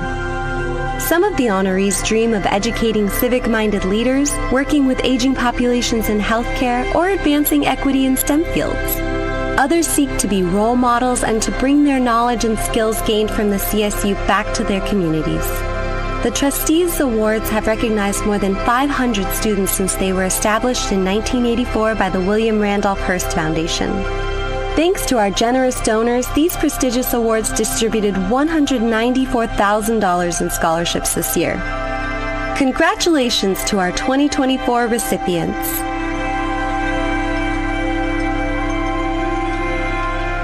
Welcome to the California State University Board of Trustees live stream. Please adjust your audio as needed. The California State University is the nation's largest and most diverse four-year public university system. Over 450,000 students attend one of our 23 universities. More than 1/4 of our undergraduates are the first in their family to attend college, establishing the CSU as a pathway to student success. The CSU provides a quality education at a great value. More than half of our students who graduate with a baccalaureate degree finish with no student loan debt. Many students receive grants and scholarships. A source of significant scholarship is the CSU Trustees Award for Outstanding Achievement. Welcome to the California State University Board of Trustees live stream. Please adjust your audio as needed. Join us as we celebrate the recipients of this year's CSU Trustees Award for Outstanding Achievement. These awards are the university's highest recognition of student achievement.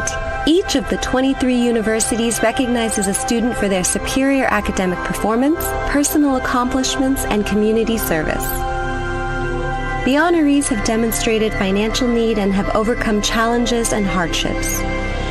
The donor-funded scholarships, ranging from $7,000 to $18,000, enable them to pursue studies and avenues leading to success. Welcome to the California State University Board of Trustees live stream. Please adjust your audio as needed. Reflecting the diversity of the CSU, the recipients include first-generation students, an athlete, a Marine, and immigrants. Just as broad as the backgrounds of the awardees are their fields of study. They range from agricultural business to nursing, from social work to mathematics. These students are not only inspiring in what they've accomplished, they're also seeking to inspire. Some of the honorees dream of educating civic-minded leaders, working with aging populations in healthcare, or advancing equity in STEM fields. Others seek to be role models and to bring their knowledge and skills gained from the CSU back to their communities. The Trustees Awards have recognized more than 500 students since they were established in 1984 by the William Randolph Hearst Foundation. Thanks to our generous donors, these prestigious awards distributed $194,000 in scholarships this year. Congratulations to our 2024 recipients.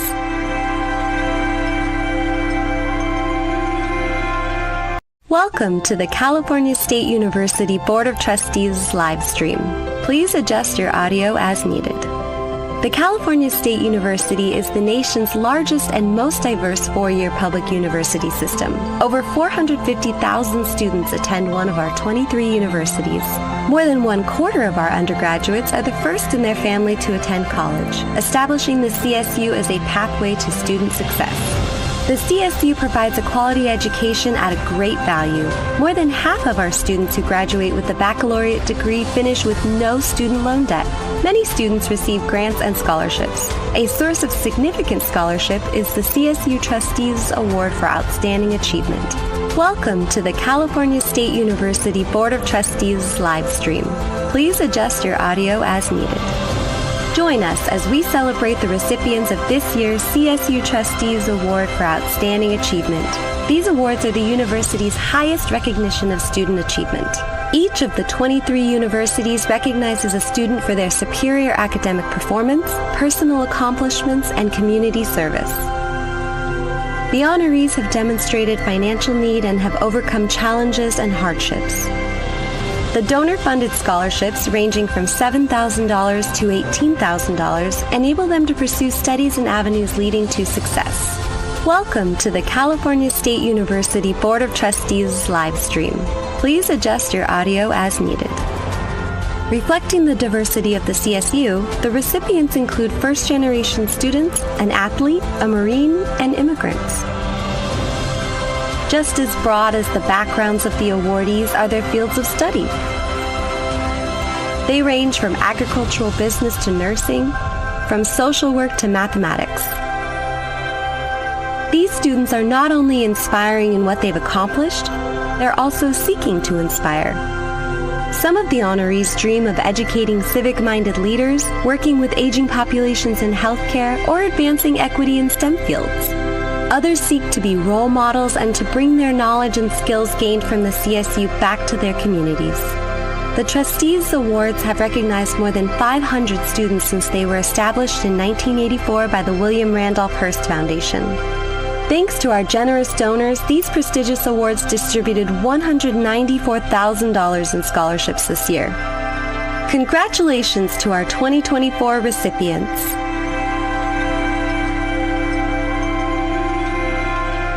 Welcome to the California State University Board of Trustees live stream.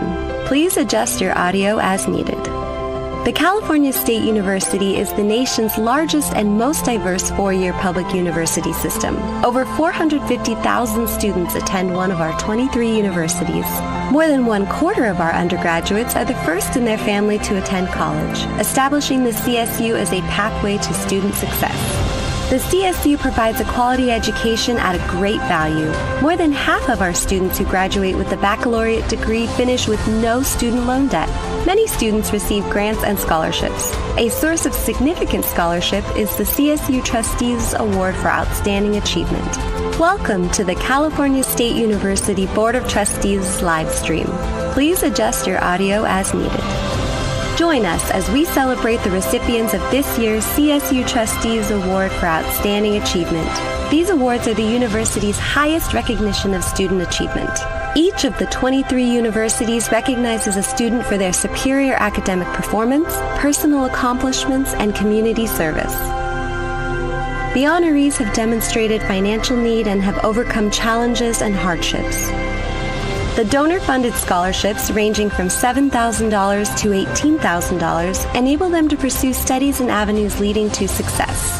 Welcome to the California State University Board of Trustees live stream. Please adjust your audio as needed. Reflecting the diversity of the CSU, the recipients include first-generation students, an athlete, a Marine, and immigrants. Just as broad as the backgrounds of the awardees are their fields of study. They range from agricultural business to nursing, from social work to mathematics. These students are not only inspiring in what they've accomplished, they're also seeking to inspire. Some of the honorees dream of educating civic-minded leaders, working with aging populations in healthcare, or advancing equity in STEM fields. Others seek to be role models and to bring their knowledge and skills gained from the CSU back to their communities. The Trustees Awards have recognized more than 500 students since they were established in 1984 by the William Randolph Hearst Foundation. Thanks to our generous donors, these prestigious awards distributed $194,000 in scholarships this year. Congratulations to our 2024 recipients.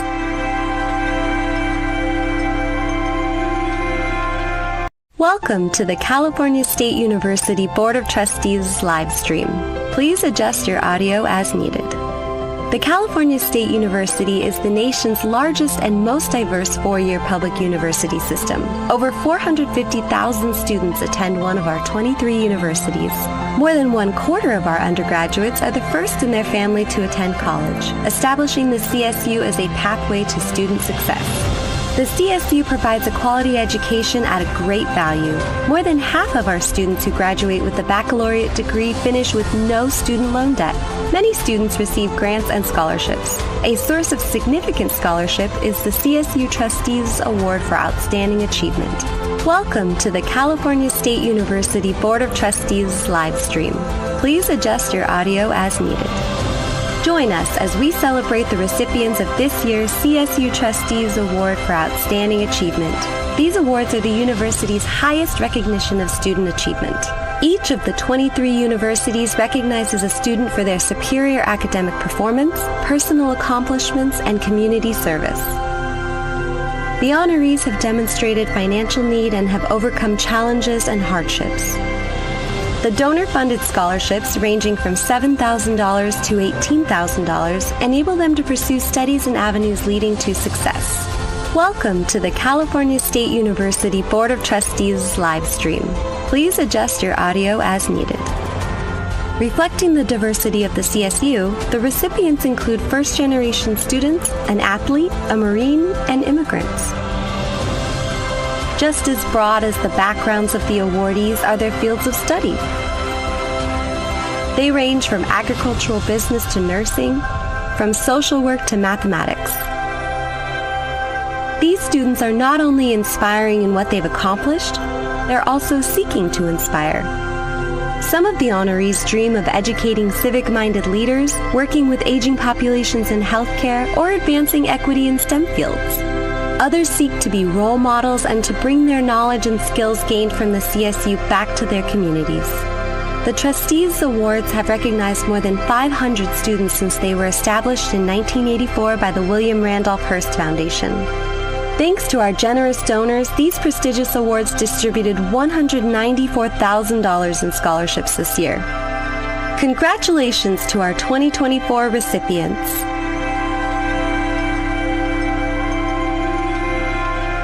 Welcome to the California State University Board of Trustees live stream. Please adjust your audio as needed. The California State University is the nation's largest and most diverse four-year public university system. Over 450,000 students attend one of our 23 universities. More than 1/4 of our undergraduates are the first in their family to attend college, establishing the CSU as a pathway to student success. The CSU provides a quality education at a great value. More than half of our students who graduate with a baccalaureate degree finish with no student loan debt. Many students receive grants and scholarships. A source of significant scholarship is the CSU Trustees Award for Outstanding Achievement.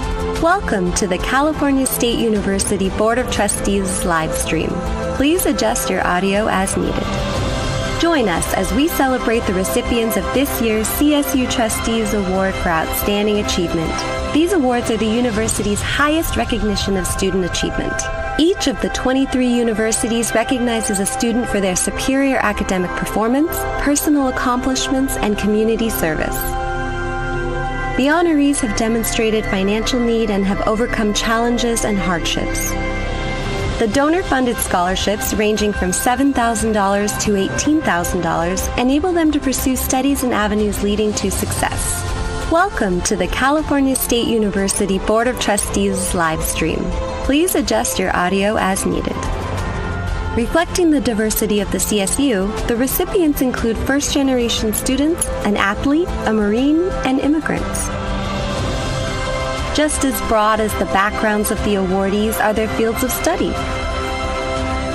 They range from agricultural business to nursing, from social work to mathematics. These students are not only inspiring in what they've accomplished, they're also seeking to inspire. Some of the honorees dream of educating civic-minded leaders, working with aging populations in healthcare, or advancing equity in STEM fields. Others seek to be role models and to bring their knowledge and skills gained from the CSU back to their communities. The Trustees Awards have recognized more than 500 students since they were established in 1984 by the William Randolph Hearst Foundation.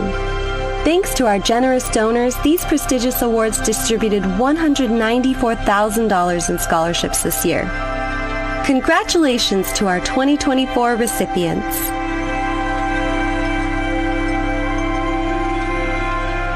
Welcome to the California State University Board of Trustees live stream.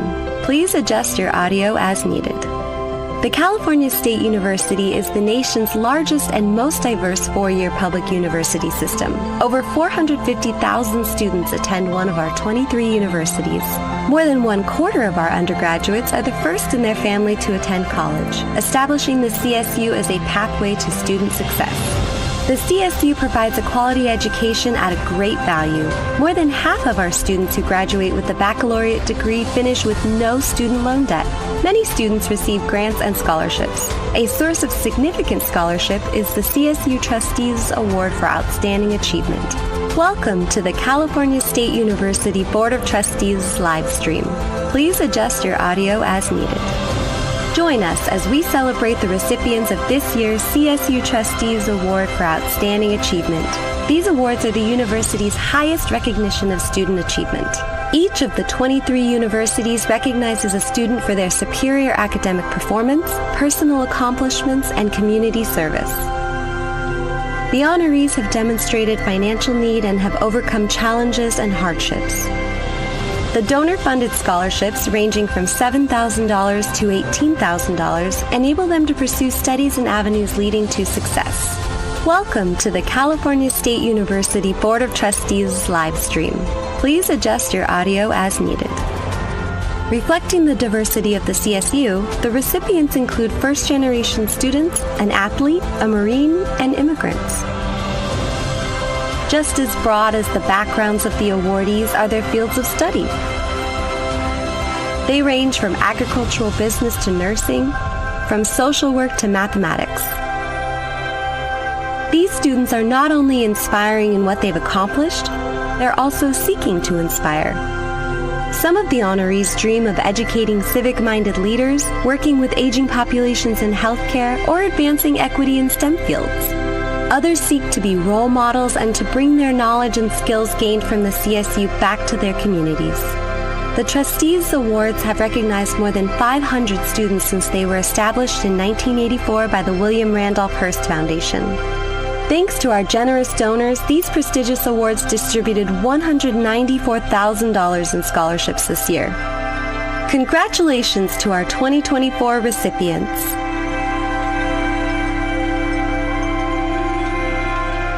Welcome to the California State University Board of Trustees live stream. Please adjust your audio as needed. The California State University is the nation's largest and most diverse four-year public university system. Over 450,000 students attend one of our 23 universities. More than 1/4 of our undergraduates are the first in their family to attend college, establishing the CSU as a pathway to student success. The CSU provides a quality education at a great value. More than half of our students who graduate with a baccalaureate degree finish with no student loan debt. Many students receive grants and scholarships. A source of significant scholarship is the CSU Trustees Award for Outstanding Achievement. Welcome to the California State University Board of Trustees live stream. Please adjust your audio as needed. Join us as we celebrate the recipients of this year's CSU Trustees Award for Outstanding Achievement. These awards are the university's highest recognition of student achievement. Each of the 23 universities recognizes a student for their superior academic performance, personal accomplishments, and community service. The honorees have demonstrated financial need and have overcome challenges and hardships. The donor-funded scholarships, ranging from $7,000 to $18,000, enable them to pursue studies and avenues leading to success. Welcome to the California State University Board of Trustees live stream. Please adjust your audio as needed. Reflecting the diversity of the CSU, the recipients include first-generation students, an athlete, a Marine, and immigrants. It is 1 o'clock. Thank you all. Welcome back. At this time, we will now begin the business of our committees. Trustee Adamson, would you please convene the Committee on Collective Bargaining? Thank you, Chair Clark. Will the Committee on Collective Bargaining please come to order? Does any committee member wish to remove any item for separate discussion from today's consent agenda? Hearing none, then may I have a motion to approve the items on the consent agenda? So moved. And a second? Second. All right, before we vote, only members of the committee can vote. I remind you. All in favor say aye. Aye. Aye. Any opposed? Any abstention? The items on the consent agenda are approved. Chair Clark, that includes the extremely busy calendar of the Collective Bargaining Committee. You did that very well, Trustee Adamson. Thank you very much. Trustee Lopez, will you please convene the Committee on Finance? Thank you, Chair Clark. Will the meeting of the Committee on Finance please come to order? We have a consent agenda with 3 items. Does any committee wish to remove any item from the consent agenda for separate discussion? Seeing none, may I have a motion to approve the items as listed in the consent agenda? So moved. Second, please. Second, thank you. All in favor? Aye. Aye. Opposed? Only committee members, please. Abstentions? Okay, the consent agenda has been passed. Approved. We have 2 important items on our agenda today. The first item is an action item. We're going to be talking about the budget submission to Sacramento, to the governor's office for 25-26, and the board will be asked to approve the submission. To kick us off, Steve Relier, Executive Vice Chancellor and Chief Financial Officer. Ryan Storm, Assistant Vice Chancellor for the Budget, will do a presentation, which will be followed by presentations from 2 of our presidents, Ellen Neufeld from San Marcos and Cynthia Teniente Matson from San Jose. So, Steve, please begin. Okay, well, thank you, Trustee Lopez. As you recall, during our July board meeting, we discussed potential budget priorities for the 2025-26 fiscal year. Those discussions were key in preparing the proposed 2025-26 operating budget request to the state of California, which we present today as an action item for the board's approval. Now, our presentation is divided in 2 parts. The first part covers the recommended operating budget request. Again, we seek your approval for that request today. And then the second part covers the consequences of a potential state budget cut. President Neufeld from San Marcos, President Teniente Matson from San Jose will provide some important context as we get into the second part of the presentation. So before we move on, why don't we just talk about some key takeaways now and at the very end of this presentation. First and foremost is that the state of California has clearly signaled that they intend to cut the CSU's budget next year. Now, this is despite new unavoidable costs that will come our way next year and the years after. In addition to those unavoidable costs, the proposed budget request includes many essential budget priorities that reflect the CSU's mission and values. At this early stage, the state's planned cut and the CSU request don't align with each other. The result, then, is a significant budget gap between anticipated revenue and our planned expenditures. That budget gap will be closed over the next year or so, and we will provide you with updates along the way. Now I'm going to turn it over to Assistant Vice Chancellor Ryan Storm, who will explore the factors that make these key takeaways so significant. And by the end, you'll see how each point is pretty critical to this discussion. So with that, Ryan, I'm going to turn it to you. All right, thank you, Steve. So to better inform your decision making, we have included in your materials a significant amount of detail on the recommended operating budget request for 25-26. Specifically, you can see that detail in Agenda Item 4, Attachment A. New to this year's budget request are descriptions of the consequences of a budget cut and if priorities are not funded.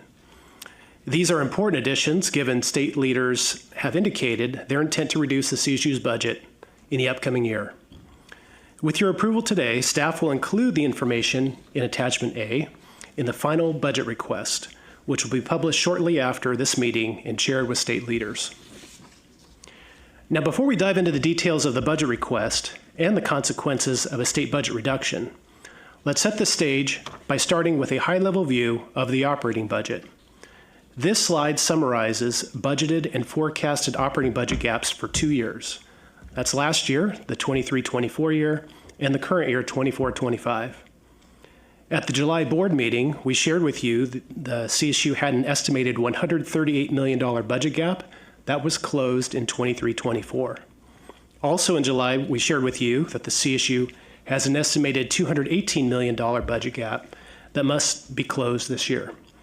As we enter 25-26, we anticipate a similar pattern, potentially a third straight year with a budget gap, and that will be next.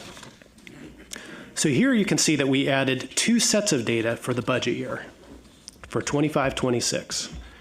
These represent 2 scenarios for this budget cycle.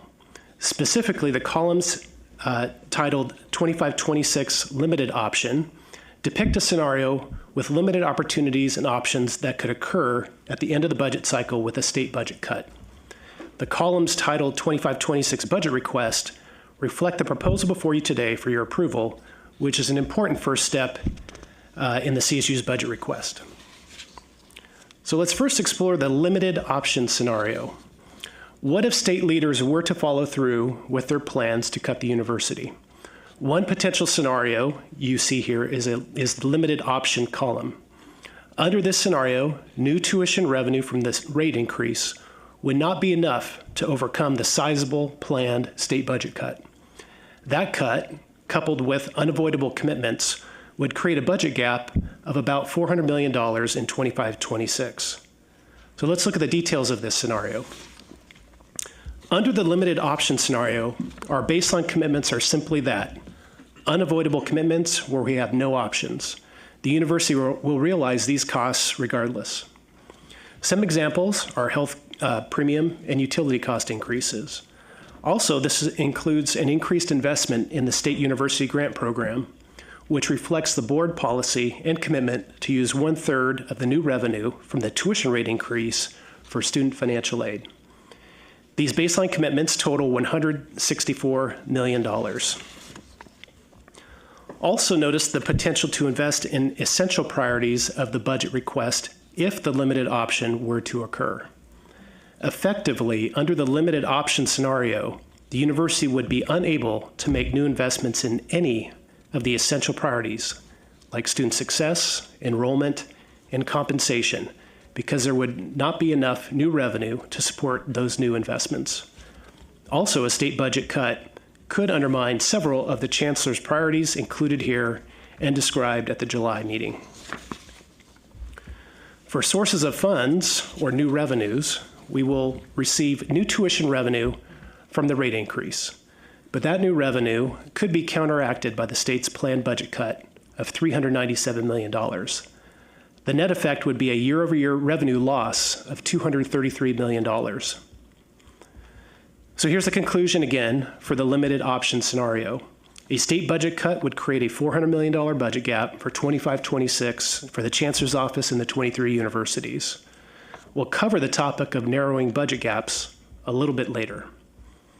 Finally, for this scenario, it would be clearly very detrimental to the university.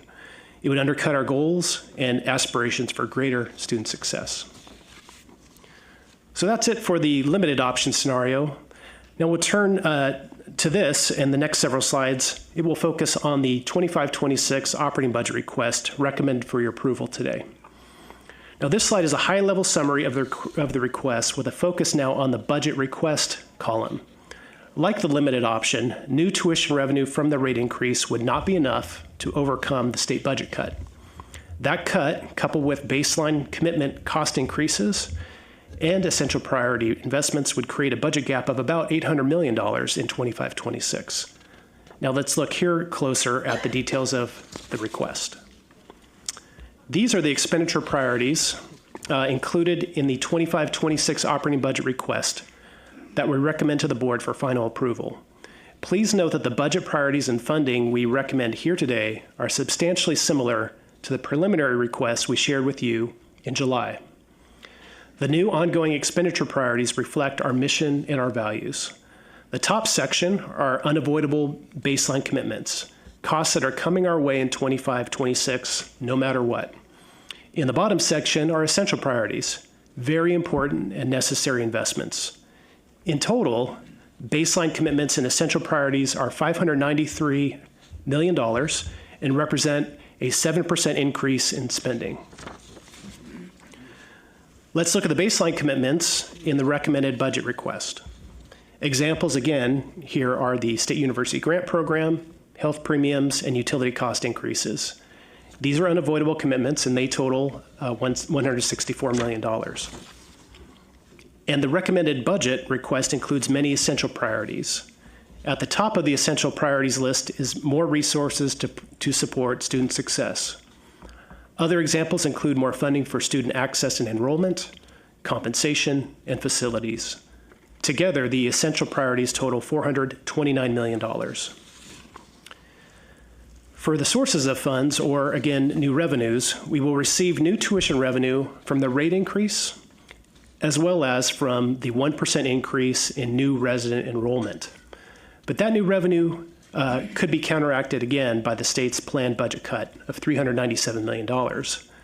The net effect under this scenario is a year-over-year revenue loss of $209 million.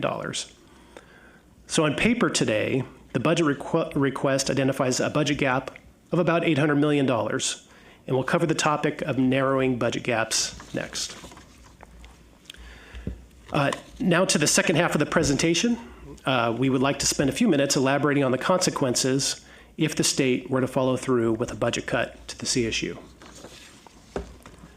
Now, the budget request notes a significant budget gap between the baseline commitments, the essential priorities, and the available revenue for 25-26. Certainly, our budget advocacy will stress the importance to the state. It will stress the importance that the state must avoid these cuts, and the state must instead continue new investments in the university. But if state leaders were to proceed with their planned budget cut to the university, there would be consequences. As we move along the budget cycle timeline, the Chancellor's office and each of the universities will explore many options and make strategic decisions that will narrow and eventually bridge the budget gaps noted here today. So here are some examples of those options. The CSU foregoing many budget priorities, the university potentially reprioritizing resources from current academic programs and support services to unavoidable baseline commitments.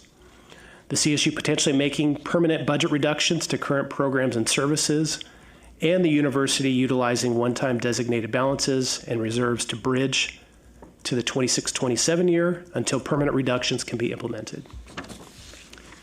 Now, as we shared in July, there is a budget gap in the current year, 24-25, that exceeds $200 million, and the 23 universities are actively addressing that gap right now. As I just shared, a state budget cut would create yet another budget gap for the universities next year. So to provide you with a better sense of the cost reduction strategies underway and potential strategies next year, two presidents will share their perspectives on how they are addressing financial challenges at their universities. First, we'll hear from California State University San Marcos' President Neufeld. And second, we will hear from San Jose State University President Teniente Manson. President Neufeld, please begin. Thank you so much for the opportunity to provide an update today. Our budget at Cal State San Marcos is fundamentally guided by the priorities outlined in our strategic plan, which has a laser-focused mission on student success. On our budget, we consult with the President's Advisory and Budget Committee, known on our campus as the University Cabinet. Our Provost and Finance and Administrative Services meet regularly with our Academic Senate's Budget and Long-Range Planning Group. And to keep our campus community informed and engaged, we regularly host University Budget Campus Open Forums. And last year we held 4 forums with attendance reaching over 300, and all of the recordings are always available online. You know, in our university, we're at a transformational time on our campus with a great opportunity to develop and grow high-demand programs. At CSUSM, we consistently rank in the top 1% nationally for social mobility, and our dedicated faculty and staff proudly serve that mission of student success. We're growing with the 6% increase this fall.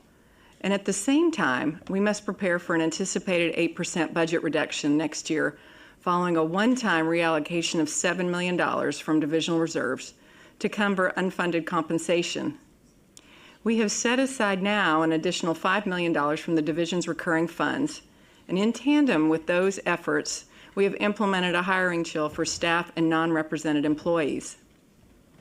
The challenge we now face is that while we were growing, We are unable to hire the essential employees needed to support our mission of student success.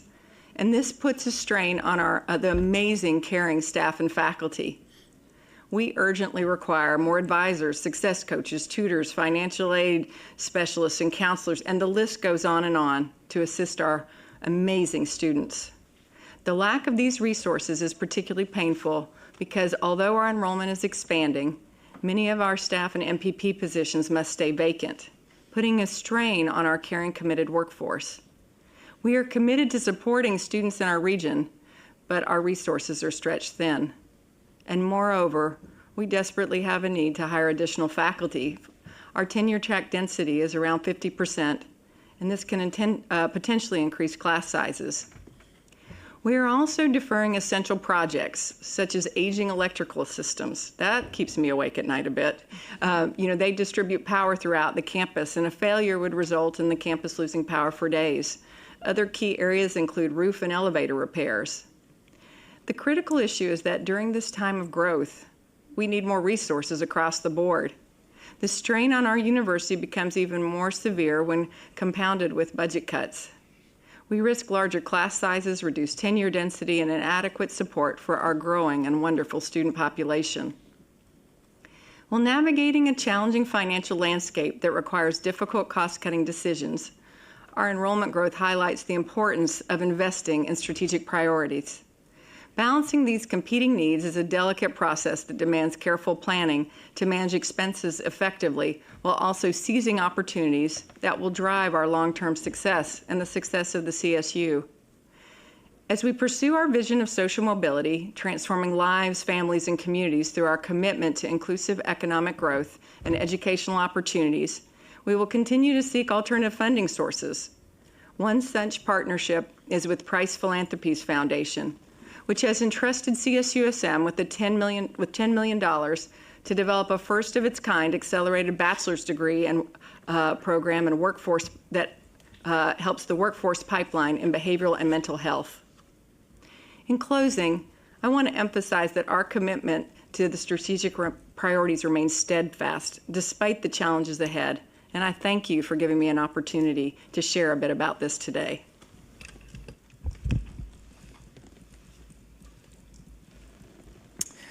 So San Jose State is also addressing the financial uncertainty from multiple vantage points. Like President Neufeld described, we're also focused on building a resilient and sustainable budget framework. Our campus, like other campuses, have been dealing with some structural deficits and dwindling reserves. Over the last 20 months, we've been focused on rebalancing our operating budget and right-sizing our resources. We've reorganized and we've realigned departments like enrollment management and advising to better align with the student experience from the point of recruitment to commencement. We've also reallocated resources to ensure we can grow academic programs to meet workforce or graduate school surges in demand. We're positioning the university to better respond to our budget shortfalls, to grow our enrollment in a very tight market, and to diversify our revenue streams.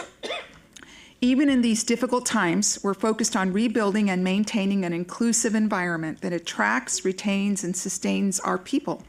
We're focused on a people-centered excellence approach. We're realigning our administrative functions to reduce bureaucracy and to streamline our work. This is being supported by the CSU as a pilot with the potential for other campuses to follow. Like others, we have examples of collaborations to further shared services, like we've been providing dispatch services to Cal State East Bay and De Anza and Foothill community colleges. We've initiated a shared services model for payroll with CSU Monterey Bay.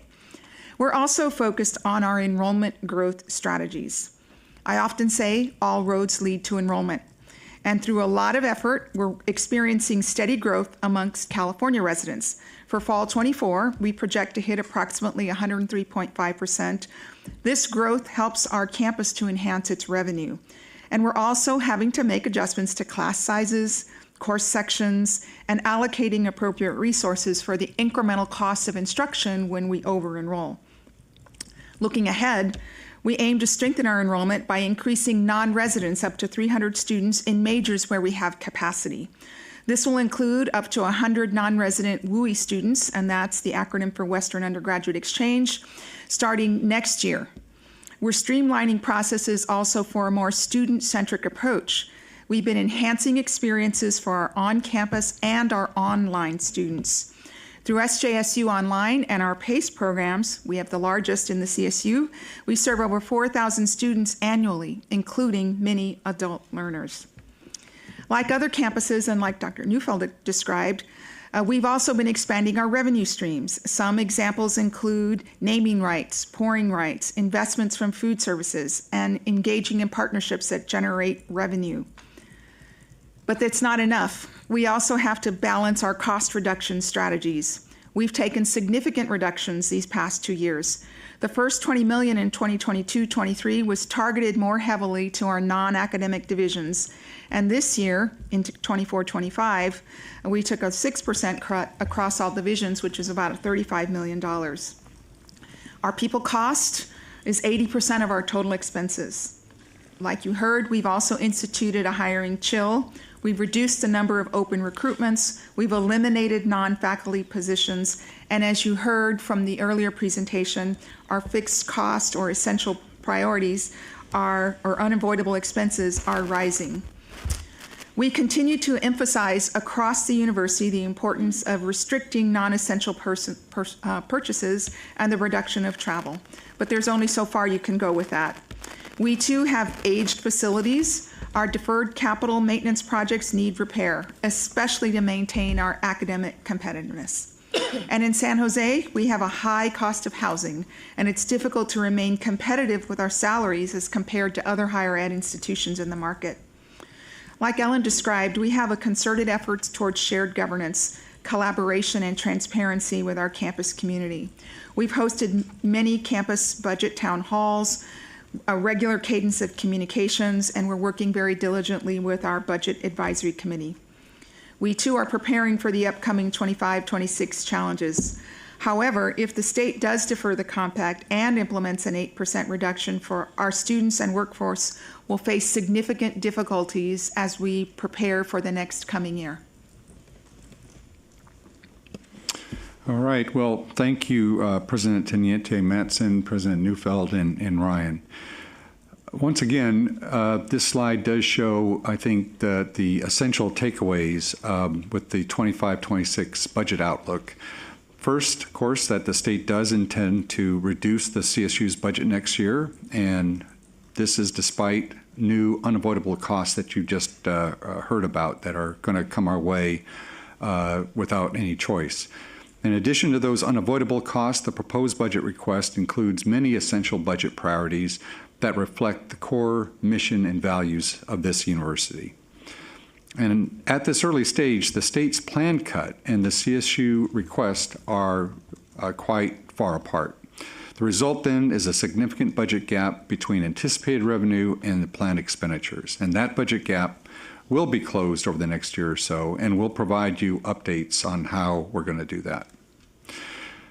For next steps following the board's approval, we will submit the operating budget request to the governor and the California Department of Finance for their review and consideration. The next significant milestone for our request will be seen in early January when the governor's administration proposes a budget for the CSU for the 25-26 fiscal year. Legislative consideration of our request and the governor's May revision proposal for the CSU will then follow later in the year. Needless to say, an effective advocacy strategy is absolutely critical in this upcoming budget cycle. It is imperative that we find every way possible to demonstrate clearly that a budget reduction of the size that's forecasted right now by the state would have serious negative impacts on our students, on the support we provide our students, and the quality of our students' education. We do remain optimistic about our partnership with the administration and the legislature. And by working together, we can navigate these challenges and secure the necessary funding to avoid these harmful cuts. Through continued collaboration, we can ensure that the CSU remains a beacon of accessible, high-quality education, providing the best possible outcomes for every CSU student and for California's communities and the California workforce. This united effort will not only protect our universities, but also strengthen our shared commitment to fostering equity, student success, and economic mobility across the state. Chair Lopez, we recommend approval of the 25-26 budget request. This concludes our presentation, and we're happy to address any questions. Thank you, Steve. Before I ask a motion on the request, I've been looking at the presidents and seeing some of them nod, knowing that they also share the same pain that's going on. And I'm going to go off script and see if some folks, I see President Morales, President Quinones, I'm just going to limit it to you. Can you give me 60 seconds, 60 seconds on what's happening on your campus? Thank you, Trustee Lopez. As you know, CSUSB was highly ranked in the recent Wall Street Journal, third in social mobility, 46 out of 500 overall, 107 in best salary. As a result of the $49 million reduction in our budget over the last 2 years and projected next year, our operating budget will decrease from $260 million per year to $217 million. CSUSB will free 68 staff and management positions. This will impact staff morale and increase staff workload. These reductions will impact our inability to provide academic support to those freshmen who arrive at CSUSB underprepared in math and English. And of course, like my colleagues, we have significantly cut our O&E budget, which impacts professional development and just the day-to-day operating of the institution. Thank you for the opportunity. President Quinones, 60 seconds, please. I'm sorry. I want to thank the opportunity to share my perspective on this issue. As many of us, we have invested on having high rankings of our university. So we're lucky that CSU have many, many campuses that are high ranked. And this is an investment of California on the education of our students. We, CSUMB, are number 1 in social mobility in the West, according to U.S. News, and we are number 11 institution in the whole U.S. as a mid-sized institution. However, on the past 13 months, I make a 17% cut on the expenditures of my university. Today, I'm very proud that we have 2 years of balanced budget. But that has made us bare minimum. We had done these cuts with limited impact to student-focused services because we want to retain our excellence. But after this rapid right-sizing that is happening to many of our campuses, at least 8 of us are working on right-sizing the institution. All of these campuses are in bare minimum right now, and we don't have any additional space to have an 8% cut. This will be catastrophic, affecting our student networks. We will set back. CSUMB is the only institution without any equity gap. It will set all our G25 goals. It will set back our student success and so many things that we all together collectively have worked with the board and each of the members here present today. Thank you. Thank you. I just wanted to give just a sense from other folks. It's the same story everywhere. They've been dealing with ongoing cuts, closing gaps, and so we're basically hanging on. I'm going to ask the Chancellor to speak to the budget request, and then I'll open it up for questions and comments. As we all know, the California State University is not only the nation's largest and most diverse four-year university system, it's the most impactful. We transform lives at an unmatched scale, breaking cycles of generational poverty. As you heard from our president, recently released rankings again confirm that the CSU's universities are leading every measure of social mobility nationwide. Across the state, our universities stand as stewards of place, partnering with their business partners, community, and governmental leaders to drive the social, cultural, and economic vitality of the regions that our universities serve. So many of our students are place-bound, or as I prefer to say, place-committed. 80% of our students live and work within a 50-mile radius of their alma mater upon graduation, continuing to and elevating their communities in unmeasurable ways. Statewide, 1 out of every 10 California employees is a Cal State graduate. The CSU is the pipeline that powers California's educated and diverse workforce that is California's biggest, greatest competitive advantage. Fiscal resources entrusted to the CSU are not an expenditure. It is an investment, and the return of the investment is immense. And it is positive impact that permeates and enriches every one of our communities, every industry, and every aspect of our society and our democracy. But what happens when you stop investing? Or worse, when you cut that investment as significantly as the state has signaled? There's no way around it. The consequences will be every bit as far-reaching, borne by our students, their families, our employees, the communities we serve as stewards of place, by our state, and by our nation. Every Californian will feel it. And as it is tragic, and so often the case, our most marginalized communities will suffer a disproportionate impact. Advocacy is important every year. This year, it's crucial, it's essential, it is mission critical. We must tell the CSU story with many thousands of voices, and we must tell it with a unified, powerful voice. Today, I'm calling upon each of you, the entire CSU family, and our supporter, partners, and friends, and your neighbors, to join our effort. Vice Chancellor Sachs and his Advocacy and State Relations team will give us the tools that are necessary to advocate. Our work begins, and our work on advocacy begins now. Thank you, Trustee Lopez. Thank you, Chancellor Garcia. I'm going to open it to comments, questions, suggestions. I just want to underscore a couple of things. One is we have a responsibility, a fiduciary responsibility for this university, and the proposed budget is basically sending to the governor a request that says, this is the money that we need in order to fulfill our responsibilities. I will add, we are not deaf to the realities of the state budget situation. We understand that.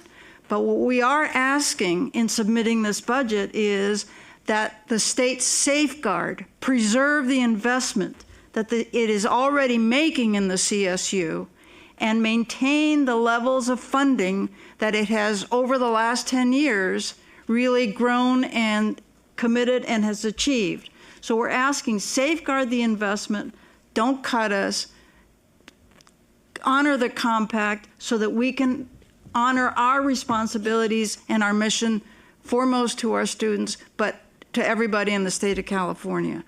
So let me just open it up. I do hope questions, comments, and also suggestions, because it's important that the board have a say and feel an ownership of this budget in order to meet and raise to the occasion and the call that the Chancellor has made. Mr. McGrory. I just think the problem we have is I think we've got a lot of broken calculators in Sacramento. We're expected to increase enrollment, fulfill the needs of the labor market, and continue to grow the economy. And at the same time, we're facing these incredibly massive cuts. And this is just the beginning. What San Marcos and San Jose are experiencing today is going to get 10 times worse next year. I mean, it's just going to be an incredibly bad situation. I just think my problem has been on the advocacy side, and I know Greg is making a change in this, is we've tried to play good guy up in Sacramento. We've gone up there and we've tried to play nice with them and That obviously is not working. It is not working. We are not telling the story accurately. And one of the things we've talked about is we need to quantify what Ellen just told us about. We need to quantify it across the board, do a survey of the 23 campuses, find out how many frozen positions there are, how many courses are being cut, how many students are being affected, and then the same thing for next year. So that you have a chart that shows, here's what you did to us this year, and here's what's going to happen to us next year. But it has to be numbers. It can't be just, gee, woe is me, we're really getting screwed here and we're not getting our fair share. No, we got to tell the story, but what happens to our 500,000 students with these incredibly massive cuts? And next year, we're not talking about frozen positions. We're talking layoffs. Everybody's got to face up to that. We're talking layoffs. And we relied on the legislature and the compact, and we went out and gave 5% pay increases based on the compact. And all of a sudden, the compact's gone. Now we're absorbing all these pay increases. And next year, we're going to reopen these contracts. And if I'm a union leader, I'm not going to be a real happy camper, okay? I've gone out and told my employees, you're going to get it in CSU, or whatever it is. We've told them they're going to get a 5% increase. No, we're going to reopen the negotiations, and now we're going to renegotiate that pay package.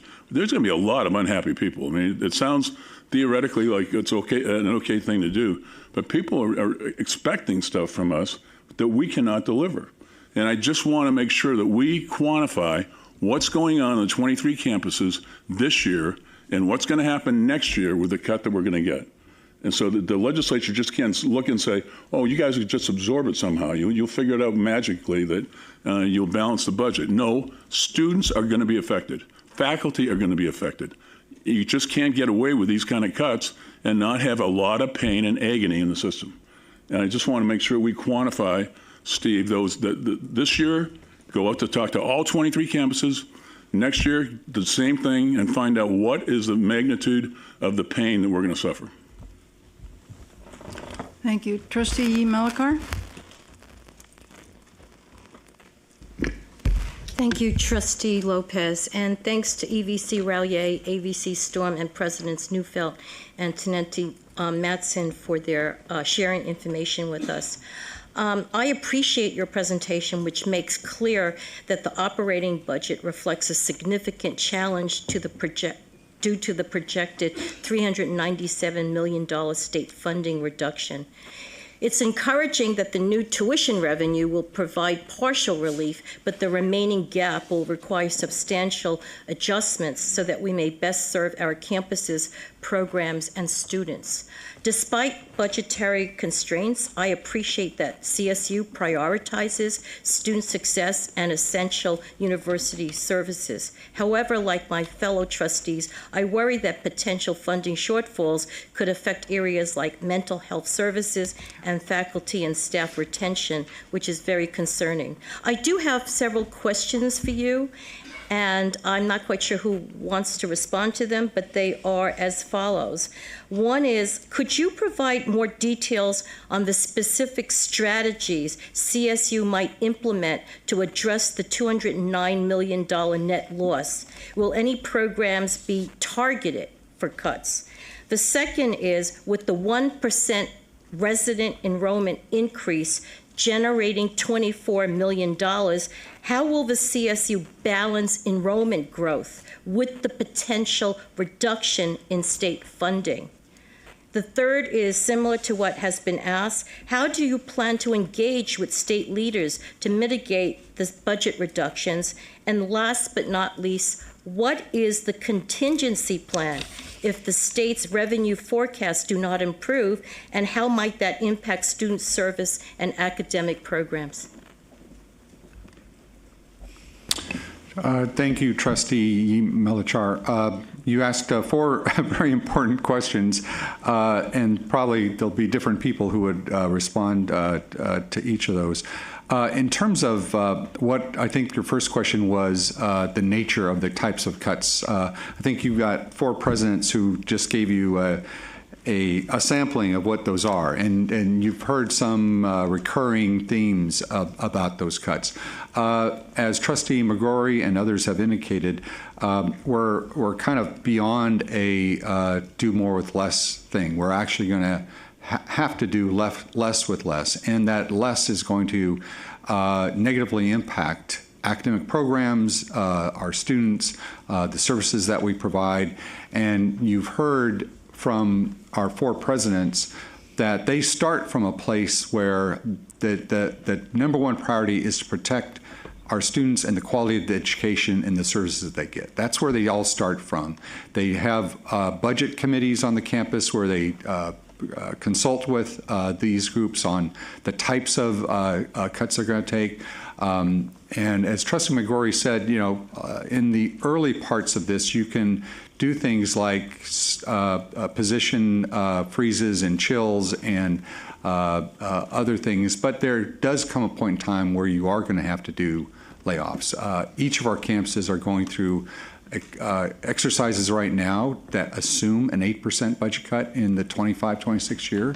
We're going to do everything we can, as the Chancellor indicated, to make sure that does not occur and advocate that that doesn't occur. But they are doing that planning right now. So I think that addresses maybe the first and the fourth question you had about the nature of the cuts, and I will ask my colleagues if they want to add anything to that. But before going on, you also mentioned enrollment growth. I think that was your second question. Yes, it was. And you're absolutely right in targeting that as a concern, because you can grow enrollment when you have resources to grow enrollment.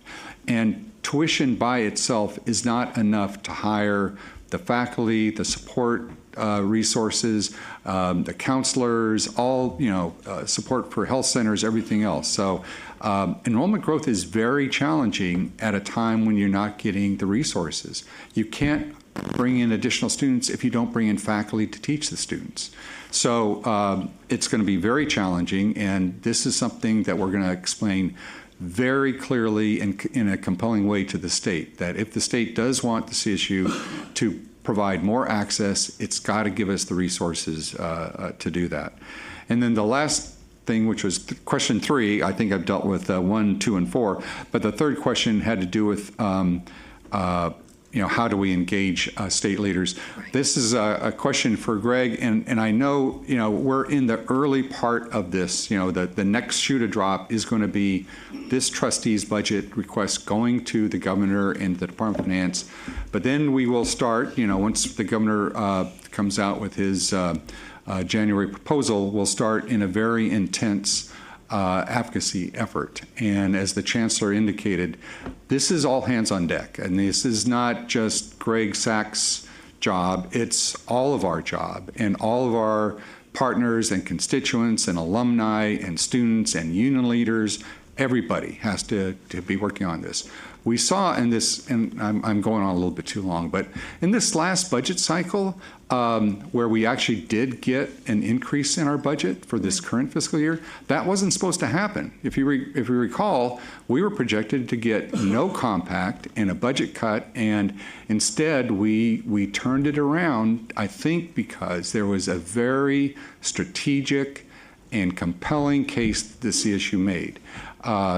So to me, that gives me hope that by us maybe cranking it up even more so, and I like what Trustee McGrory said, no more Mr. Nice Guy, right? I mean, we do need to continue to make that compelling case, and as the Chancellor indicated, remind folks that the health of the CSU and its students is directly linked to the health and the future of the state of California.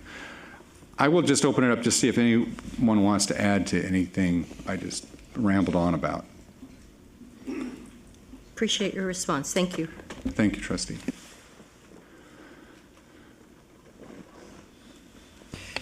Trustee Gilbert-Lurie. Thank you, and thanks to the presidents for giving us some more flavor to what the pain would feel like, and to the Chancellor for your enthusiastic response to what we need to do. My questions start, or they're just thoughts, start along the line of Trustee McRory's thoughts in terms of if we are going to be the strongest advocates we can be for the compact, we need information. And I think what we need is not only, as you suggest, to quantify the cost to the campuses, but I think if we could quantify the cost to the state, that would be helpful. Like start to talk about their return on investment, and they have this, they have a resource sitting in the center of their state that powers the state. And what happens when on their watch, they're going to let this deteriorate. So I think we need numbers to start to quantify the cost to the state. And then on the other side of the ledger, we need the efficiencies that we are making. And we understand that efficiencies come, you're all doing what you can do to cut on your campus, but what are we doing inter-university? We are a system. And so I think it would be great if we could walk in. I will be a stronger advocate if I could say, these are the 10 changes we are making. And and we start with the one that's, so visible on our agenda today with a merger between two universities. But what are the other efficiencies? So we're doing our part, and here's the cost to you. And I think we should write about that. This looks really bad if this is, starting to appear places that we are making these cuts. And I think the final piece I wanted to mention that Trustee McRory also touched on, but we relied on this compact in two ways. One, in our bargaining units and the compromise situation that puts us in, but also we relied on it when we raised tuition, because we calculated our tuition to say, you are going to pay this, but we're not making cuts on your back of your tuition to make your university experience a lesser experience. We made that commitment to our students based on resources that we were counting on. And, I'm trying to think of what I wanted to say about, just one thing I would add on to the cost to the state is we heard this young woman today in public comments talk about mental health and, how it would be our responsibility if, God forbid, her life had been lost in her first year at college. We need our mental health. It's part of our responsibility as being a university in 2024 is having adequate support services. We shouldn't be operating if we don't. And so that's incumbent upon the state too. If you want to be a state, if you want to offer a top university, then it comes with responsibility. Thank you, Trustee.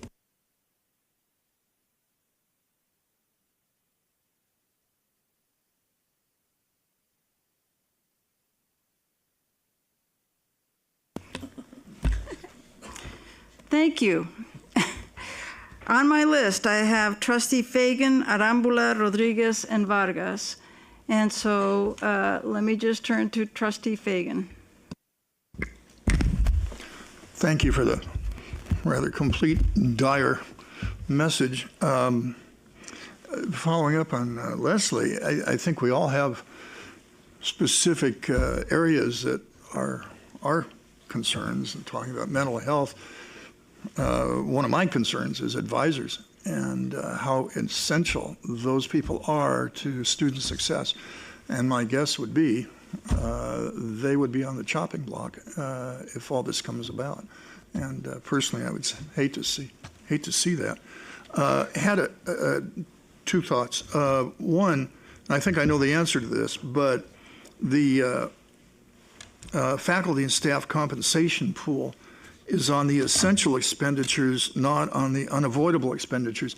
Is that because of the reopener and things that were involved in the agreement?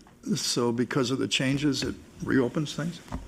That's right. I might turn to Vice Chancellor Liddicoat to explain how the contracts work in 25-26. But we are not obligated, the way my understanding is, the way the contracts are structured, to provide the funding that's in that request to our employees in 25-26, unless there are certain triggers that are triggered, like us getting full compact funding and not getting a budget cut. If there is no compact funding, if there is a budget cut, then those triggers don't happen, and there is no obligation on the compensation in those major areas. We do have in the trustees' proposal to the state in 25-26 a number for compensation increases, because we feel that that is, to fairly compensate our faculty and staff, is an essential priority of our budget. And so that's why we're asking for that amount. That's why we're asking for $600 million, is to fund that. But if it's not funded, then that obligation is not there. And that's why what differentiates it, Trustee Fagan, from that other category. Because that other category, it doesn't matter what we get. That other category of the unavoidable baseline commitments, like insurance increases and utility increases and the health care premium, which shot up $60 million. I mean, those things are just there regardless of what the situation is. Thank you. Sure. One final thing, to follow up on Trustee McGrory for being aggressive, more advice to Greg. In addition to the personal advocacy program with the legislatures and powers that be up there, elected officials respond to constituents. And I think I can't emphasize enough how important it is for us to have an aggressive, effective messaging campaign in the media, social media, traditional media, whatever, to emphasize everything we're talking about. You know, the media is not able to cover what they used to cover. So hopefully we're going to find a story or stories in publications tonight or tomorrow that reflect everything we're talking about here, but I would not be shocked if we don't. But it would be very important for us to be able to help the media when they can't, they don't have the resources to do this stuff, to let them know what's going on a continuing aggressive basis, a lot. And, you know, for example, for today, if we had, maybe we did, but alert them to the fact of what we're saying and having a very clear message about this is what's going to be cut, this is how it's going to affect our students, and all the bad things that'll happen unless we have a better outcome.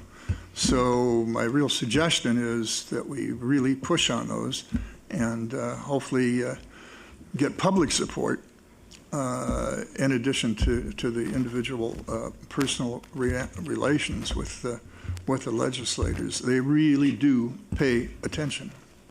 Trustee Fagan, let me assure you, the media, we have a representative of the media here who follows this very closely and does very good reporting on it. So I just wanted to call that out. I did want to, on the other hand, also just come back to, well, he does very good stories.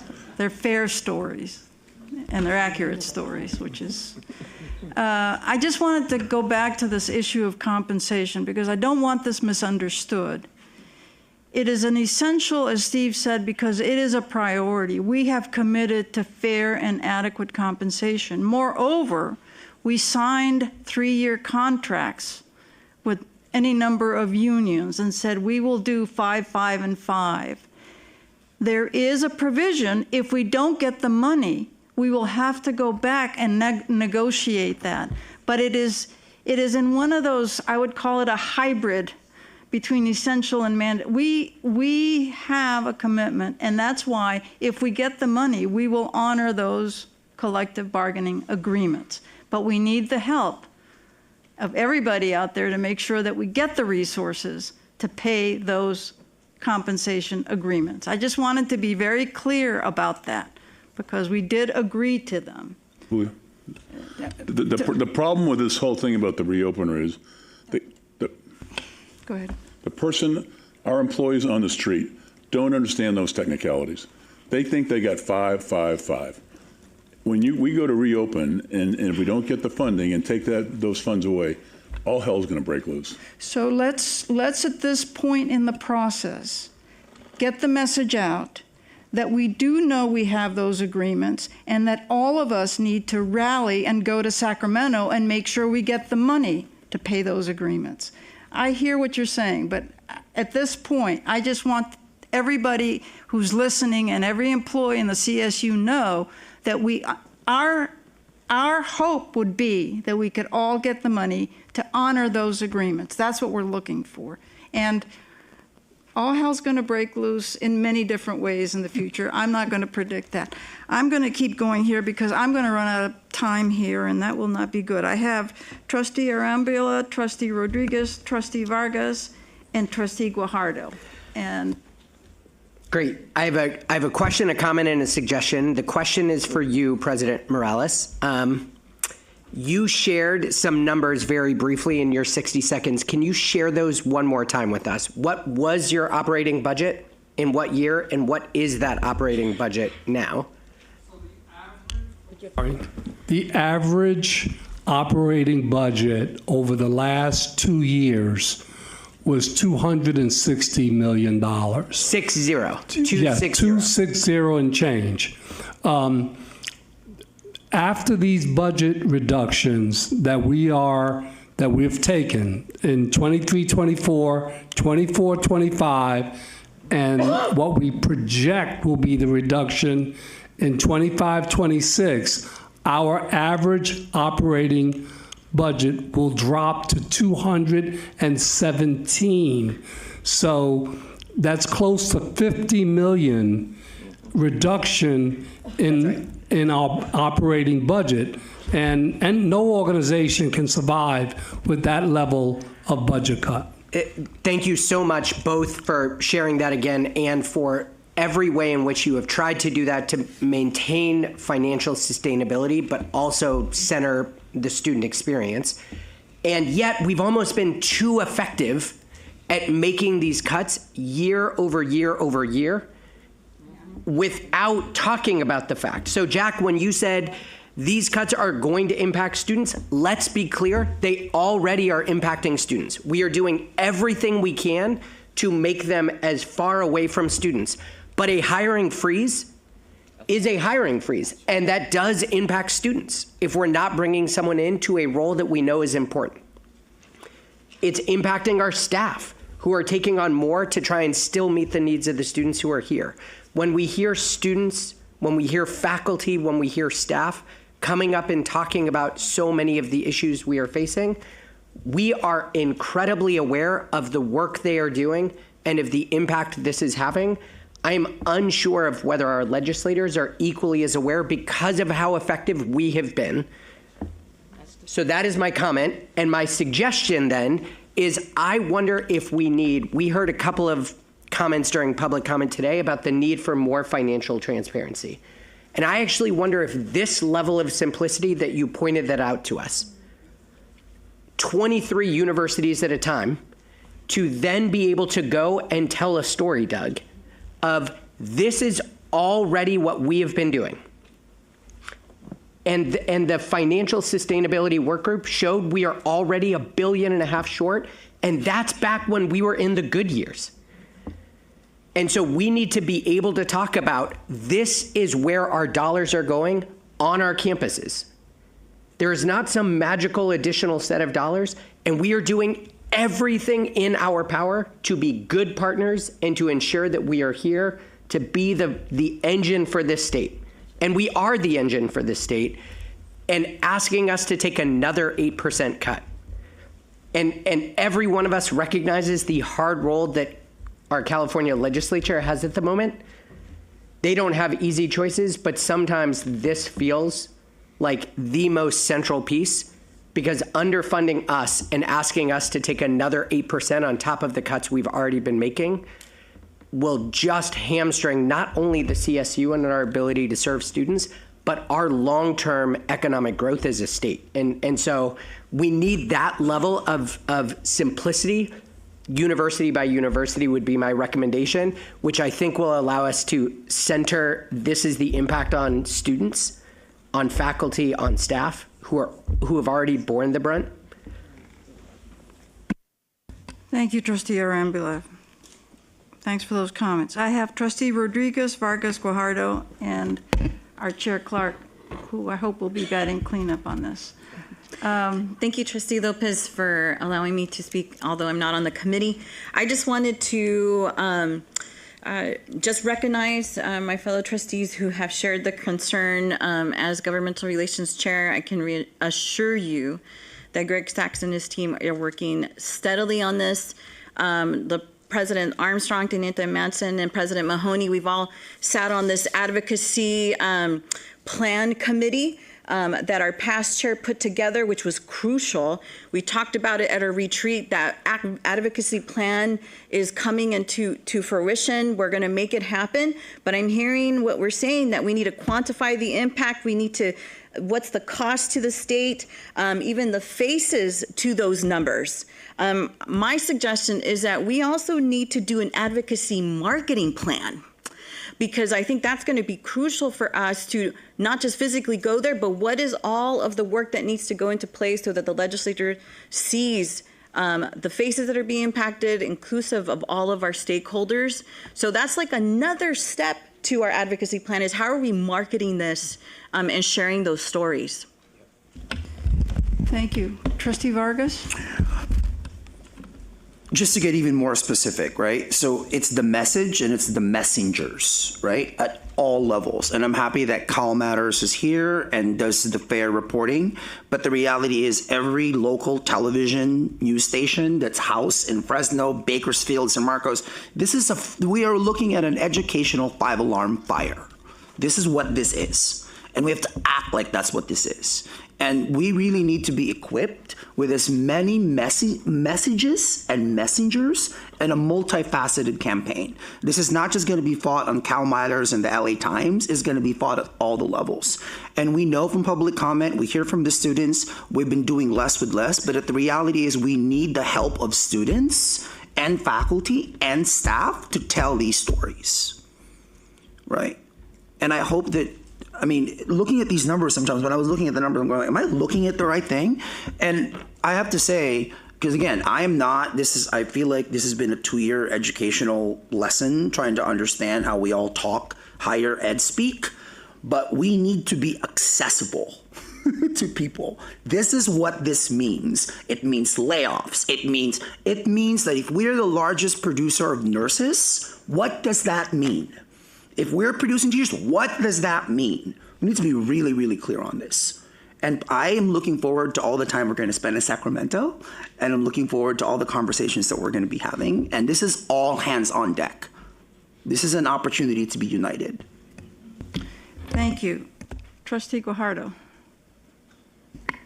Thank you. I have one question and one suggestion. So my question is in regards to reprioritization that is mentioned on agenda item 4, page 4 out of 5, and slide 16 on the presentation. So my question is, how will reprioritization occur, and what might the criteria look like to determine which essential priorities on slide 13 will remain or be reduced or even eliminated? And then my suggestion, I'll wait. I'll start and then maybe turn to one of our presidents to talk about how this actually works. But as you heard from earlier from our presidents, campuses will typically have budget advisory committees. They may call them something else, but essentially it is a group of constituents on the campus that the president and the vice president for business can go to and talk about what are we going to do with so many resources that is not enough to fund all of our priorities. What are the priorities that float to the very top? What are the ones that we're going to have to somehow reshuffle resources? And that's going to be a campus by campus discussion that happens, because the campuses have different academic programs and different mixtures of sources of funds and a lot of other characteristics that are very peculiar to that campus. So that when you see reprioritization, it's a way of describing that series of trade-offs where a campus is making really tough decisions as to what are we going to fund, What are the things we're going to put off? One of the presidents gave an example of critical deferred maintenance. You know, if you're going to delay maintaining that electrical system, there's a risk. Are you going to take that risk? How does that compare to the risk of not funding student counselors? I mean, these are tough decisions. Do one of the presidents want to amplify on that? Well, I think you gave a good examples, Vice Chancellor Rollier.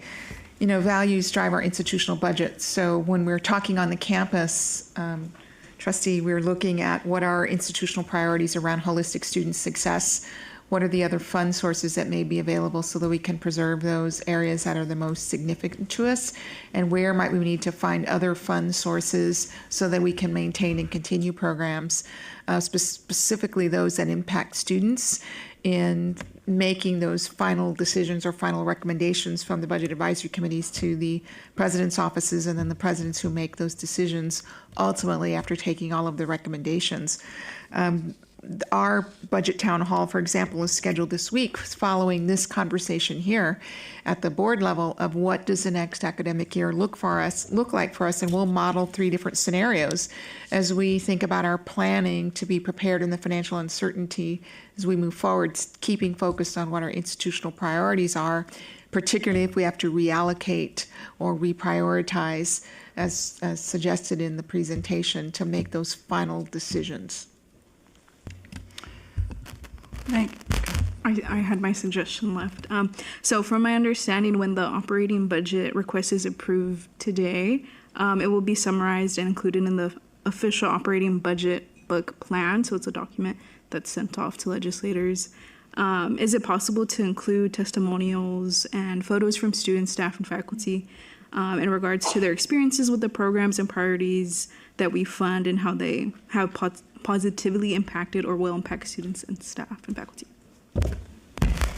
Thank you. Thank you for that suggestion. Chair Clark?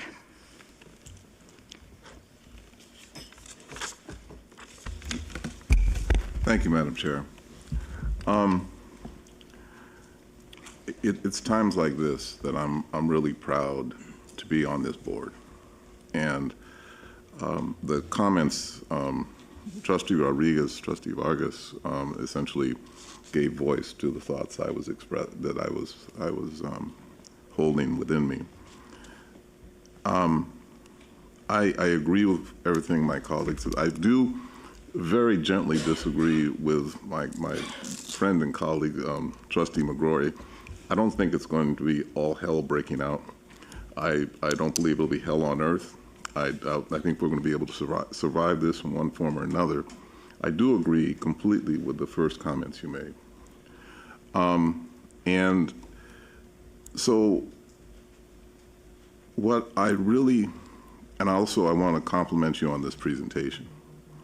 In some presentations I've heard on this board, I've heard the term catastrophic expressed. And sometimes I get just confused or perhaps even a touch frustrated, because catastrophic is the conclusion. If you don't know what's really going to happen in real time, it's hard to join you in the conclusion. You gave us information that allows us to be able to join you in the conclusion that you're asserting here, and I thank you for that. I'm hearing a very clear message from my colleagues, and what I would ask within the realm of propriety and good judgment, as we go through these next board meetings, please give us updates in terms of what strategically the CSU is doing to address this.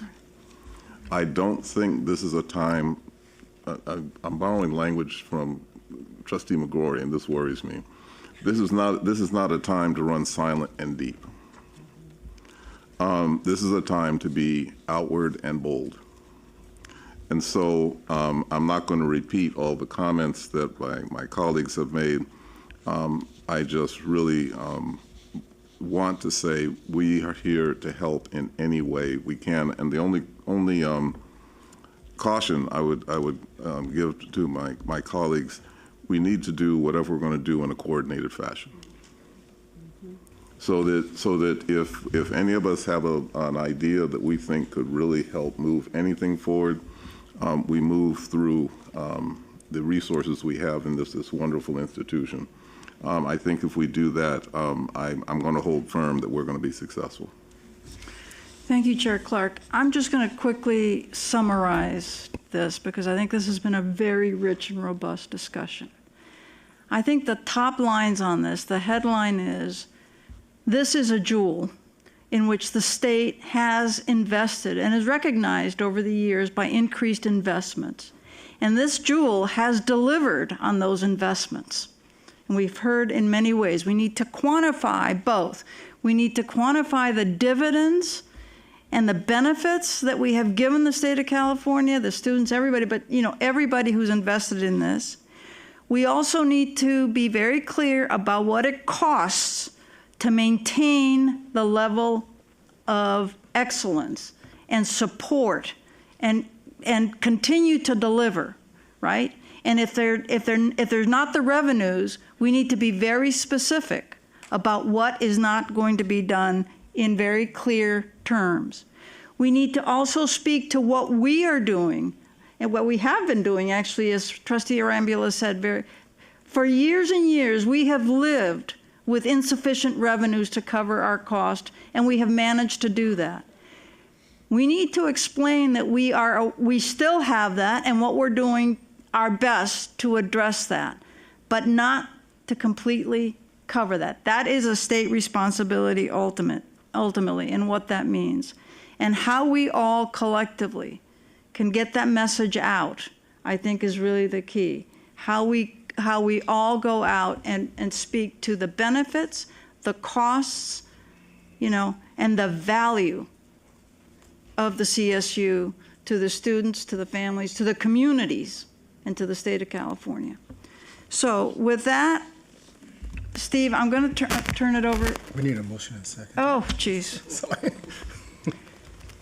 I didn't get a motion with all that discussion. Can I have a motion to approve? So moved.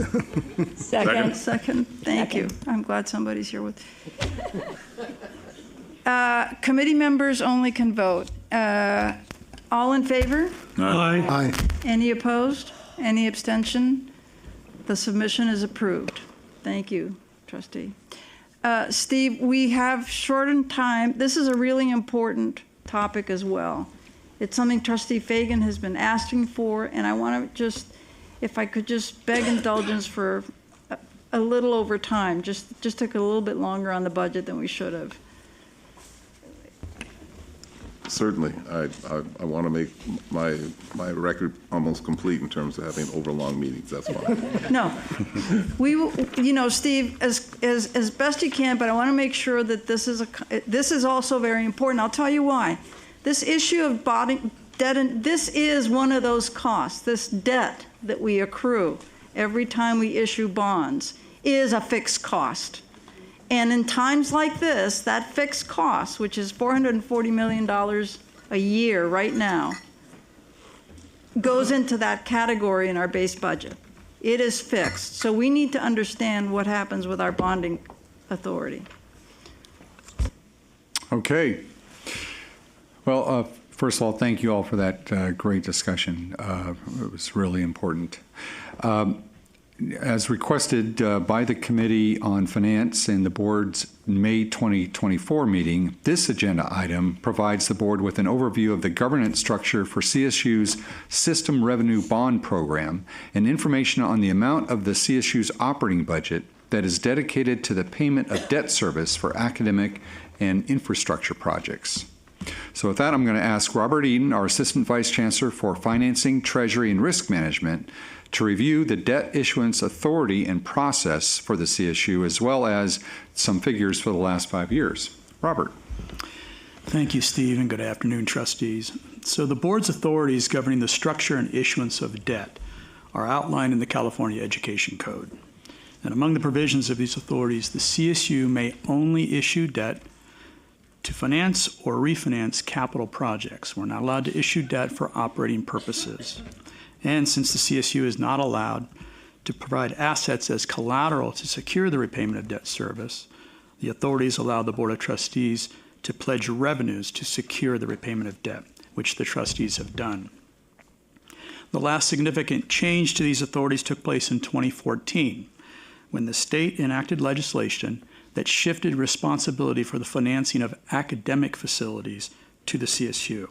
Up to that point, the CSU was only allowed to issue debt to finance self-support projects. Those are projects that generate their own revenues, such as housing, parking, student body centers, student and recreation wellness centers, that generate their own sources of revenue, which are separate from the core operating revenues of the CSU.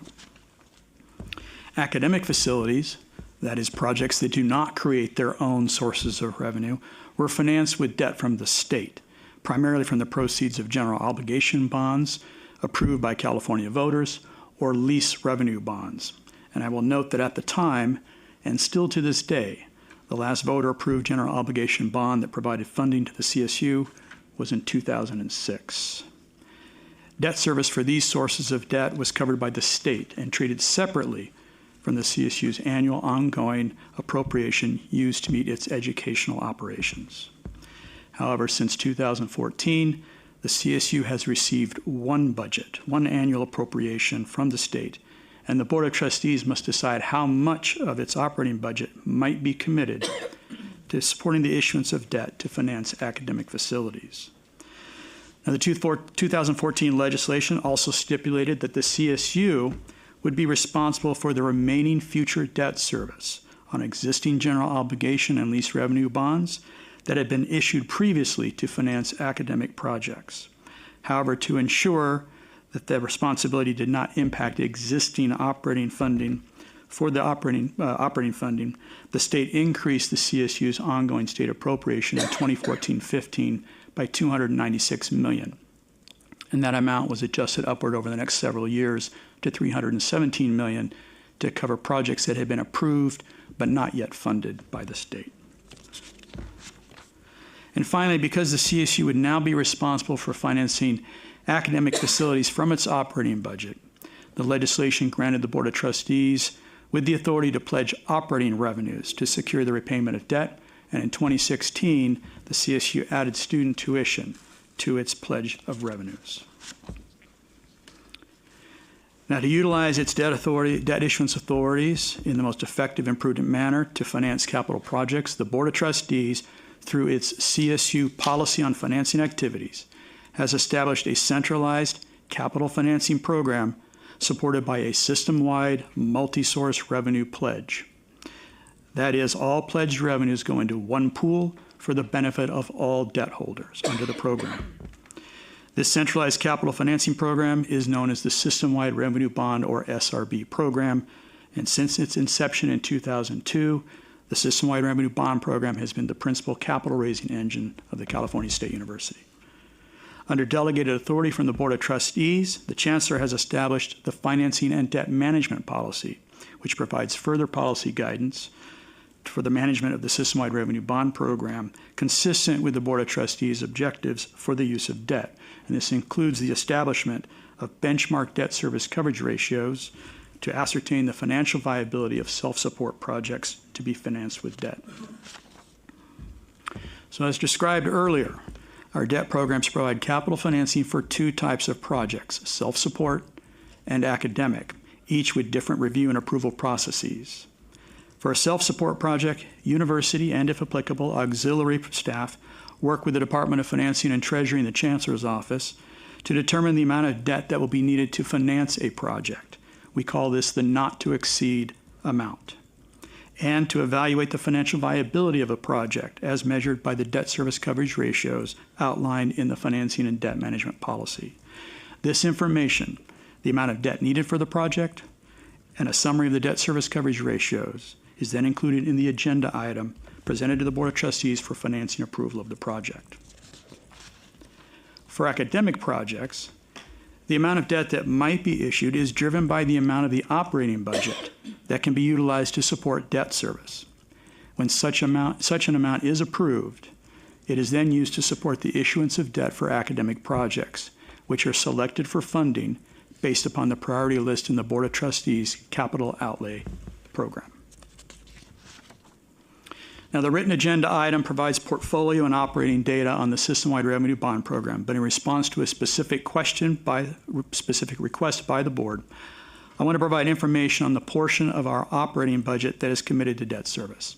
In this chart, the columns in blue represent the CSU's core operating budget in billions for the most recent 5 fiscal years, including the current fiscal year 24-25.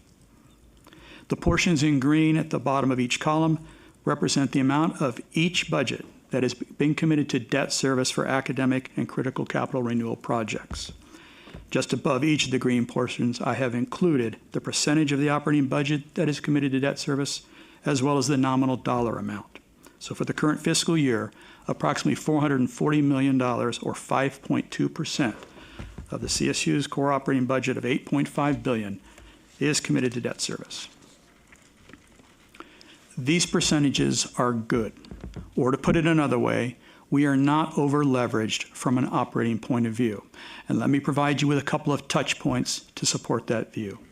First, when the state shifted responsibility for the financing of academic and critical capital renewal projects to the CSU in 2014, it placed a statutory limit, 12%, on the amount of our general fund that could be used for capital. Now, the percentages I have in the chart are not exactly apples to apples relative to the 12% limit, but they are good proxies. And since 2014, we have not come close to that 12% limit.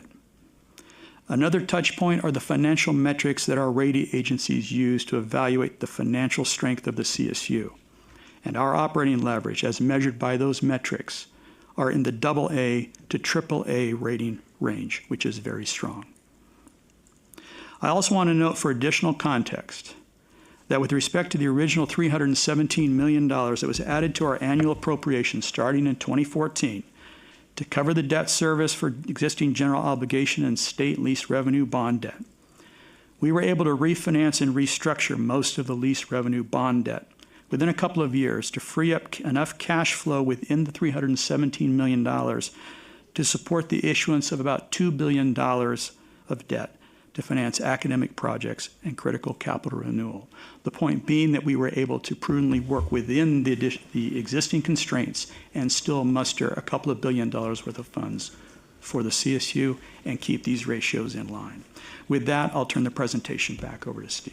Thanks. Thank you, Robert. So as we can conclude, in addition to providing the board with an overview of the statutes and policies governing the management of our CSU debt program, the goal of today's presentation has been to demonstrate that notwithstanding the budget pressures that we face and the large ongoing need for capital funding, that we do continue with your guidance to manage the debt portion of our operating budget in a prudent and thoughtful manner. Trustee Lopez, that concludes our presentation. We're happy to answer any questions. Thank you, Robert. Thank you, Steve. I know Trustee McGrory has a question or a comment. I just want to say, in my experience in working with the team here in Long Beach, both in Mission Valley and some of the other projects, it is an outstanding finance team. You guys consistently deliver tremendous interest rates. You do a great job of managing the portfolio, and I think it's just fantastic. What is the difference between the 440 and the 514? The 514, where are you referencing that from? Looking at the report on page 5. Yeah, okay. So the 514 is total debt service. That includes self-support. So, for example, housing, okay, parking, the auxiliaries and all that. And that's all kind of separate. The focus of this was to really look at our core operating budget. And that's what the 440 is, because it comes out of that. And I just think being at 5% is a good number. The metric usually, I know what you use, Chris, but our metric was 8%. And so when you're at 5, that's a good number to be at. So I think you've done a really good job of keeping us relatively lowly leveraged. Thank you. Thank you. I have Trustee Steinhauser and then Trustee Fagan. Thank you. And I just want to say thank you. This is a great example, Leslie, of efficiencies. So you just heard Robert say, because of refinancing debt, because of our great rating, you could go out and get $2 billion of additional debt for academic programs for our students. And so this is thank you, like Jack said, it's really important that we're on top of this and we have a great team that does this. So thank you, because our students wouldn't have the wonderful experiences if we can't provide the buildings and all the other resources that they need. So this is great. So let's put that on our list. Yes. Trustee Fagan? Well, I want to echo the comments about the proper involvement and expertise and everything. I don't think we have any questions about that. My concern is, or question, is not about, well,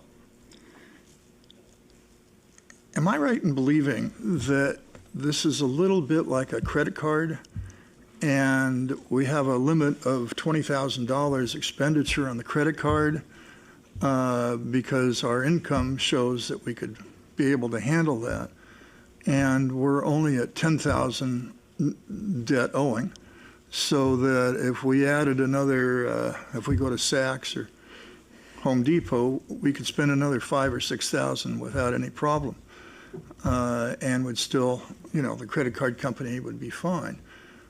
My concern is we'd still add that amount at a time when we just lost our job and have no income or have a very low. It's a little simplistic, I grant you, but you know, after we heard the presentation about the dire straits we're in and what we're facing economically, my real question is when we come up later in the meeting, and each meeting, and are asked to approve debt, new debt. I get it when we're talking about self-sustaining debt for housing or parking or whatever. That's not really something that's being added to us. But the other stuff for a new building or whatever, as you know, and God knows we need the infrastructure improvement for these falling down buildings. It's time we need it. But when we add that debt, and then we look at our budget and our projected income, isn't that a concern? And the other quick question is why on this handout, essential expenditures are debt service on academic facilities, but it's essential expenditures, not unavoidable expenditures. But we've already incurred those debts, or maybe I'm wrong on that. And it's $440 million on this one, and then when that line is here on this other thing in the agenda, it's $25 million. So I'm going to, Trustee Fagan, really two good questions. And Robert, I'll start maybe, and then you can fill in whatever gaps I might create. Let me start with the second one first, which is the way we've classified what you saw in the budget that we just approved, the request to the governor that we just approved. That bottom line in that group of things that we call essential priorities that are not the required baseline commitments, those are things we're asking the state for. And that line, and it's not the perfect label for that line when we say debt service on. What we're doing is we're asking for an allocation in our base budget to serve more debt. That's what we're asking for. So it's not existing debt. That is all taken care of. That's kind of baked in there. So that request is saying, you know, we would like the state to give us another, and we've actually done this, I think, every single year since probably 2014. We've asked the state, why don't, since you no longer provide us any money for capital, why don't you give us just a line item in our operating budget, because we can't steal it from anywhere else. We're already too thin. Why don't you give us a line in our operating budget that would serve additional debt? So it is discretionary from that standpoint. It's absolutely essential and important, but it is discretionary. And usually we go after the state for two things simultaneously, thinking maybe they'll do one of the two. And sometimes they do one of the two. And so we'll do that. What we just showed as a request for money in our operating budget to serve new debt, and we'll ask on the side for one-time money to fund capital projects for those times when the state doesn't have it necessarily built in, but they might actually have some one-time money sitting around somewhere, which they have done. Yeah. This agenda is the request. That's the request. That's exactly right. Yeah. Yeah, that's the request. Yeah. And then this handout is the actual debt we have. Yeah, I can't read that handout, but I think it says 440, and I think on your bar chart it's at 440. Yeah. Yeah, 440 is what I presented here is what right, and so exists in the existing operating budget. And that is the debt that we actually are owed. Yeah. That's correct. Yeah. But on this, it's essential. On the budget expenditure. request, that's basically saying we would like the state to give us, since you don't provide us funding for capital, we'd like to add a line item for debt service there. So in other words, they would give that to us, we put it in our budget, I give it to Robert, Robert goes and meets with bankers, and we take out more debt. And that would serve the debt. So this would take care of the whole debt for this service for the year, if we got it. The 440 plus the 25? Yes. Yeah. Well, the 25, as the 25 Steve mentioned, another. would be additive to that. Yeah, if we so could do the it. 25 is we're asking for new money. New money. And the 440, this is the debt we have to pay this year. Correct. Regardless, that we owe. That's right. But we Right. want the state to, in Right. fact, reimburse us for it. Right. And that's where the two. That's where they're different. Yeah, okay, Exactly. but we do owe 440 this That's year. correct. That's correct, yes. Yeah. So, Now, to your earlier comment about, I think you used a credit card analogy. I mean, a way of thinking about this is, because a lot of people might think, well, gee, we can't issue more debt because we don't have the debt capacity. Well, what those charts that Robert showed you is we actually do have the capacity if we wanted to, if we could identify how we're going to actually pay the debt. It's really a matter of, let's say you're out looking for a house, and the mortgage payment ends up, you're looking at two houses. One, the mortgage payment's going to be 20% of your income. The other house looks really nice, but it's going to be 90% of your income. Well, you're not going to get that. You're not going to go after the 90% because you need things like food and clothing and other things. And so what we could, theoretically, issue more debt because we have the capacity. It's just a matter of then you have to take money away from something else, like student counselors, for example. I'm just making that up, but you'd have to reprioritize and say, we're going to take money from something else to serve that new debt. So we have the capacity, but we don't have necessarily enough cushion in our operating budget to fund it, if that makes sense. So that's kind of what I was looking at, is not can we, but should we? Right, exactly. And that's the issue. All right, I'm going to ask that we're running late Okay. already. All right, I have thank three you, more Steve. trustees. Thank you. I have Trustee Arambula, Yee Melikar, and Kimball, who want to ask a question. If we could ask a question or make a comment and make it really short, because I'm going to be in real trouble with my chair if we run it very much over here.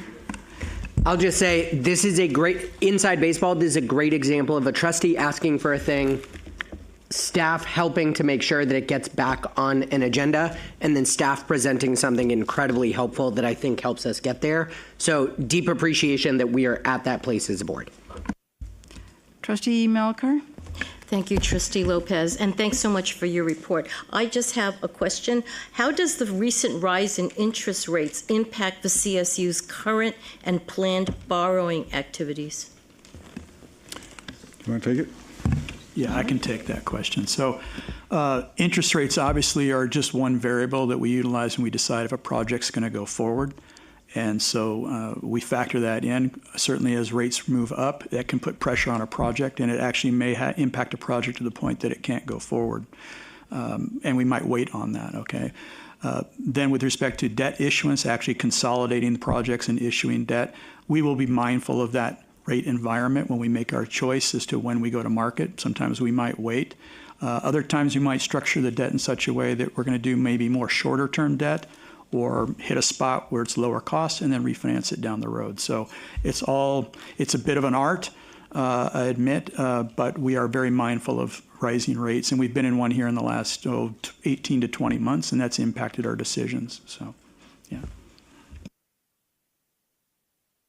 So just quickly to go back to Doug's question, I think you said it right. It's not like a credit card that you're buying, cosmetics or what stuff you don't need. It's more since the state handed us gave us the responsibility of funding big items like buildings, we have to do it. And it's like buying a house. Most people don't hand over $1 million for a house. So I think that analogy, it's more accurate.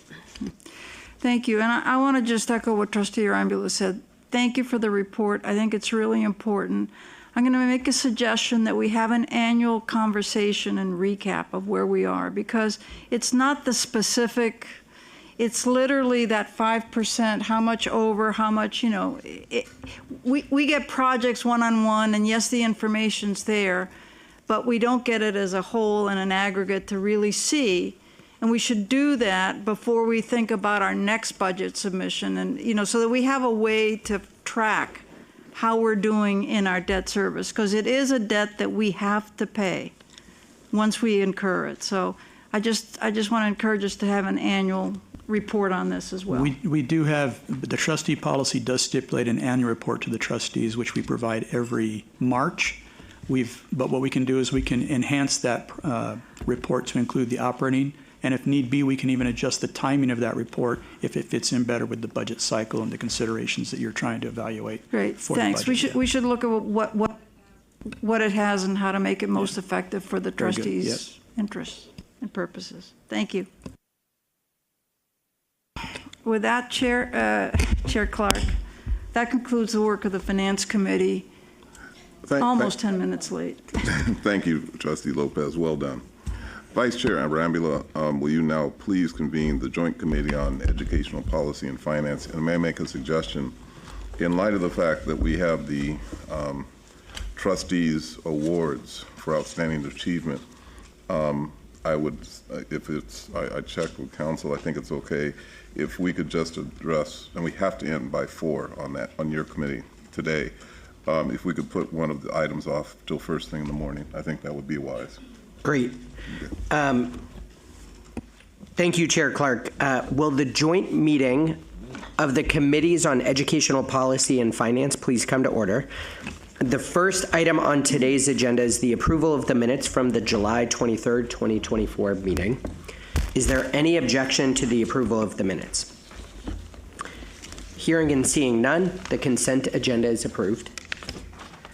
We are going to move on. There are 2 items on today's agenda, but as Chair Clark said, if we're not able to get to the second, we will push that to tomorrow. The first item on our agenda is item 2. It's an information item providing an update on the integration of the California State University Maritime Academy and California Polytechnic State University, San Luis Obispo. This item is going to be presented by Steve Relier, Executive Vice Chancellor and Chief Financial Officer, Nathan Evans, Deputy Vice Chancellor and Chief Academic Officer, Jeff Armstrong, President of Cal Poly San Luis Obispo, and Michael Dumont, Interim President of Cal Maritime Academy. Steve, take it away. Thank you, Chair Arambula. So today we are presenting the second information item recommending the integration of the California State University Maritime Academy and Cal Poly State University, San Luis Obispo. More specifically, we seek approval of the proposed integration at the November Board of Trustees meeting, and implementation would begin immediately thereafter with administrative integration, that is, the 2 institutions being administered as a single university effective in July of 2025, if the board approves it going forward. In fall of 2026, academic and enrollment integration would take effect, and enrollment of Cal Maritime students would occur through Cal Poly. Now, as you heard in the July presentation, the integration is recommended for multiple and compelling reasons, not just to address Cal Maritime's ongoing worsening and unsustainable fiscal and operational challenges, but also to preserve the critical programs that serve the workforce needs of the state of California and the nation's maritime industry while protecting critical U.S. economic and national security interests. The integration also benefits the students, faculty, and staff of both institutions and advances the broader CSU mission by enhancing the quality, diversity, and sustainability of our academic programs and services. As will become clear in this presentation, urgent and expeditious action is required.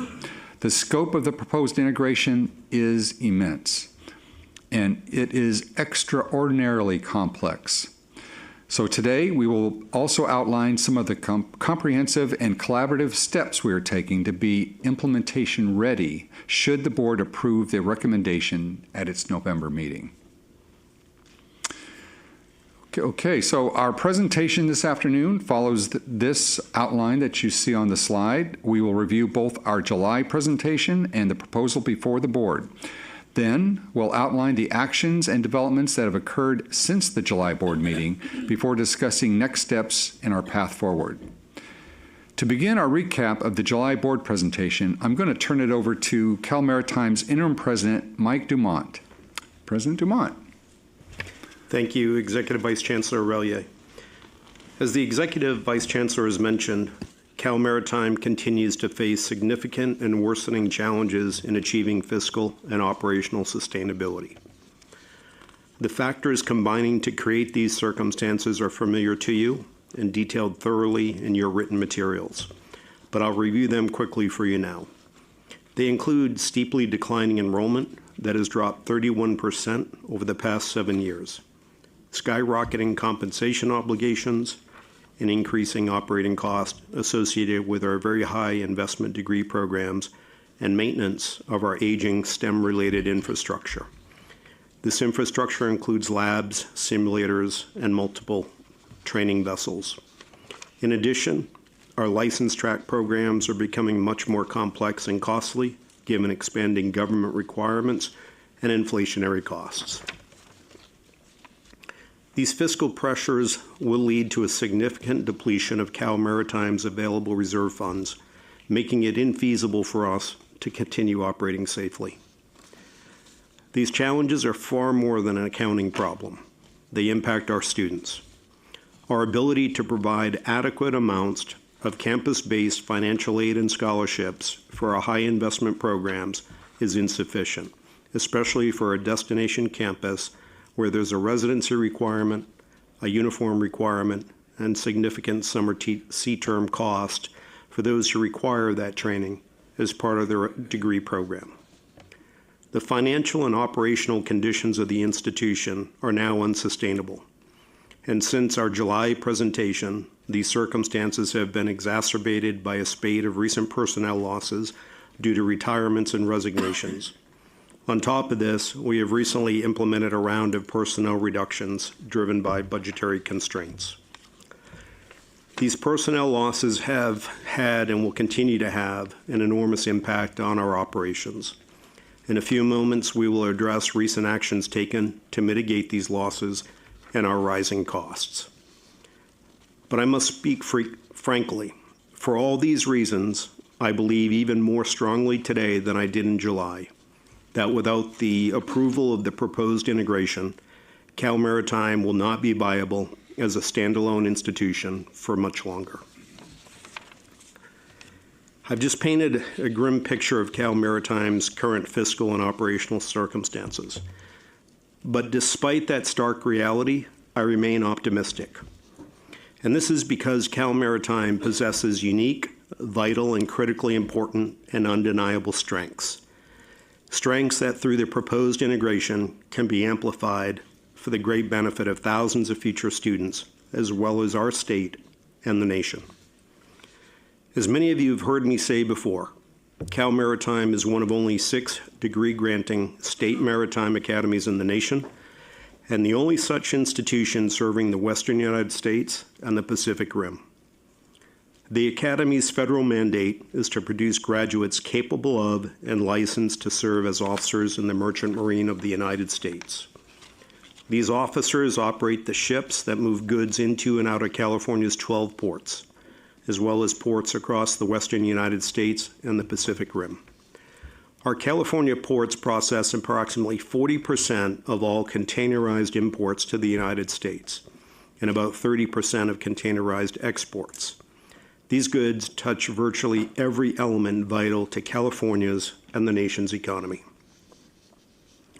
U.S. Coast Guard licensed merchant marine officers also operate the ships of the Military Sealift Command, and those who contract with the United States government to move supplies and military equipment around the world in times of war and peace, resupplying the military's combatant ships and providing food, supplies, and equipment to U.S. bases and embassies across the globe. Without this licensed civilian mariners who operate these ships, our nation's ability to project military power would suffer and national security interest would be compromised. Cal Maritime's degree programs deliver an extremely high return on investment, particularly our mechanical engineering and oceanography programs and our licensed track programs. Without exaggeration, I tell you that our faculty are best in class nationally when it comes to the incorporation of high-impact practices, such as internships and our hands-on experiential learning, and they incorporate this into the curriculum across all majors. We are deeply engaged in forward-focused fields of study, including the blue-green economy and renewable energy. Our offshore wind efforts are acclaimed for their impactful research. In fact, Cal Maritime's collegiate wind team is one of the nation's strongest. We regularly place in the top 5 nationally at the U.S. Department of Energy Collegiate Wind Competition and placed first overall in 2018 and again this year. Further, we will be the recipient of a new $360 million training vessel slated to arrive in 2026, with a renovated pier to accommodate the larger ship.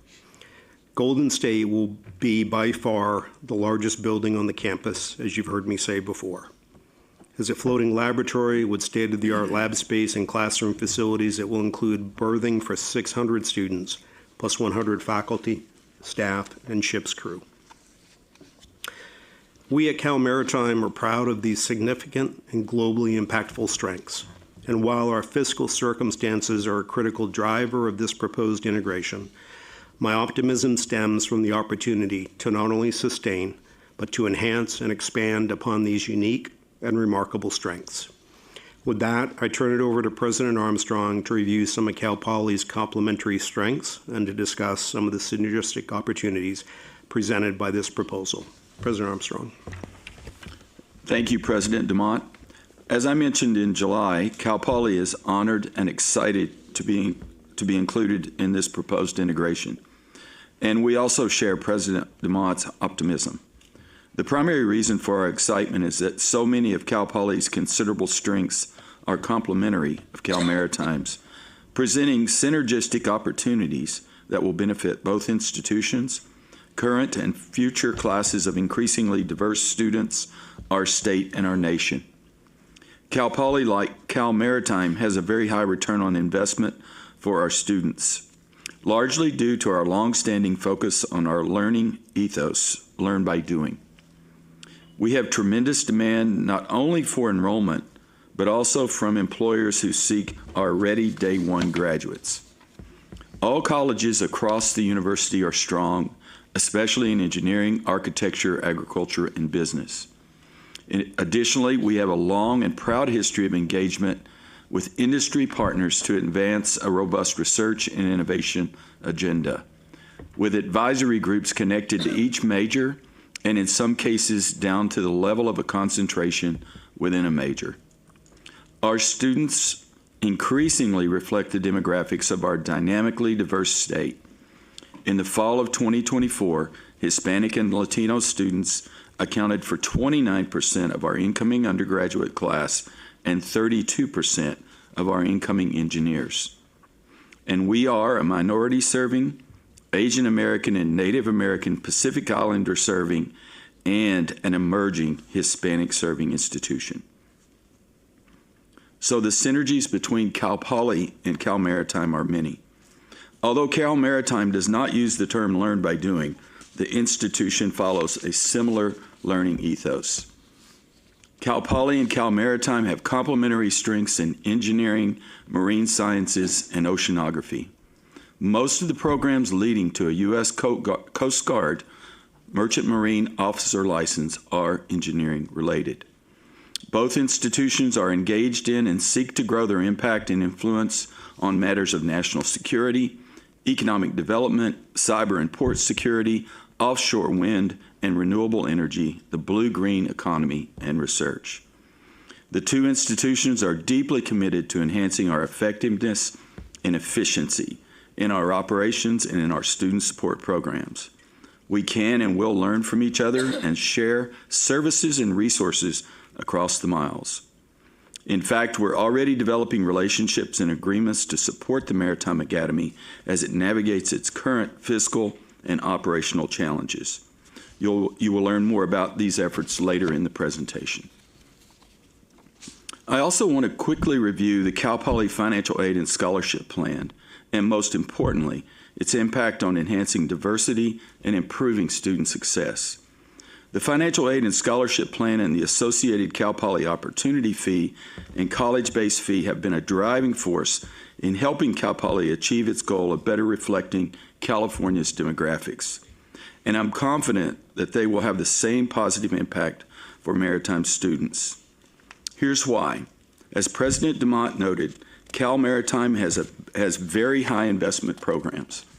The residential requirement and the mandatory participation in summer learn-by-doing cruises and internships further increase the investment required from Cal Maritime students.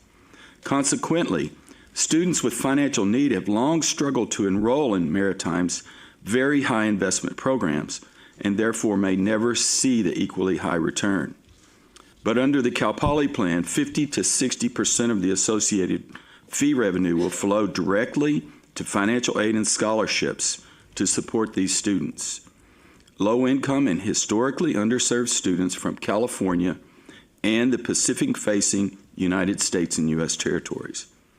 In addition, we will engage in marketing, outreach and enrollment programs, and partnerships to enhance overall awareness of and interest in these exceptional and unique programs.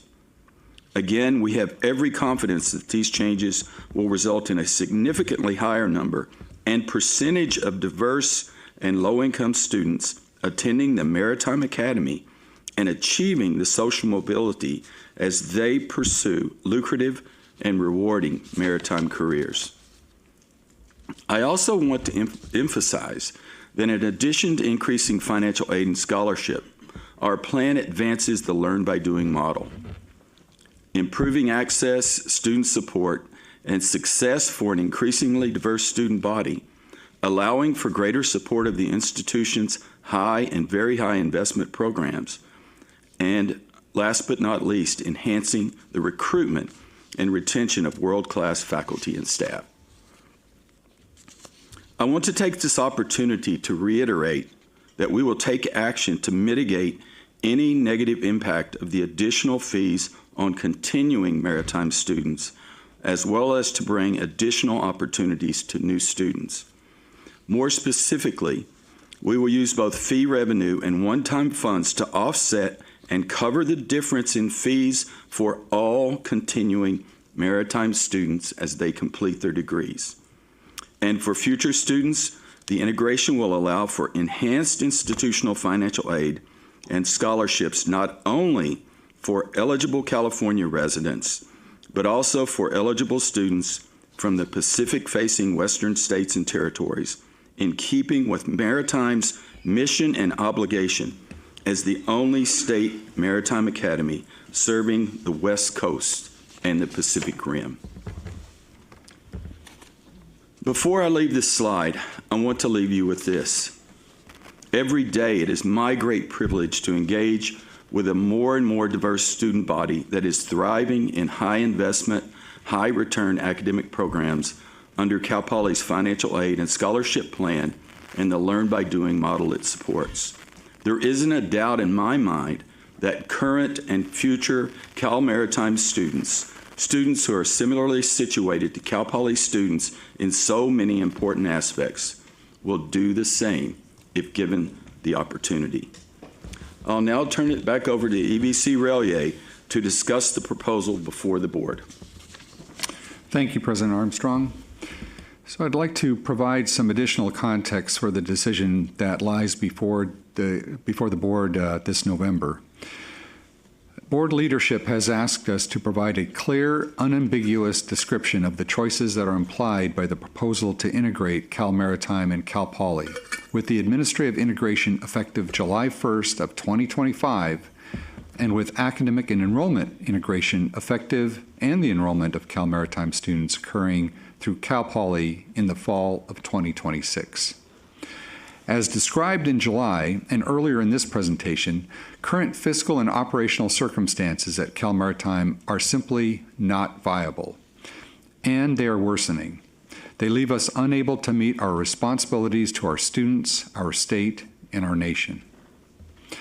And at its foundation, the decision before the board is as clear as it is stark: to approve the proposed integration or to immediately initiate planning to close Cal Maritime by essentially teaching out our current students and informing the federal government that the CSU cannot receive the new ship and does not need the improvements to the pier in Vallejo. This is the position of the Chancellor, her staff, and as well President Dumont. Board members have also asked us to identify the monetary impact that will occur as a result of this integration and that supports the rationale for the proposal. We've done that analysis, but before I address it, I do want to emphasize that the primary rationale for the recommendation is to preserve the unique and vitally important Cal Maritime degree programs leading to the Merchant Marine License issued by the U.S. Coast Guard, a critical CSU priority and commitment. These programs not only serve the workforce needs of the state of California and the nation's maritime industry, they also protect the critical U.S. economic and national security interests. So let's talk more about the monetary impact. Now, at the onset, I want to reiterate that we anticipate the integration will require a one-time investment of about $5 million a year for 7 years. After this 7-year investment of one-time funds, the integration is expected to result in enrollment growth, increased yield, and access for low-income and underrepresented students, so that additional recurring funds beyond the normal CSU allocations will not be necessary. Now let me move on and talk about two distinct types of fiscal impact. The first being administrative cost savings, and the second being cost avoidance. Two different things. Board members have inquired specifically as to the cost savings associated with the administrative integration of these two universities. Research that we've conducted regarding previous mergers and institutional integrations of other universities has shown there is some administrative cost savings. And those involved in these integrations, however, have cautioned us that such savings are realized only after a significant amount of time. We therefore are unable to currently estimate a specific amount of administrative cost savings. And in addition, the Maritime Academy currently does not have sufficient funds to operate, and any amount of administrative cost savings would likely have to be reinvested to ensure effective institutional functioning. Should the integration be approved by the board, we will continually assess the financial implications and update the board. So let me get to the second type of fiscal impact, and that is the avoidance of significant additional costs required to sustain Cal Maritime going forward. As President Dumont described in detail, both during the July meeting and again today, Cal Maritime faces an unsustainable financial condition. Its current base budget of $52.3 million is insufficient to support the quantity and quality of the university activities needed for a successful state maritime academy program. For Cal Maritime to function as a viable standalone university, we estimate that at a minimum, an additional $29.9 million in ongoing annual funding is needed. This is a conservative estimate, and it is the result of an analysis that looked at actual 23-24 expenditure and enrollment levels in the entire CSU system. Closely modeled after the work of the Sustainable Financial Model Work Group, this analysis examined patterns in existing data to arrive at that figure.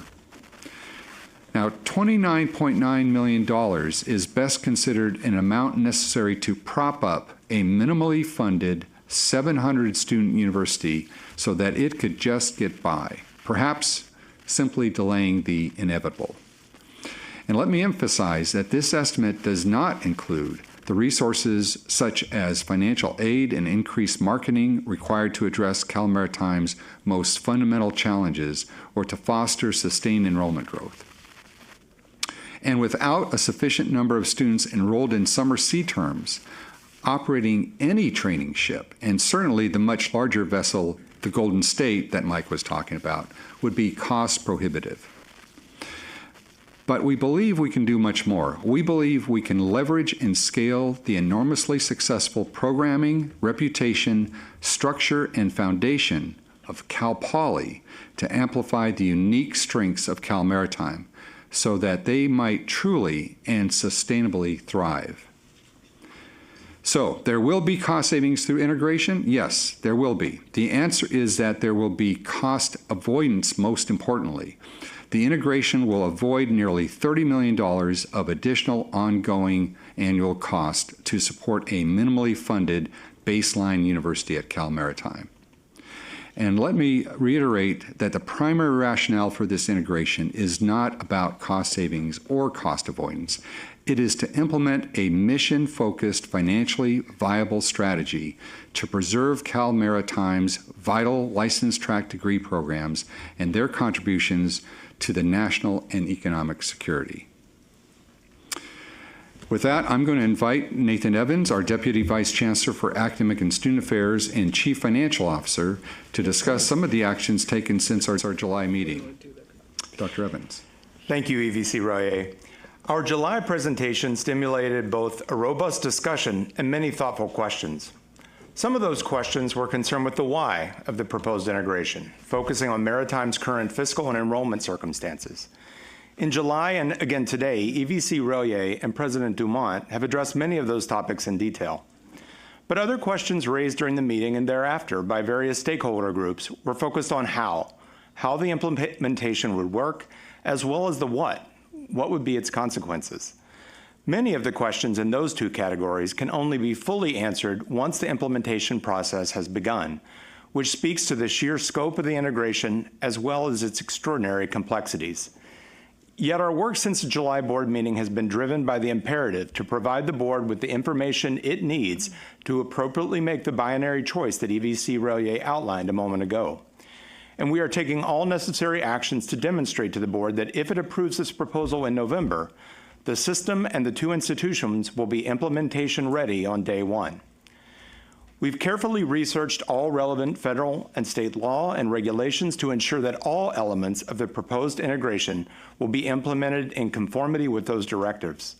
We've also formed pre-integration work groups to identify the most critical integration-related issues in their areas of expertise, and we have engaged a nationally recognized consultant to help inform and guide this work. I'll address these two topics in greater detail in just a moment. And Presidents Dumont and Armstrong have prioritized meeting with key federal, state, industry, and organized labor stakeholder representatives.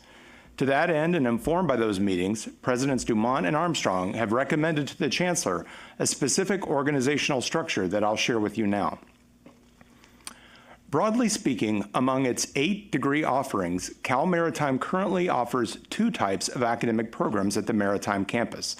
Those leading to a merchant marine license issued by the U.S. Coast Guard, and those in fields closely related to the maritime industry, but which do not lead to a Coast Guard license. Upon integration, it is contemplated that overall operations at the maritime site will be administered under the leadership of a vice president and CEO who will report directly to the Cal Poly president and be part of the president's cabinet. The academic unit responsible for the administration of the licensed track programs, the training ship, and the Uniform Corps of Cadets will be led, as required by federal law, by a superintendent who will report to the vice president and CEO at the maritime site. The nomenclature associated with the overall maritime site and with the academic unit administering the licensure track degree programs and training ship is yet to be determined. Multiple factors impacting these decisions, including the California Education Code, federal legislation regarding state maritime academies, the Maritime Administration's State Maritime Academy Support Program, branding and name recognition considerations, and both institutions' rich histories are currently being evaluated. On the slide before you, and for the purposes of today's presentation, we have used Maritime Campus to describe the overall operations and Maritime Academy to describe the academic unit administering the Coast Guard licensed track degree programs. To advance our goal of being implementation ready on day one, should the board approve the proposed integration, we have formed pre-integration work groups comprised of subject matter experts from the Chancellor's office in both universities across 23 operational areas, identified as most critical to a seamless and timely integration. Initially, they've been tasked with identifying and examining the top 5 most essential integration-related topic areas or issues that should be considered relative to their subject matter expertise. In the interest of time, I won't discuss each work group specifically, but they are listed on the slide before you to give you a sense of the scope and operational areas being analyzed. Knowing that matters of faculty governance are of special interest, I want to highlight that the Faculty Governance Work Group, comprised of academic senate leaders from both universities and myself, has had regular meetings during which we have facilitated productive discussions as we worked together to identify the pathways, both formal and informal, toward developing the single unified academic senate that would be created if the integration proposal was approved. The work group has also identified a host of core institutional activities in which faculty engagement and governance will be necessary. I also want to acknowledge that at the July meeting and in the following weeks, we've been asked whether degree programs will be eliminated and what will happen to current faculty and staff at Cal Maritime. As evidenced by our presentation today, and in particular by the massive scope of operational areas being studied by the 23 work groups, these are complex and highly interrelated and interdependent topics. If this proposal was formally approved, we will convene representatives from relevant stakeholder groups to analyze and assess the existing academic program and administrative impact of the integration, and look forward to addressing these questions once the collaborative process gets underway. Finally, after carefully vetting multiple nationally renowned firms with experience in this highly specialized area, we have engaged the firm of Baker Tilly to serve as a consultant, informing, coordinating, and guiding the work of the pre-integration work groups. Should the proposed integration be approved by the board in November, the firm would remain engaged to help coordinate the comprehensive and complex implementation process. Baker Tilly has more than 5 decades of experience serving higher education and has partnered with more than 600 institutions nationwide. The firm is notably acclaimed for its instrumental role it played in service to the Pennsylvania state system of higher education, which in 2022 successfully consolidated 6 existing institutions into 2 multi-campus universities. Importantly, Baker Tilly is deeply committed to keeping student experience and outcomes at the center of the integration strategy while driving institutional efficiencies. And now I'll turn to President Dumont to address the efficiency measures that Cal Maritime is continuing to implement. President Dumont? Thank you, DVC Evans. In Cal Maritime's ongoing efforts to address our fiscal and operational challenges, we have reduced travel budgets and non-all essential expenses across the campus. Infrastructure upgrades have been paused, and the only repairs or upgrades being undertaken are those essential to safety, security, and student services. We implemented a hiring freeze in March, and over the past year, we have left 17 positions vacant and eliminated another 14 positions from the books entirely. In another effort to contain cost, we've reduced our administrative structure based on my assessment that the university was overly administered given its enrollment decline and relatively small size. All 4 vice president positions that we had and all 6 associate vice president positions were eliminated. In sum, all executive positions except for the president have either been eliminated or downgraded with a corresponding reduction in salary. The president position will be eliminated if the board approves the integration recommendation. As I mentioned earlier, since the announcement of the integration recommendation, we've seen an increase in retirements and resignations in critically important positions across operations. To continue providing essential student support services, despite the personnel losses, we have focused on applying limited financial resources to obtain shared services from other campuses. These include human resources support, financial services assistance, website support, enrollment management support, and marketing and communication support. Given their capacity and expertise, as well as the pending recommendation before you, I pursued several shared services agreements with Cal Poly. I'll now turn it back over to EVC Razie for a discussion regarding next steps. Thank you, President Dumont. So I'm going to review the timeline for next steps in a moment, but before I do, I do want to provide some additional important contextual information. Specifically, I want to share with you that the factors that are driving the timeline, and that these factors are just critically important to adhere to should the integration proposal be approved by this board in November. Regarding the academic and enrollment calendar, let's start there. To achieve future enrollment goals, substantial investments in recruitment and marketing will need to be launched, focusing on high school students who are juniors in fall of 2024 and spring of 2025. We anticipate that these investments will be covered by the one-time transitional funding that I talked about a little earlier. Curricular development is another time pressure. Campus curricular committees complete their annual curricular processes by mid-spring in order to publish new college catalogs. To modify the curriculum, changes will need to be in process by the end of the fall term. Our Institutional Accrediting Commission requires a substantive change process that is prescribed at least 9 months in advance. Also, Cal Maritime has already begun initial planning for its 2025 summer sea term. Because of significant lead times required for trip planning, adjustments to academic programming, foreign country clearances, fuel and port servicing contracts, staffing needs, and financial commitments from the federal government, it is necessary for Cal Maritime to project the requirements 1 or 2 years in advance. Additionally, the CSU slated to receive the new larger training ship in 2026, and we must begin analysis of staffing requirements and curriculum changes to accommodate an increased number of students and faculty for future summer sea terms. This will also require advanced consultation with faculty representatives. And finally, and perhaps most significantly, we are preparing to begin construction on the new pier at Cal Maritime at a significant cost. The new upgraded pier is needed to accept the new training ship in 2026. Given the pressing construction decisions that need to be made, time is of the essence.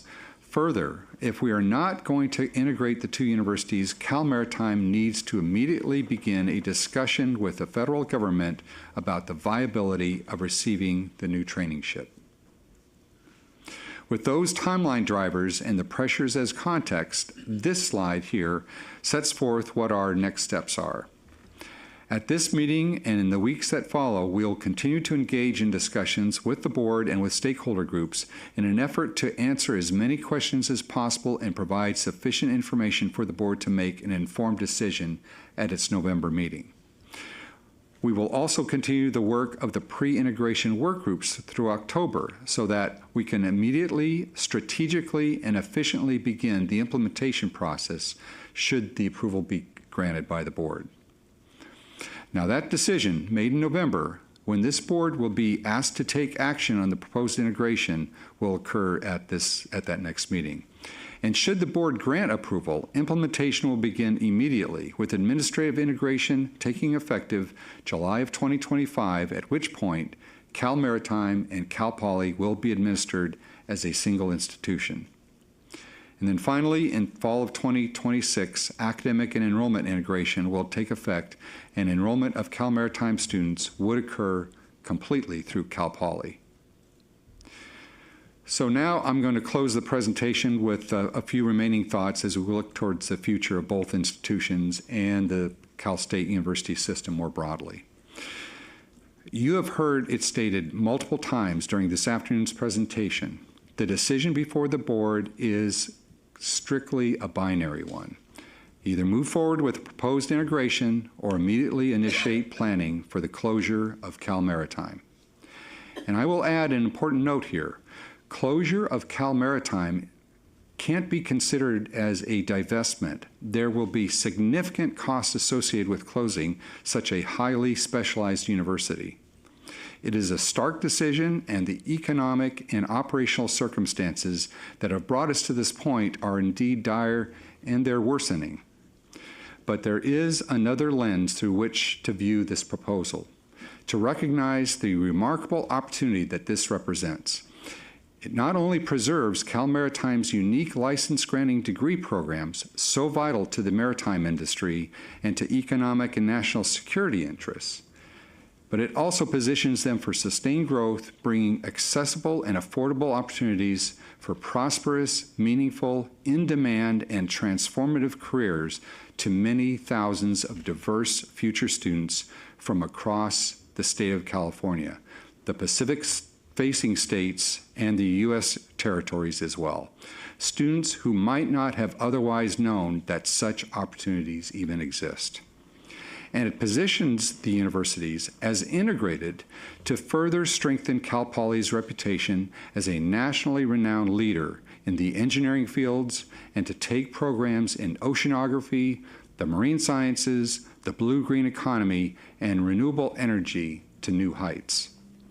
This is a rare and extraordinary opportunity, one that is unprecedented in CSU's history, and one with benefits that truly span this entire system, our state and our nation, and generations of diverse and talented students.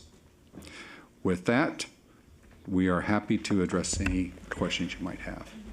Great. I'm going to ask folks to get up placards, and then I'm going to tell you about our timing. So if you can just, if you have questions or comments, please get up your placard so I can see. Thank you.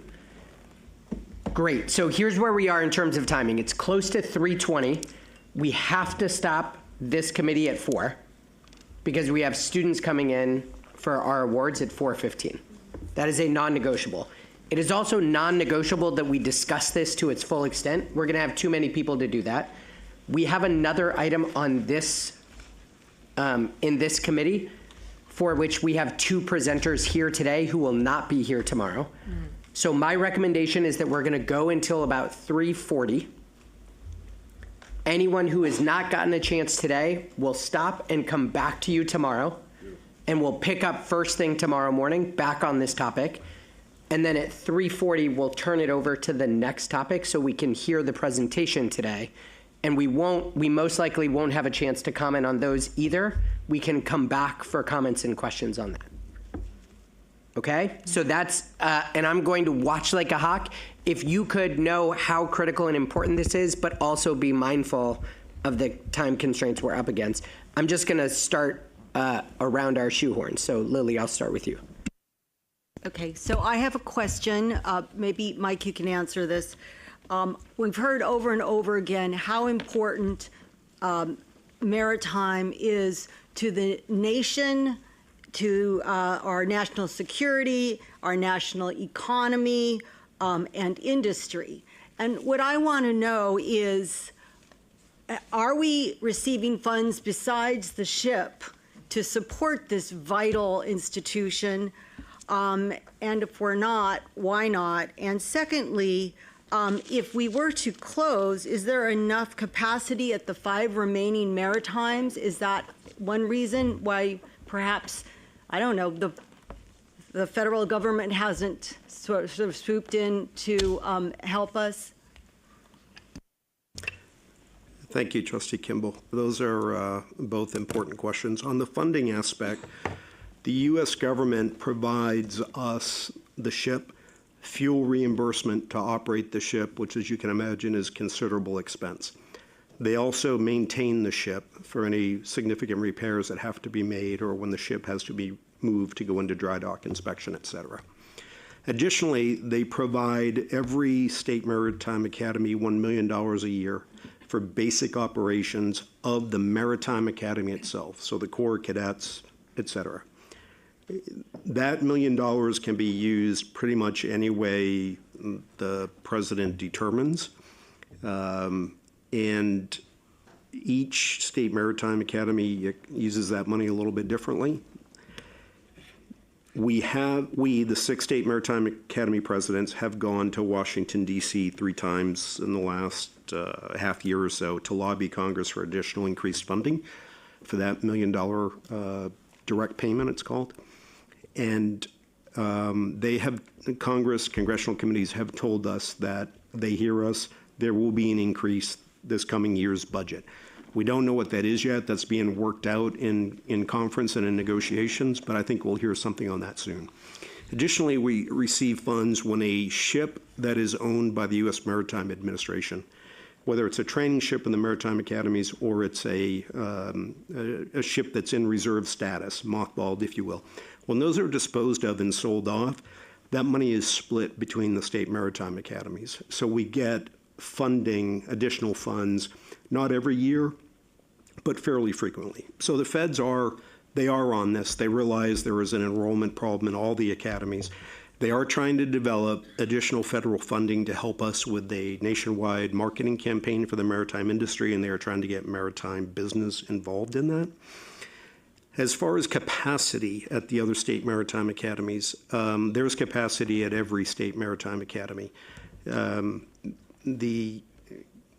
other words, the other academies also have seats available in their class because they've also had significant enrollment declines. Texas has had a 46% decline since 2015. Massachusetts, a 28% decline. SUNY in New York, 37% decline.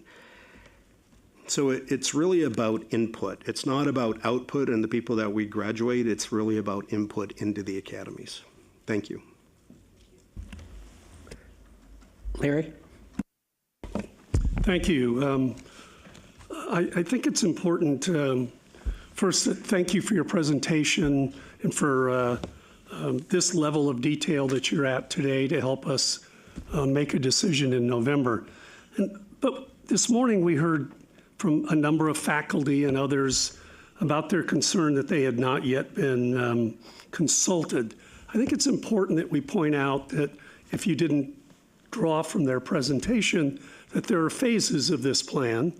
And the first phase really deals with the legality, the feasibility of the overall idea of integration of these campuses, and that we're not yet into that phase where consulting on whether oceanography is in one campus or the other, preserved or not, is really what happens after November occurs. And I just want to make sure that we leave those that were expressing their concern today to understand that that is a commitment that we have to consult, but it isn't the phase yet that we've gotten to that allows us to start at that detail of discussion.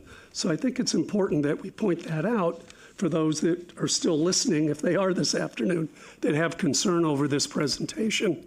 And I think that, you know, and I've been assured by both of you that that phase is coming, but it'll come after the November decision. And so that's my point, Mr. Chair. Thank you. Jasmine? Thank you. I have two questions in regards to student involvement in the work groups, and I'll be specific. So I noticed on agenda item 2, page 6 out of 9, there is a mention of faculty governance. However, I'm equally as interested to learn about consultations with CSSA, the official recognized voice of students, and the progress that's been made to include them in these pre-integration work groups. And there was a mention of the pre-integration work groups being formed in June and August of this year. Were students appointed to these work groups, and what did the recruitment and appointment process look like?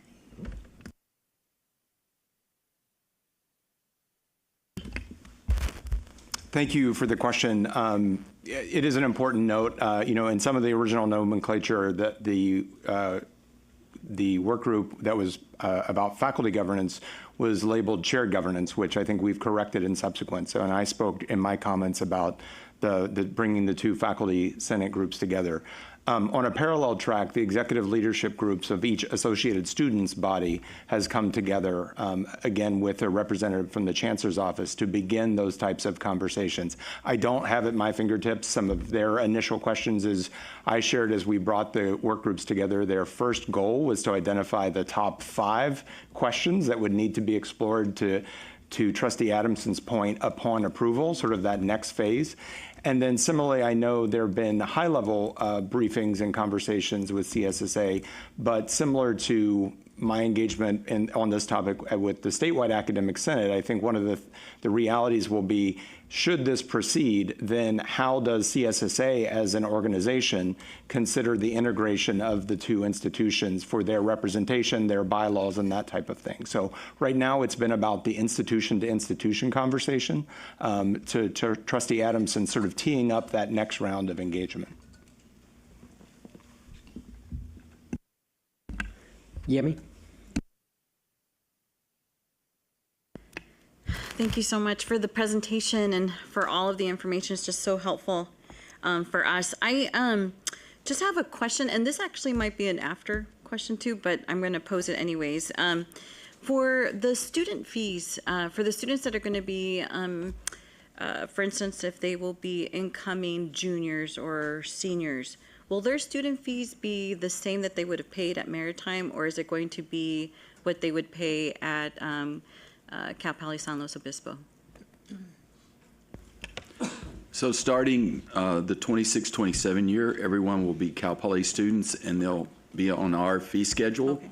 But any student that was previously Cal Maritime, we will cover the difference. Okay. Because they started before Right. 26. Then students that start 26, they'll have access to financial aid and scholarships. Okay. Not just Californians, but the Pacific facing states and the territories. Great, that answers my question. Also just wanted to add to Trustee Guajardo that I would also encourage a student governance work group. In addition to that, I think there will be some really key things that could come from student voice there. If I may just clarify, thank you for the comment. I was attempting to draw a parallel similar to the faculty governance. We have brought together the Associated Students leadership of the two campuses. That is a separate work group that is actively working as well. Wenda? Thank you so much for this presentation. And to add on to what Trustee Adamson was saying, we were listening to public comment earlier today, and we trustees really do listen to you. And I really appreciate this presentation because you explained some of the concerns that the public asked of us. And one was that we're moving too fast on this, but I appreciate your presentation going over the timeline, explaining the timeline drivers. And I hope that our public heard that. In addition, for example, the loss of personnel. And President Dumont, you explain how, because you have this loss of personnel, you have gone to President Armstrong to use those services. It's not something that we were jumping over a process. It was the only way that you could proceed. Also, questions today about shared governance and transparency. And I think this presentation and the work that you're doing with the 23 work groups is an example of that shared governance and transparency. And I'm just hoping that those stories will be expressed. One thing, I have a question about Baker Tilly. So they sound like a remarkable organization. Can you explain to us why we need them to help us if, in fact, we do this merger? I can start, and then my colleagues can jump in. We actually looked at, did a formal bidding process and looked at 3 different top firms to do this.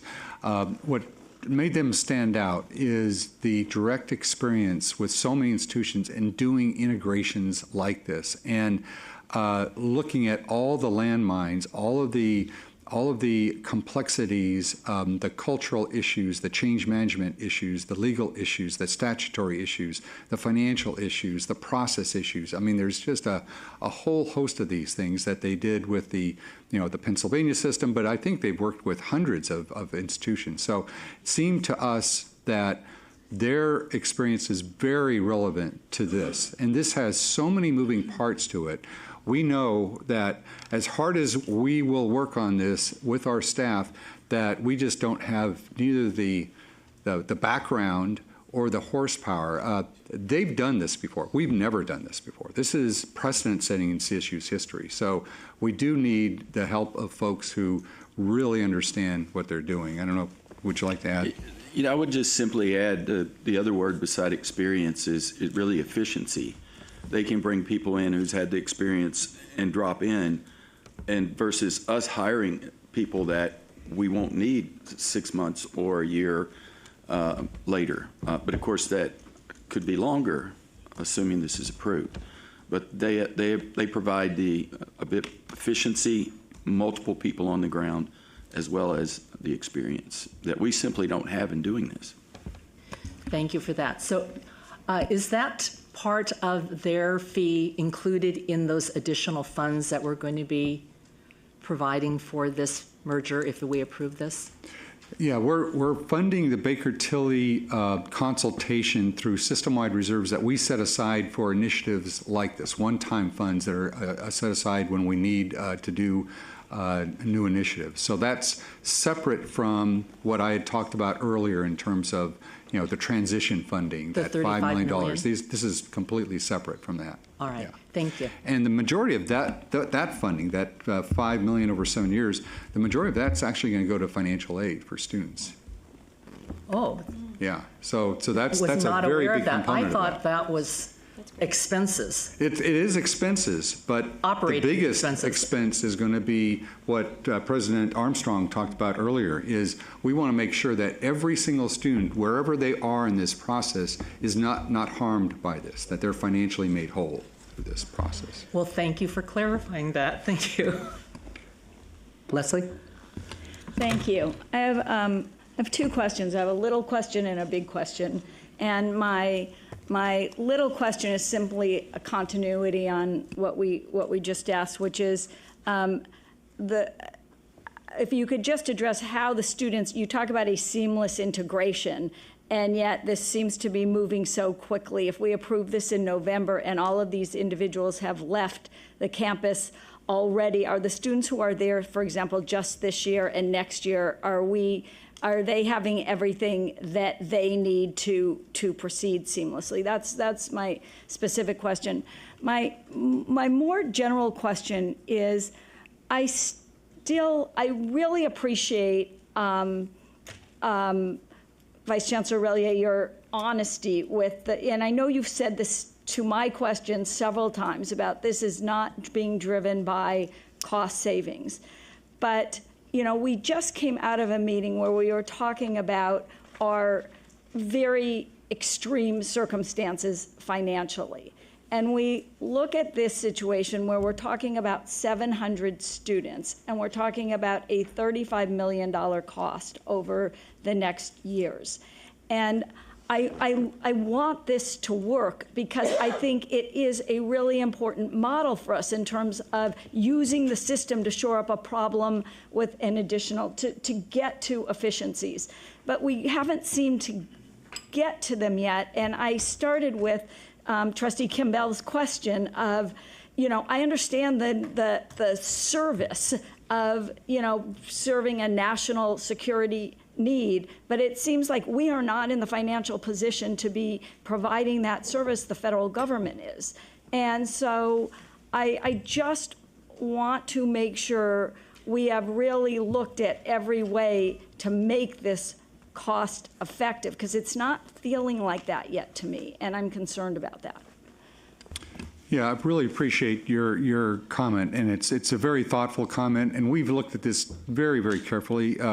We did build on the great work of this Trustee Lopez's financially sustainable work group, and looking at what it would take going from this point forward to try to make it work, you know, as an independent institution.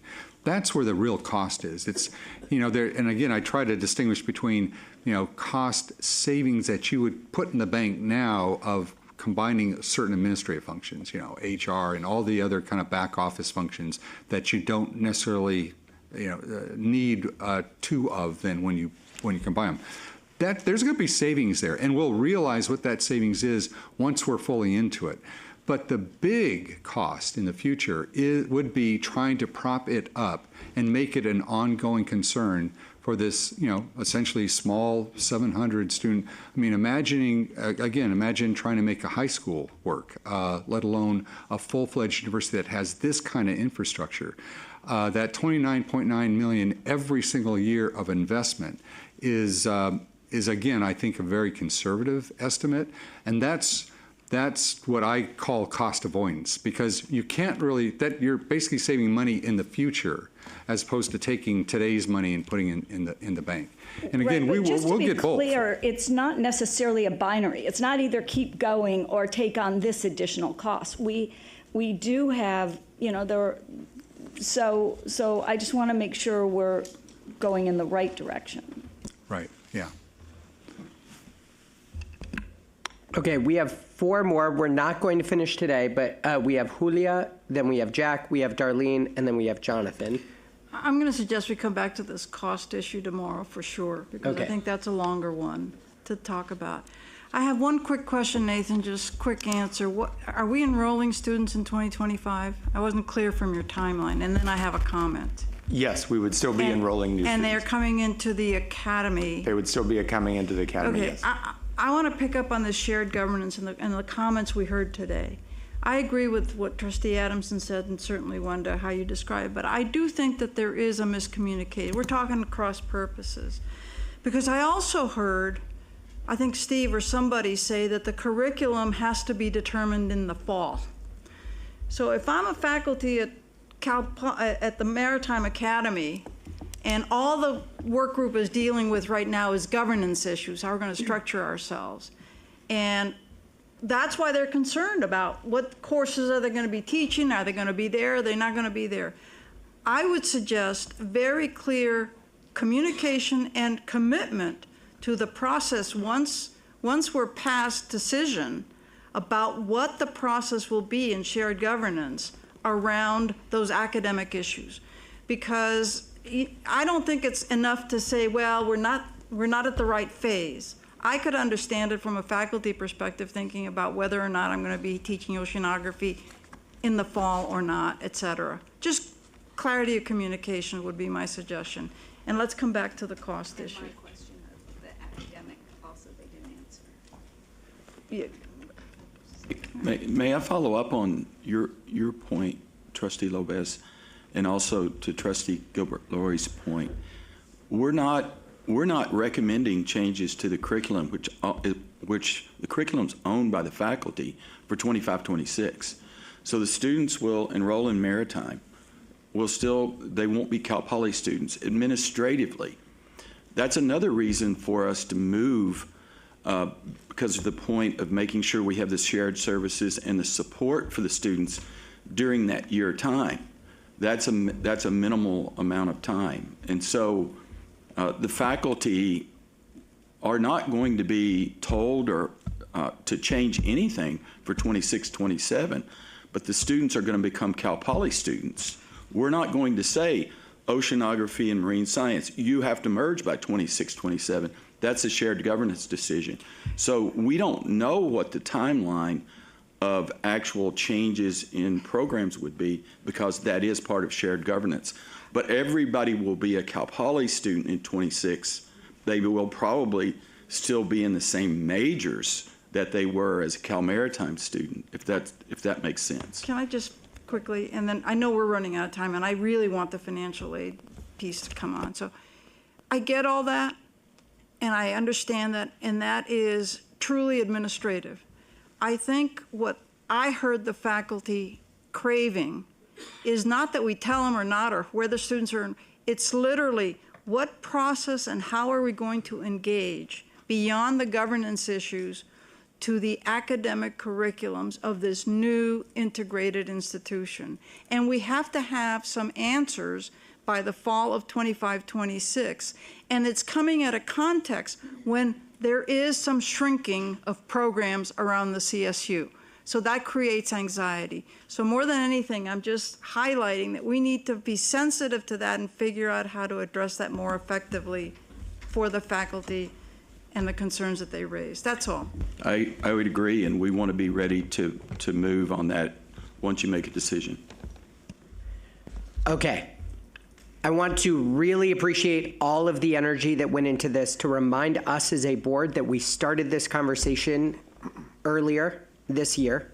We have come back to it today. We're going to come back to it again tomorrow morning because we cannot cut this off. And we're then going to come back to this again in November. For tomorrow, we're going to start with Jack, go to Darlene, come to Jonathan, make sure to come back to this question of cost. So I can make that commitment as the stand-in chair. I don't know how as ed policy I got the stand-in for the joint, Julia. So maybe I'll kick it over to you tomorrow. Okay, great. So I want to thank our presenters on this topic, and with that, we're going to come back to this discussion item tomorrow, and we're going to move right now to item 3 on the Joint Committee on Ed Policy and Finance. Item 3 is an information item providing a financial aid update. This item will be presented by Nathan Evans, DVC and Chief Academic Officer, April Gromo, Assistant Vice Chancellor for Strategic Enrollment Management, Noelia Gonzalez, System-Wide Director of Financial Aid Programs. Nathan, take it away. Thank you, Trustee Arambula, and thank you for accommodating this item today. While our more recent discussions of financial aid have focused on the efforts of our system-wide work group, today we provide a point-in-time update to the board in light of national dialogues about financial aid this year. The CSU's financial aid programs are central to our efforts in supporting the academic success and social mobility of our students across the state. And the numbers are stunning. Nearly 80% of CSU students receive some form of financial aid to pursue their academic goals. In fact, our 23 universities collectively disbursed more than $4.7 billion in federal, state, and institutional aid in 2022-23 alone. By comparison, in U.S. dollars, that's more than the annual gross domestic product of more than 90 countries around the globe. But this winter, along with universities across the nation and driven by forces largely beyond our control, our apparatus for delivering financial aid was threatened and slowed by technical issues with the launch of overhauls to the free application for federal student aid, otherwise known as the FAFSA. And I need to take a moment of privilege to recognize and appreciate Chancellor Garcia for personally, regularly, and proactively reaching out to the U.S. Department of Education on behalf of CSU students during this challenging chapter. Today, I'm joined by Noelia Gonzalez, System-Wide Director of Financial Aid Programs, and Dr. April Gromo, Assistant Vice Chancellor for Enrollment Management Services, who will detail the CSU's valiant efforts to protect and support our students, especially those from marginalized and minoritized communities, as serious challenges threaten their aid and our fall enrollment.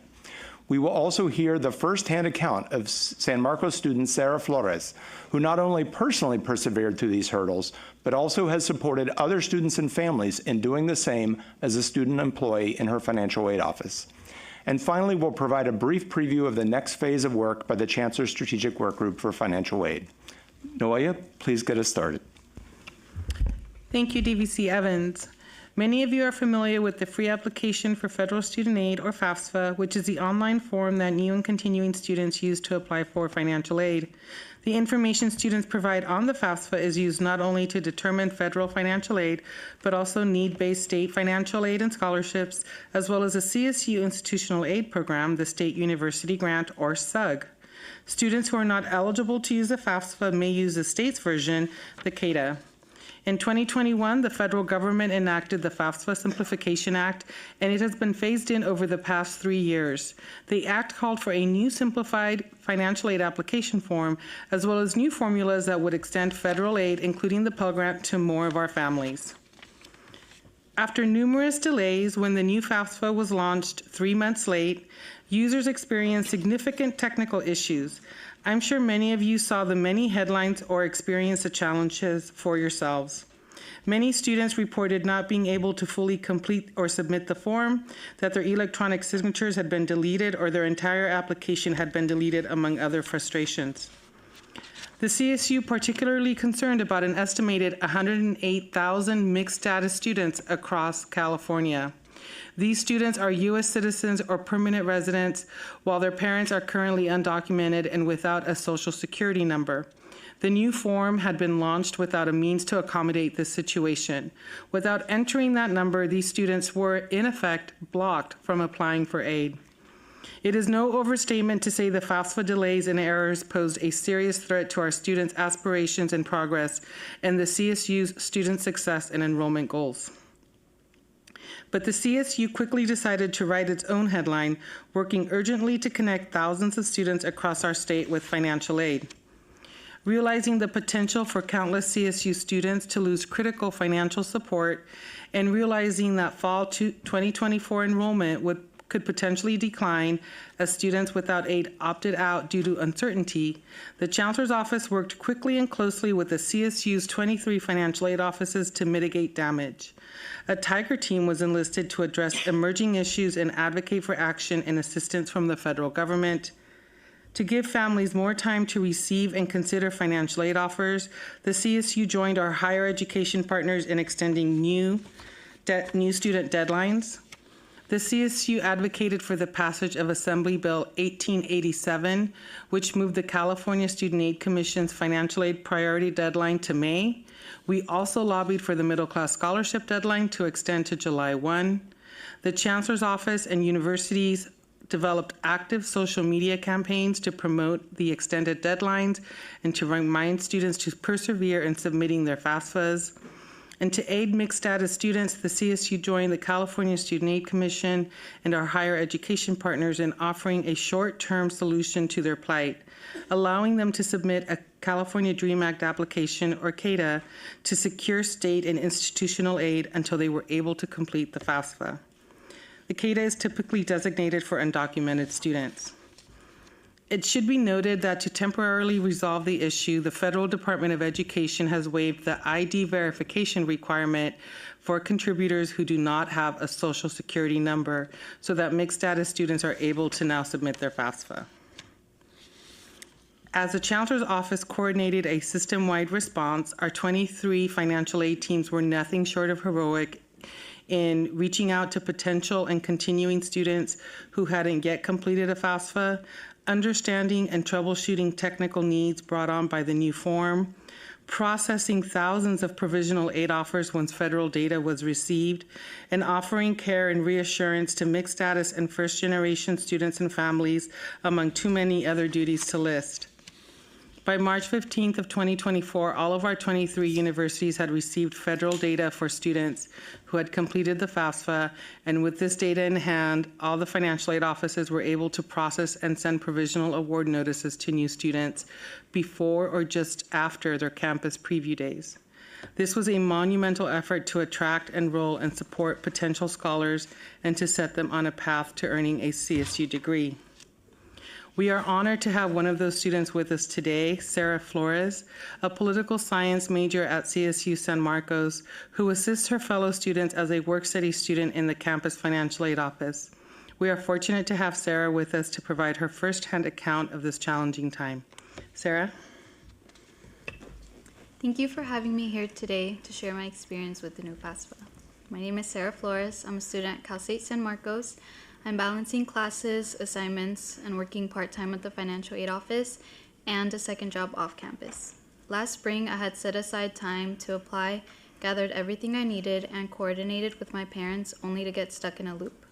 The system won't let me move past the address confirmation, and I've been stuck in this cycle since April. I worry about not having enough money for school and living expenses, as I haven't been able to successfully submit my financial aid application through the new system. Financial aid is my lifeline. At first I thought it might be a glitch or maybe I typed something wrong, but after trying again and again, the same issue kept happening. As deadlines loomed and the clock ticked, I couldn't access the one thing that would help me afford my education and living expenses. It was incredibly frustrating knowing that the solution to my financial aid worries was just out of reach. Being in this situation has been stressful, and honestly, it feels unfair. For students like me, FAFSA is supposed to make things easier, not harder. Instead, it feels like yet another barrier standing in the way of my education and my future. It's disheartening to face such obstacles when all I want is an opportunity to focus on my studies and make progress towards my degree. Every day that passed, I was left wondering if I'd get the financial aid I need, or if I'd have to scramble other ways to pay for school, or if I needed to drop out. I've spent hours on hold with the Department of Ed, and every Friday I log into my account to try again, but nothing changes. It's the same cycle. No progress, no answers, and no one who can help. For many of us, FAFSA is more than just an application. It's the key to accessing university or knowing it was a nice idea, but a nice idea for someone else because I can't afford it. Being locked out of this system feels like being locked out of my future, leaving me with uncertainty and anger about what comes next. While I was dealing with the chaos of my own FAFSA issues, I was also working in the financial aid office, taking calls and helping students and parents navigate their own challenges. They faced different but similar issues, and seeing them successfully get through the process was wonderful. But knowing I'm still stuck has been maddening. We have a small but mighty financial aid team. We conducted call campaigns, sent emails and text messages to check in on students and offer support. I had parents and students break down in tears or even express frustrations over their situation, and at one point I was even sharing with them that I was in the exact same situation as them. I couldn't get my FAFSA submitted either. That was extremely awkward, working in the financial aid office and yet being unable to fix my own application. We had hosted presentations, FAFSA completion workshops, and set up tabling events. We tried to be everywhere our students needed us. All the while, I was silently wondering if I'd even have an application in time to return this fall. At one point, we were getting better information from Reddit than we were from federal student aid. Can you imagine how chaotic that was? Being in a virtual appointment, trying to help someone navigate a broken application and having to say, "Hang on, let me check Reddit." It was extremely overwhelming. There were constant updates and new guidance coming in, yet I was still stuck with an incomplete FAFSA. I sit here today, still without a complete FAFSA. I sit here today, uncertain if this fall will be my final semester. The uncertainty hangs over everything, and despite all the efforts, I'm left wondering what my future holds. Thank you for your time. Thank you so much, Sarah, for giving us that visual and personal account. And now to discuss the system-wide results of these very personal efforts, I would like to turn to the program to Dr. April Gromo to share more about the impact and outcomes. April? Thank you, Noelia. While many states saw double-digit declines in FAFSA applications this year, thanks in large part to the CSU's efforts, as of August, California is among the top 15 states with the highest FAFSA completion rates. And this success is translating into higher enrollment numbers. As you know, along with colleges and universities across the country, the CSU experienced a decline in enrollment due to numerous factors as we emerged from the pandemic. But by last fall, through a concerted effort and multiple strategies that have been covered in previous reports to the board, the CSU had begun to reverse this decline. Enrollment for college year 23-24 increased by 2% over the previous year. And we proudly enrolled the largest freshman class of California residents in the CSU's history, including more than 64,000 Californians. What's more, that class mirrors the diversity of California. 56% of those new students identify as Latinx, and half will be the first in their family to earn a college degree. Needless to say, we were very concerned that the problems with the FAFSA form in late 2023 would derail this progress. But I am thrilled today to report a couple of bright spots in our fall 2024 enrollment.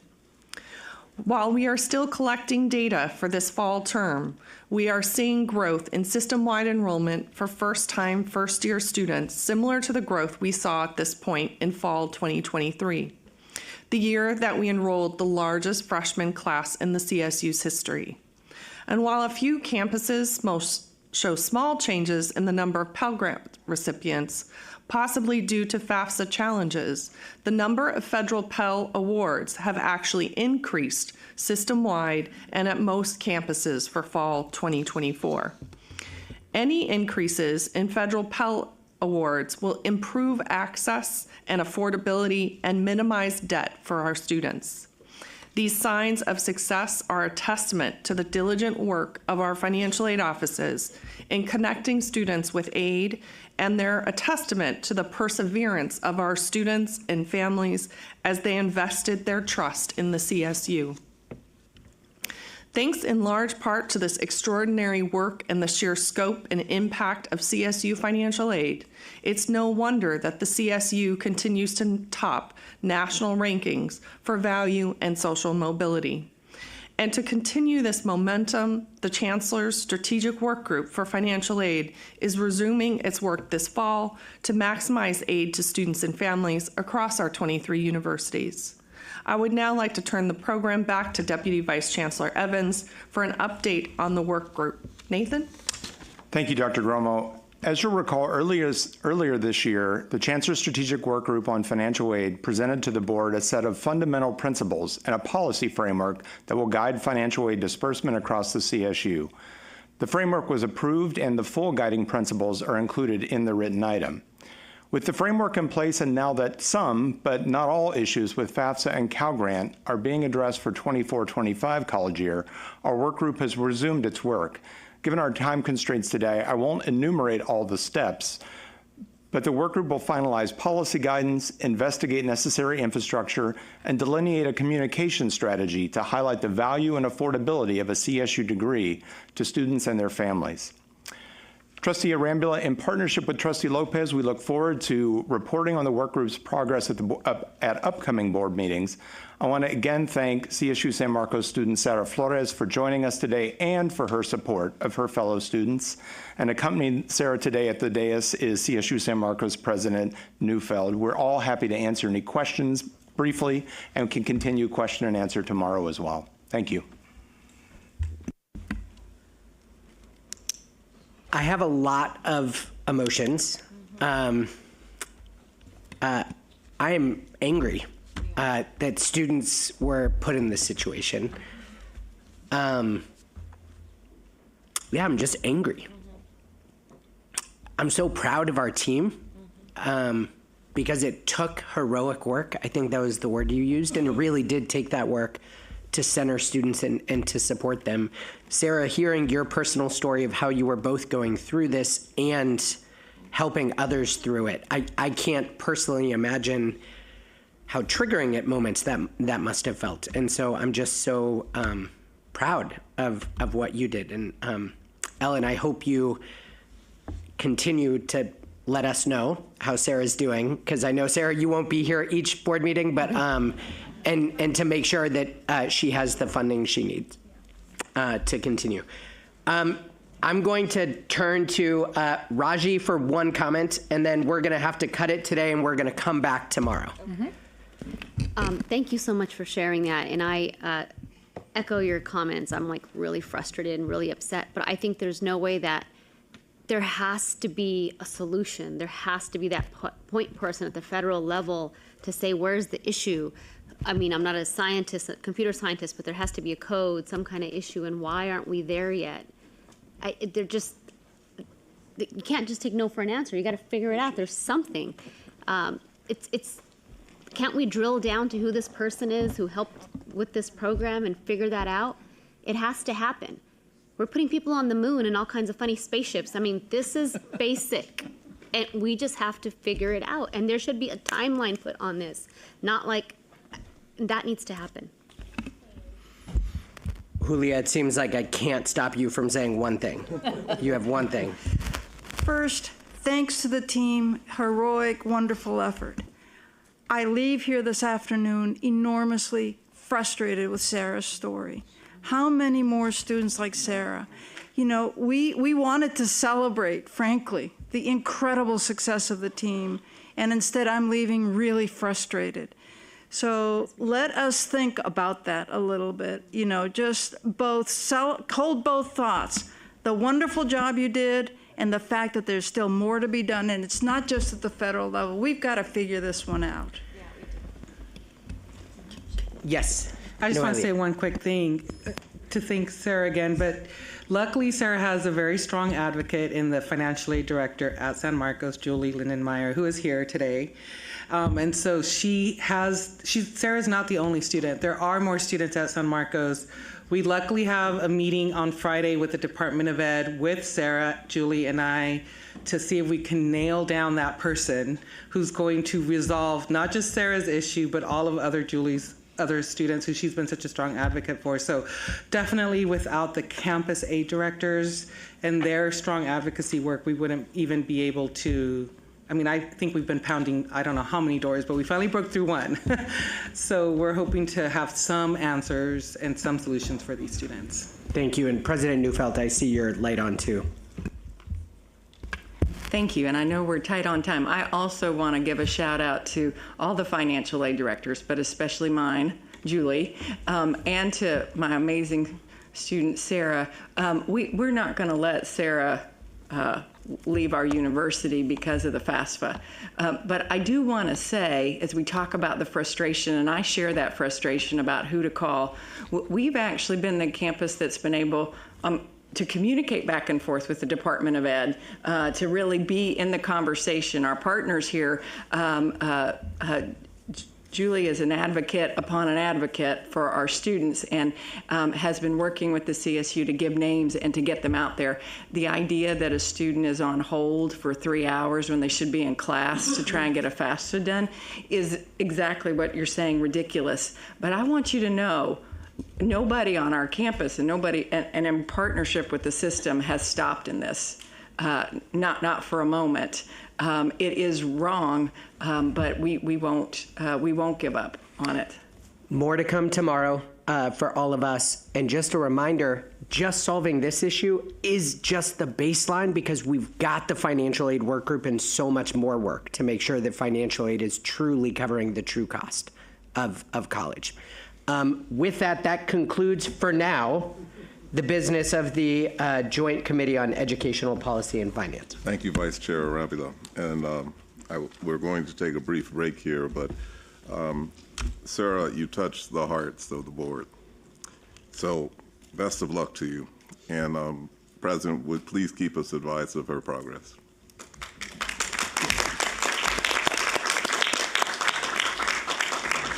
We are going to be back promptly at 4:15. And we're running over anybody who's not back in the seat at 4:15. A Marine and immigrants. Just as broad as the backgrounds of the awardees are their fields of study. They range from agricultural business to nursing, from social work to mathematics. These students are not only inspiring in what they've accomplished, they're also seeking to inspire. Some of the honorees dream of educating civic-minded leaders, working with aging populations in healthcare, or advancing equity in STEM fields. Others seek to be role models and to bring their knowledge and skills gained from the CSU back to their communities. The Trustees Awards have recognized more than 500 students since they were established in 1984 by the William Randolph Hearst Foundation. Thanks to our generous donors, these prestigious awards distributed $194,000 in scholarships this year. Congratulations to our 2024 recipients.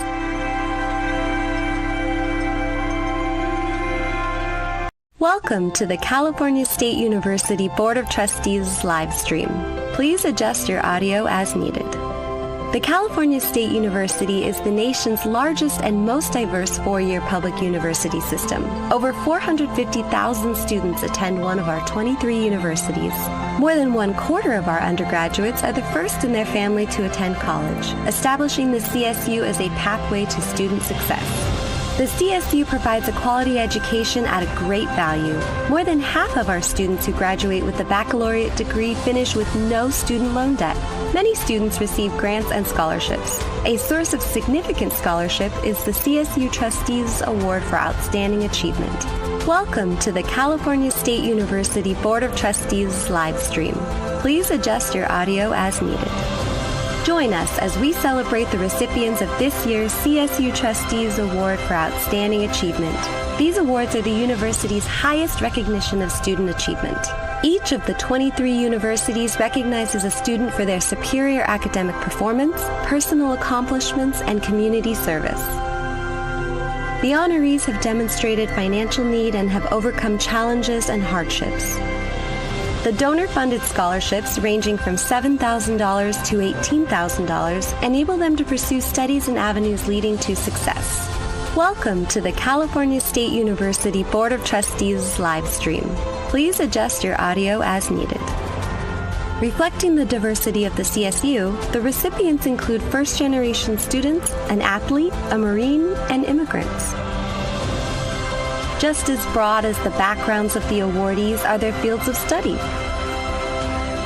They range from agricultural business to nursing, from social work to mathematics. These students are not only inspiring in what they've accomplished, they're also seeking to inspire. Some of the honorees dream of educating civic-minded leaders, working with aging populations in healthcare, or advancing equity in STEM fields. Others seek to be role models and to bring their knowledge and skills gained from the CSU back to their communities. The Trustees Awards have recognized more than 500 students since they were established in 1984 by the William Randolph Hearst Foundation. Thanks to our generous donors, these prestigious awards distributed $194,000 in scholarships this year. Congratulations to our 2024 recipients.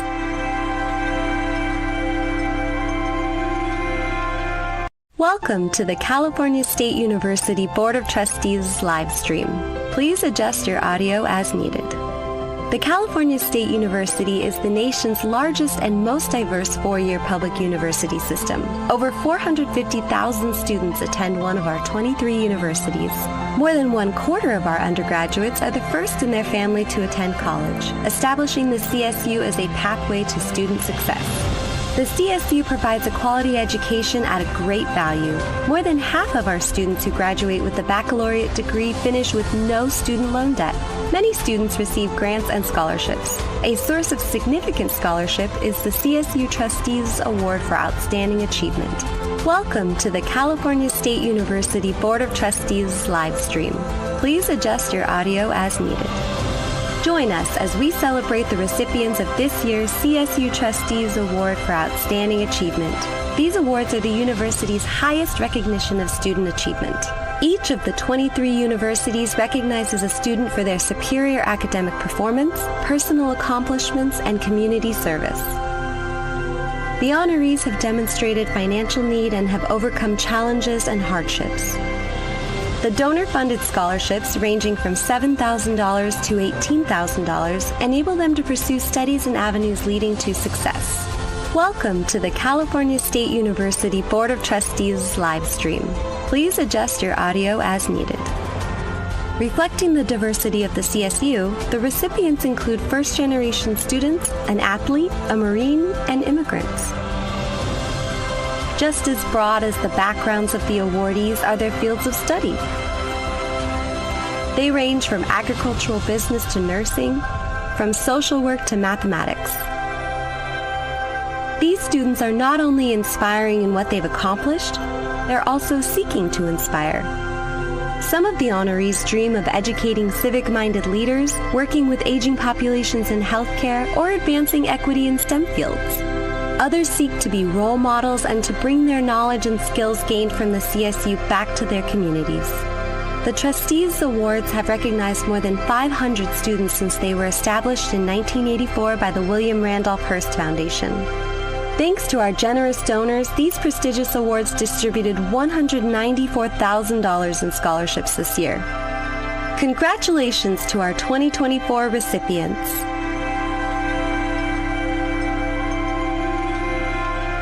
Welcome to the California State University Board of Trustees live stream.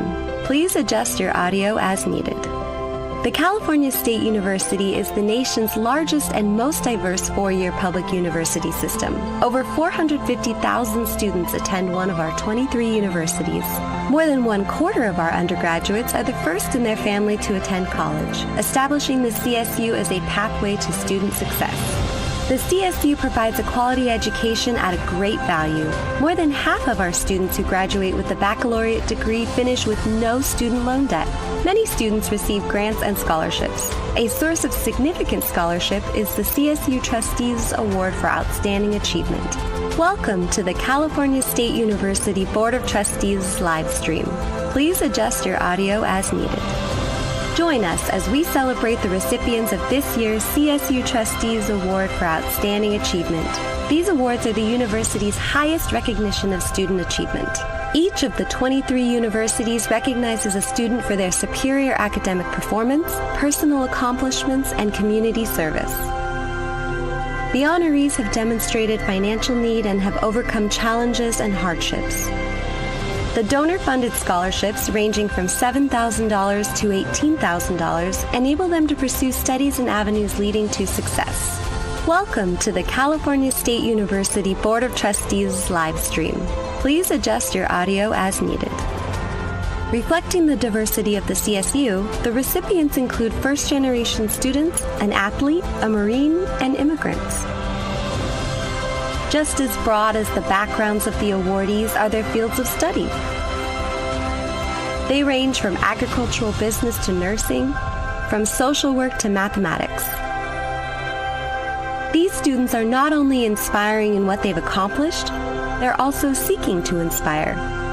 Some of the honorees dream of educating civic-minded leaders, working with aging populations in healthcare, or advancing equity in STEM fields. Others seek to be role models and to bring their knowledge and skills gained from the CSU back to their communities. The Trustees Awards have recognized more than 500 students since they were established in 1984 by the William Randolph Hearst Foundation. Thanks to our generous donors, these prestigious awards distributed $194,000 in scholarships this year. Congratulations to our 2024 recipients.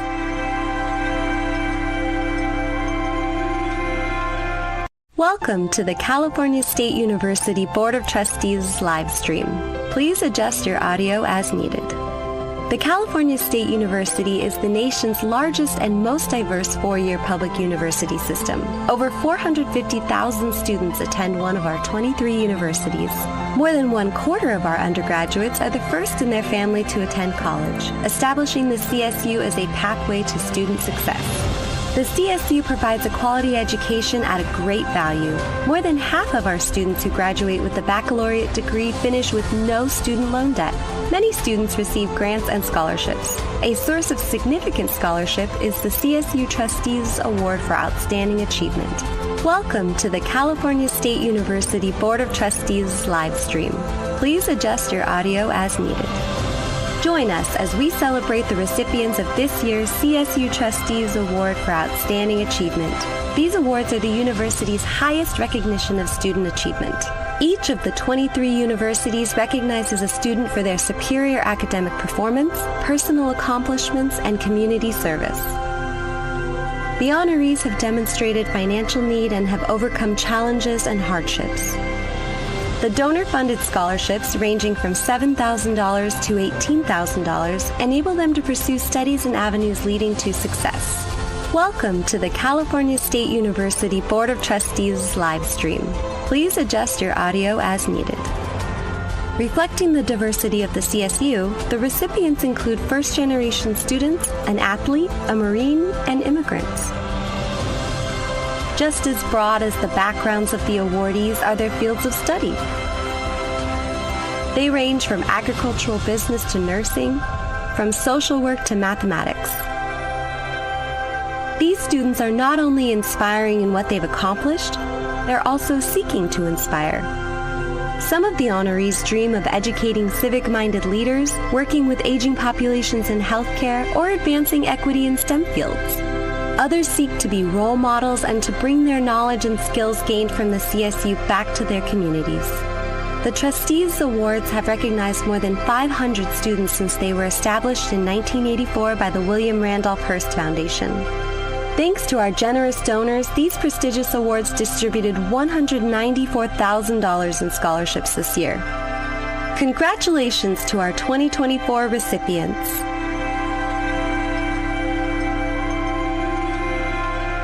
Welcome to the California State University Board of Trustees live stream. Please adjust your audio as needed. The California State University is the nation's largest and most diverse four-year public university system. Over 450,000 students attend one of our 23 universities. More than 1/4 of our undergraduates are the first in their family to attend college, establishing the CSU as a pathway to student success. The CSU provides a quality education at a great value. More than half of our students who graduate with a baccalaureate degree finish with no student loan debt. Many students receive grants and scholarships. A source of significant scholarship is the CSU Trustees Award for Outstanding Achievement. Welcome to the California State University Board of Trustees live stream. Please adjust your audio as needed. Join us as we celebrate the recipients of this year's CSU Trustees Award for Outstanding Achievement. These awards are the university's highest recognition of student achievement. Each of the 23 universities recognizes a student for their superior academic performance, personal accomplishments, and community service. The honorees have demonstrated financial need and have overcome challenges and hardships. The donor-funded scholarships, ranging from $7,000 to $18,000, enable them to pursue studies and avenues leading to success. Welcome to the California State University Board of Trustees live stream. Please adjust your audio as needed. Reflecting the diversity of the CSU, the recipients include first-generation students, an athlete, a Marine, and immigrants. Just as broad as the backgrounds of the awardees are their fields of study. They range from agricultural business to nursing. Ladies and gentlemen, it's 4:15 on the dot. If you'll all take your seats.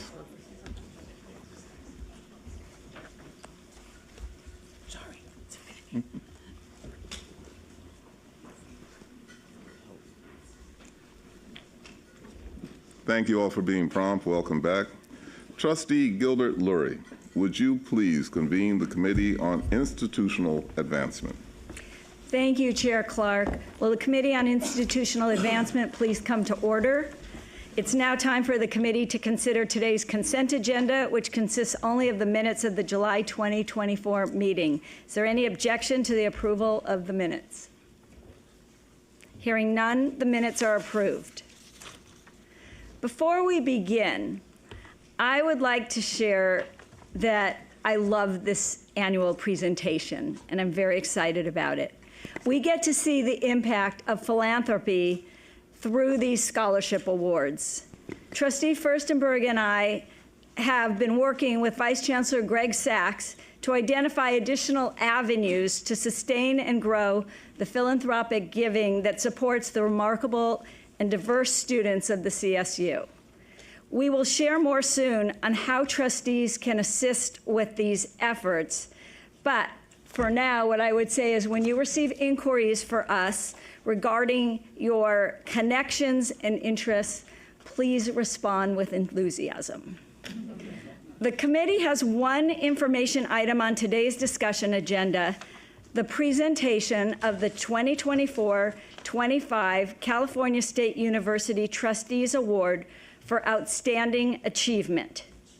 Each award includes a scholarship ranging from $7,000 to $18,000 to support these remarkable student scholars, each of whom has been nominated by their university president.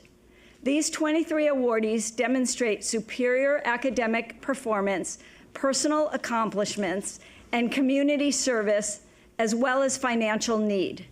The scholars you will meet today reflect and represent the very best of the CSU. I would like to thank the CSU Trustees Award Selection Committee members for their thoughtful efforts and commitment throughout the evaluation process.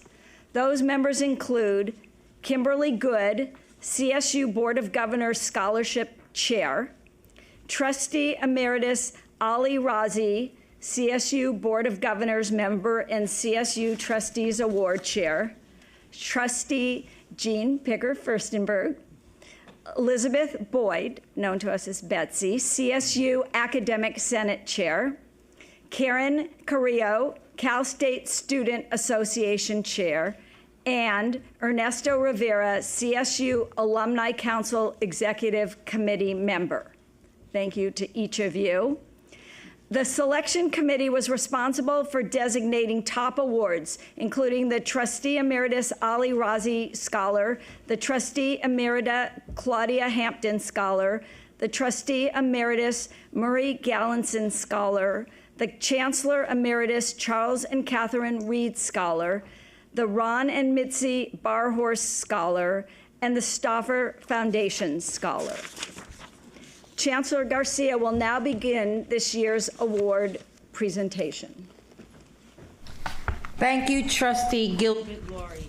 I am thrilled to join all of you as together we recognize and celebrate the recipients of this year's Trustees Award for Outstanding Achievement. It is my first time participating in this ceremony as Chancellor. But from my time as university president, I distinctly remember the deep and long-standing positive impact this experience has on everyone involved. Every single one of the 23 students honored today wonderfully exemplifies the highest ideals and core values of the California State University. Their commitment to academic achievement in bettering their communities and our world are truly inspirational. And their futures, as you can see, are very bright. This occasion appropriately focuses on the exemplary honorees you are about to meet.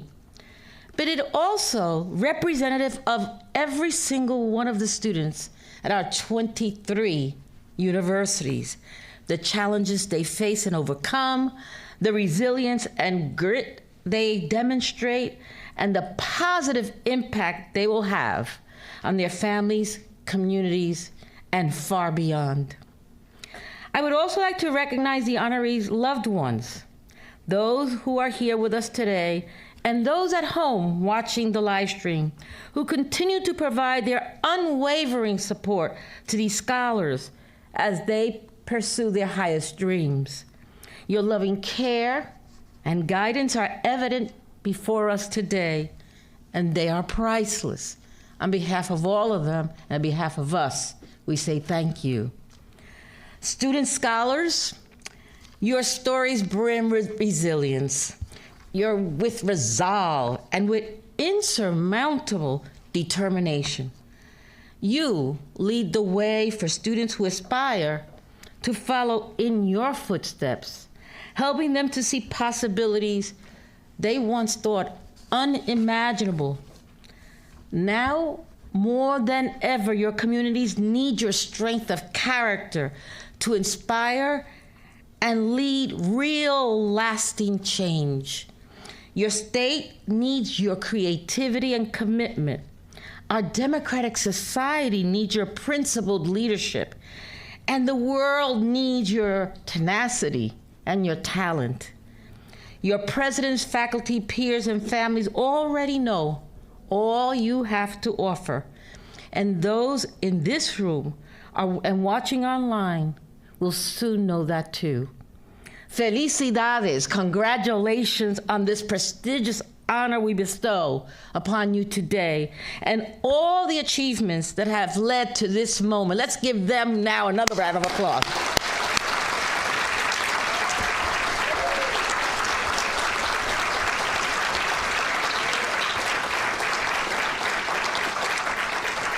This award, of course, is a testament to the generous and lasting support of the CSU trustees who have contributed to the scholarship program. I extend a special and heartfelt thank you to all those who have generously supported the named scholarships that will be presented this afternoon. I would also like to acknowledge and thank the members of the CSU Foundation Board of Governors for their commitment and ongoing contribution to this university. These awards are made possible through their tireless work and outstanding leadership. Thank you. As I read the names of the Foundation Board members who were able to join us today, I ask them to please stand and remain standing. Now, they're all wonderful, but please hold your applause until I identify them all. John Augustine. John represents Barclays Higher Education. Please stand as I mention your name.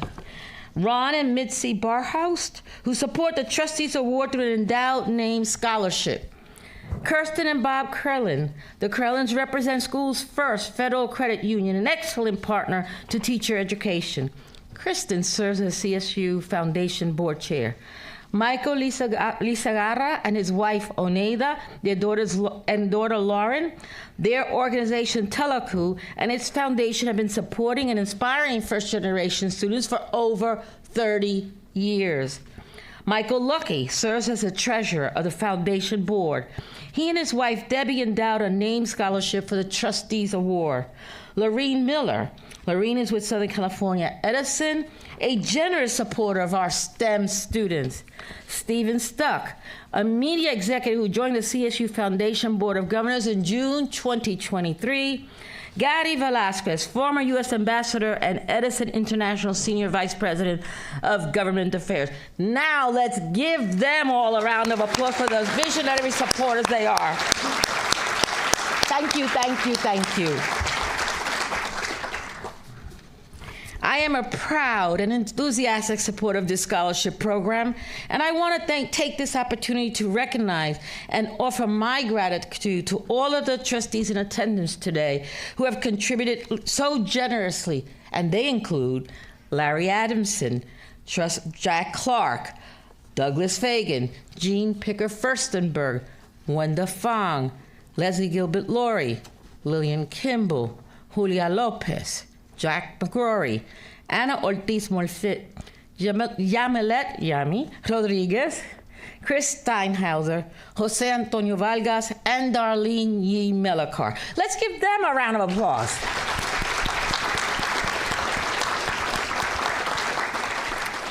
And to Trustee Emeritus Lawrence Gould, thank you for recently endowing a name scholarship. We are happy to have you join us today as well. I would also like to thank Executive Vice Chancellor Steve Relier for his generous contribution. And finally, we owe our heartfelt and lasting gratitude to Trustee Emeritus Ali Razie, who I am happy to say he joins us here today. Thank you. A member of the CSU Foundation Board and chair of the Trustees Award Selection Committee, Trustee Emeritus Razie is rightfully credited for keeping the CSU Trustees Award in operation and, in fact, thriving. And for this, we are all eternally grateful. Thank you. His dedication to the students we are so privileged to serve has transformed countless lives. They transformed their families and communities since 1984. Thank you, Ali, for your steadfast commitment to this award and to the CSU and its past, current, and future students. Another round of applause for Razie.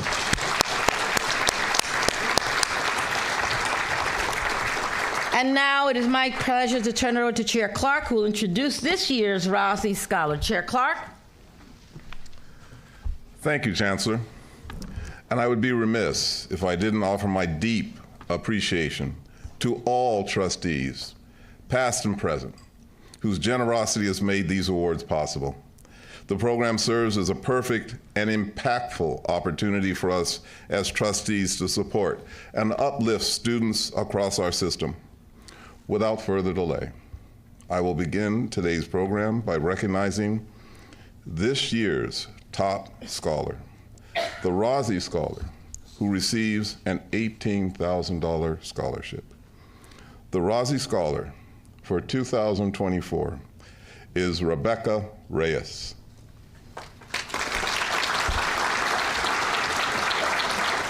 Thank you. So you're here. Would you, Rebecca is an outstanding student of Cal State LA, but when you hear her full story, you realize that this is truly an understatement. And so please roll the video. So I always knew I wanted to go to college. My parents did emphasize that in my younger years to the point where, you know, by the age of 4, I thought it was illegal to not go to college. Oh my gosh. I've known Rebecca since maybe she was 7 or 8 years old. She's going to do everything she can to encourage, inspire, and motivate young people. People who look like her, people who don't look like her, people who are from her community, people from outside the community. There's so many different places that she belongs as a queer person, as a woman, as a Latina. There's so many, again, communities that she's part of that she can reach out, and there's not like really a person who she can't connect with. And there is the student that I had run into earlier that afternoon, just smiling, really close to the front row. And it was that smile and that energy on the first day of class was just infectious. It turned out to be Rebecca. That was the first day that I met her. And I just looked at her, I'm like, you love learning. Like, you just love education. And she just is smiling and said, it's gotten me through so much. So it helped her overcome some things in her background. It helped her overcome some of her obstacles. Now she's pursuing her master's degree in sociology, which is so dear to my heart. I had promised myself, not many academics have gotten sober and have been able to write about it for other people. And I think having that unique perspective is also what academics need in their world. Because of that promise I made myself at a younger age, I chose sociology to complete that goal of mine. I'm, doing the thesis on the opioid addiction that we are currently facing and just turning my story into strength. I think the biggest thing for me is that I feel as though I'm supposed to be in education, how it's transformed my own life, and now I get to help other, students from lower socioeconomic backgrounds get the money to contribute to their success. Rebecca is an exemplar of what it means to overcome the highest of hurdles and then turn around to extend the hand of help and hope to others. She is an amazing student. She is an amazing human being. That humanity is what will give her power to excel in her chosen field of sociology. I honor her for what she is already giving back through the Housing Authority of the City of Los Angeles and the Build Hope program. Here is a person who not only survives but thrives, and I have every confidence that she will continue to light a path for others. Cal State LA is proud to have Rebecca Reyes as a member of our Golden Eagle family. She stands for the values we aspire to reach. Congratulations.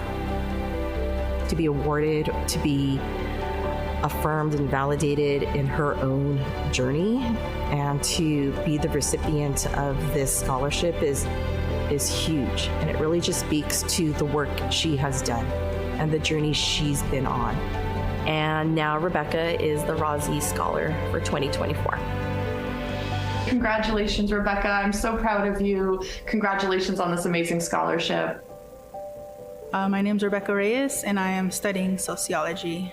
If I came from this and I feel like I'm on the top of a mountain, I want this for others too, for other people as well.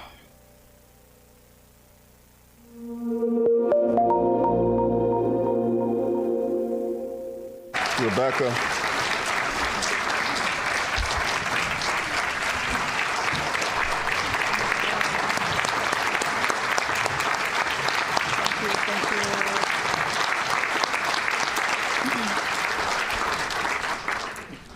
Thank you, Chair Clark.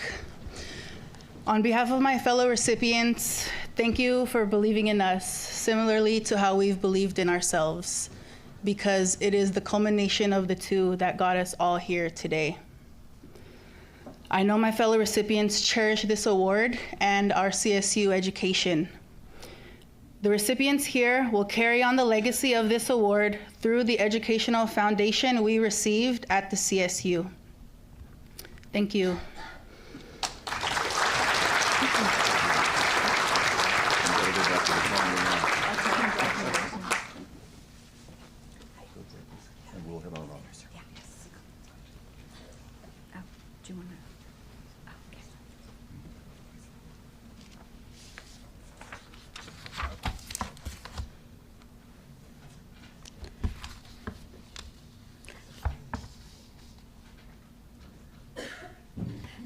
Thank you, Chair Clark. It's truly an honor now to present this year's outstanding class of Trustees Scholars. Let's begin by again recognizing our Trustee Emeritus, Ali Razie Scholar, Rebecca Reyes.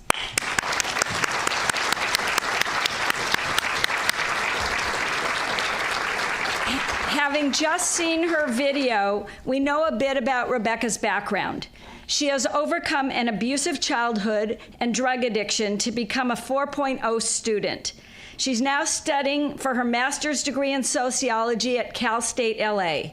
Through adversity, this first-generation college student has gained compassion and an understanding for others.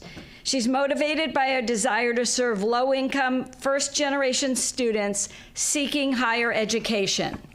Rebecca aspires to become a community college professor and mentor for students in underserved communities. Once again, congratulations, Rebecca.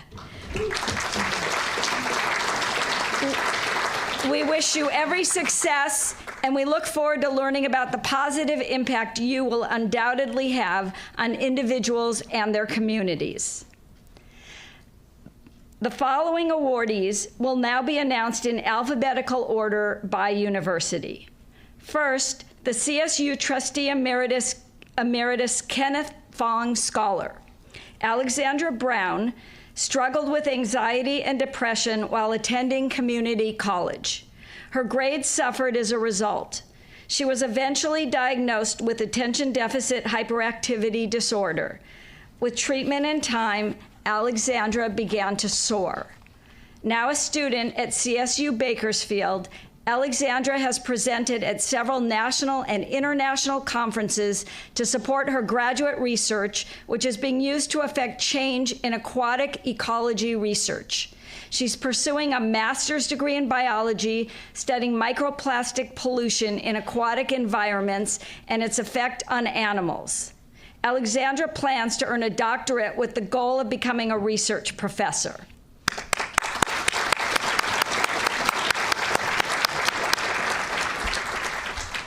The Trustee Emeritus Murray L. Gallinson Scholar, Heather Smith, is a proud Gamma Beta Phi member representing academic excellence at CSU Channel Islands.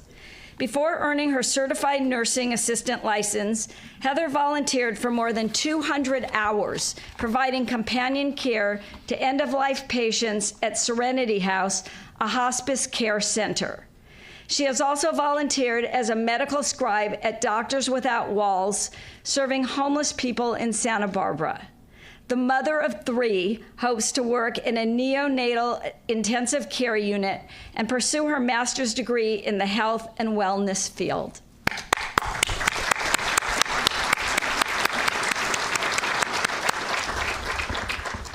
As an undocumented student raised in a low-income community, CSU Chancellor Mildred Garcia Scholar Luz Gonzalez never thought she'd be able to attend college.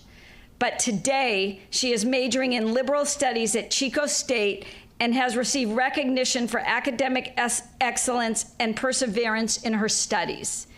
After achieving her bachelor's degree, Luz plans to obtain a master's degree and teaching credential. Her goal is to teach at elementary schools and help students from underprivileged communities achieve their educational dreams.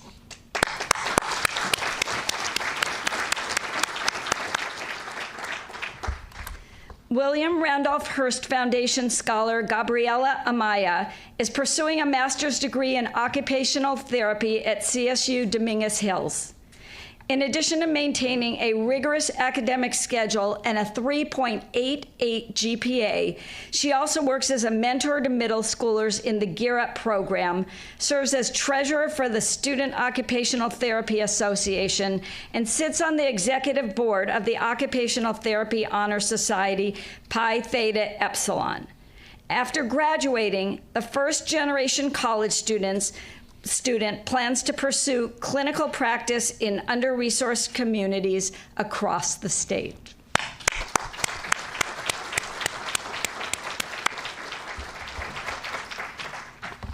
Recruited as a relatively novice swimmer in 2021, the CSU Chancellor Emeritus Timothy P. White Scholar, Emily Giannini has become a great asset to Cal State East Bay's swim team. A senior majoring in kinesiology, she's made the Dean's List every semester and was named the Pacific Collegiate Swim Conference Swimmer of the Week. Emily volunteers at French Hospital, where she shadows physical therapists, occupational therapists, and speech therapists. She plans to pursue a Doctor of Physical Therapy degree and become a physical therapist to help people live their fullest lives.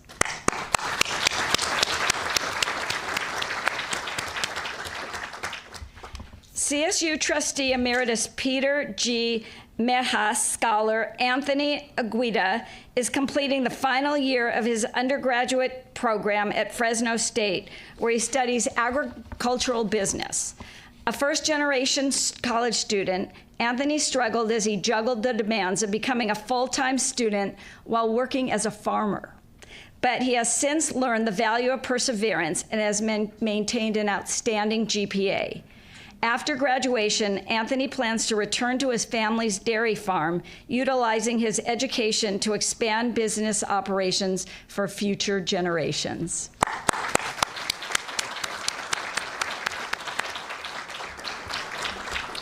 Now, the Edison International Scholar. A first-generation college student, Estrella de Guadalupe Bonilla, let me do this again. A first-generation college student, Estrella de Guadalupe Bonilla, moved more than 200 miles away from home to pursue an education. With her family's support, she has overcome her initial self-doubt. Today, Estrella is a senior at Cal State Fullerton, working toward her bachelor's degree in mechanical engineering. She has been on the Dean's List and currently serves as a mechanical engineering tutor at the Student Success Center. She plans to pursue a career in renewable energy, working to find solutions to safe battery manufacturing, recycling, and disposal.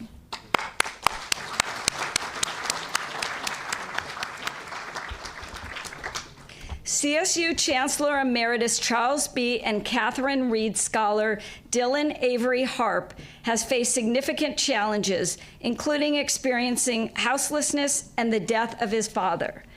Nevertheless, he earned his bachelor's degree in ethnic studies and is pursuing his master's degree in environment and community. Dylan founded Black to Our Roots, a nonprofit that assists Afro-descendant students with genealogical research, and is also active in Humboldt's Umoja Center for Pan-African Studies. His professional aspirations include pursuing a Fulbright scholarship and earning a doctoral degree to work at the Smithsonian.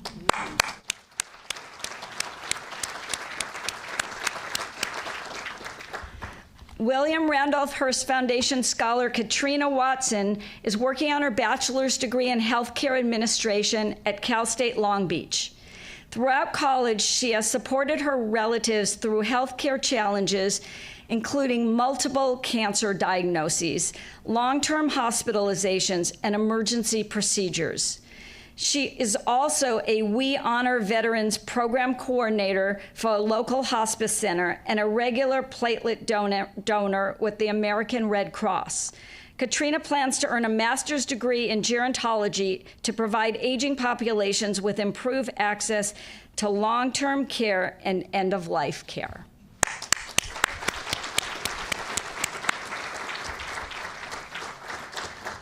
And now, the CSU Foundation board member, Michael A. and Debbie Lucky Scholar.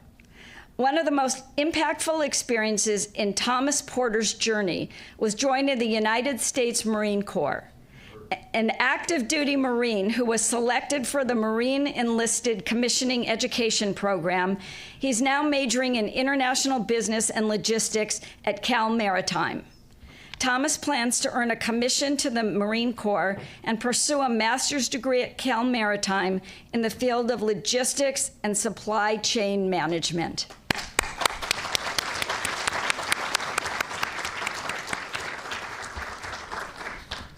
The John and Beverly Stauffer Foundation Scholar. Raised in a Chinese farming village, Jianshan Chen Khalsa dropped out of high school at the age of 16 to support her family. When she moved to California in her late 20s, she dedicated herself to learning English and pursuing higher education. Jianshan graduated summa cum laude with a bachelor's degree in psychology from Cal State Monterey Bay and is now pursuing a master's degree in school psychology. Jianshan plans to work in the local public schools to support minority students and recent immigrants like herself.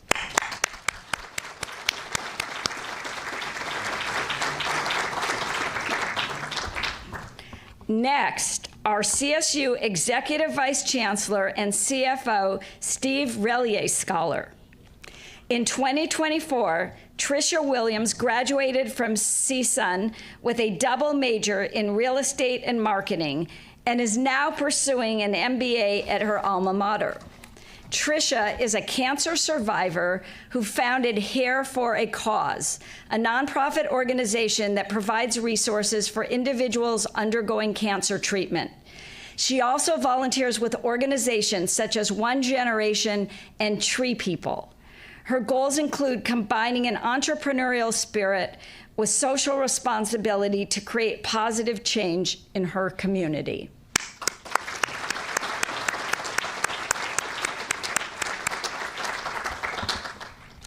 Tlaku scholar Ezekiel Leyva is pursuing a mechanical engineering degree at Cal Poly Pomona while working in the university's music department. Ezekiel blends engineering and robotics education with his love for music in leading a high school summer camp initiative. He tutors students in music and coaches them in the engineering department. Ezekiel hopes to promote positive global change through technology and creativity.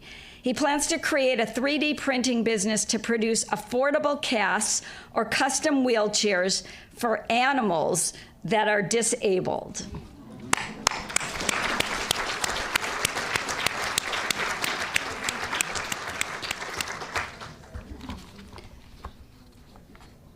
William Randolph Hearst Foundation scholar Perla Tellez has encountered challenges on her educational journey. The first-generation low-income student struggled to pay for her education and made mistakes as she navigated the higher education landscape.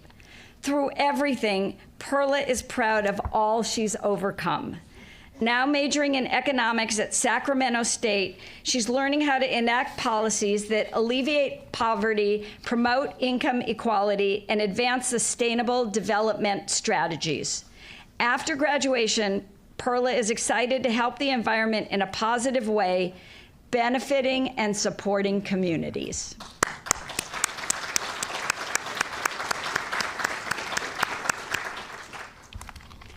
Next, our school's first federal credit union scholar. The biggest challenge Juan Michael Cibrian had to overcome was the belief that college was not meant for him. He is now a junior, majoring in business administration at Cal State San Bernardino. Juan volunteered more than 900 hours during his 2 previous academic years, fighting food insecurity and mentoring high school students. He plans to earn master's and doctoral degrees on his way to becoming a professor and serial entrepreneur to help inspire and educate the next generation of civic-minded leaders.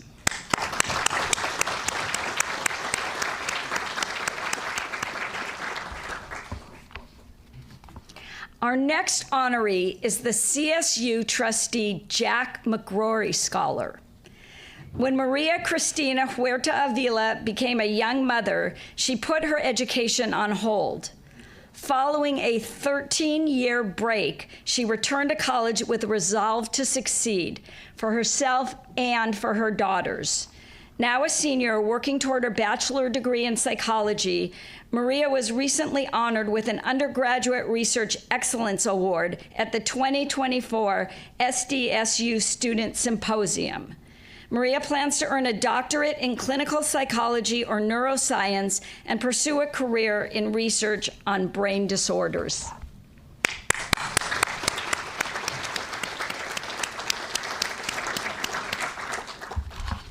The next honor has special meaning for me. the CSU trustee, I guess that's me, Leslie, and Cliff Gilbert Lurie Scholar, Juan Carlos Arredondo is a Mexican-American graduate student who lived in Mexico throughout his childhood. The challenges he experienced while relocating to the U.S. inspired him to become a social worker. He completed a bachelor's degree in social work at San Francisco State and is maintaining a 4.0 GPA as he pursues a master's degree. Juan Carlos plans to serve as an advocate for migrant families in the Bay Area and to fill the representation gap among Latino men in social work.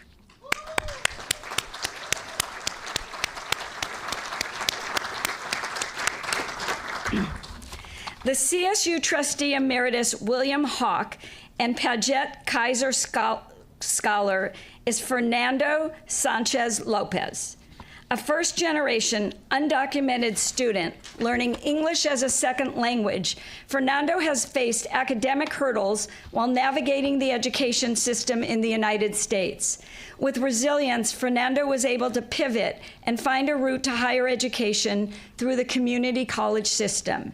He's currently a computer engineering major at San Jose State and a leadership member of the UndocuScholar Network for Inclusive and Transformative Education. Fernando hopes to leverage his experiences to advance social justice and equity within STEM by participating in initiatives such as the Conference for Engineering Diversity.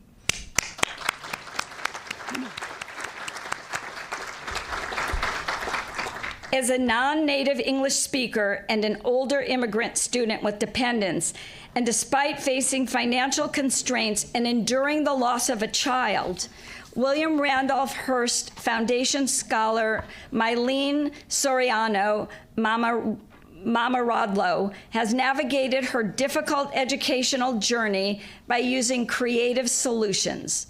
The Cal Poly San Luis Obispo psychology major is an AmeriCorps Fellow, Cal Poly Scholar, Multicultural Scholar, Alpha Gamma Sigma member, California Community College Student Ambassador, and Associated Students of Cuesta College Senator. You sound like me.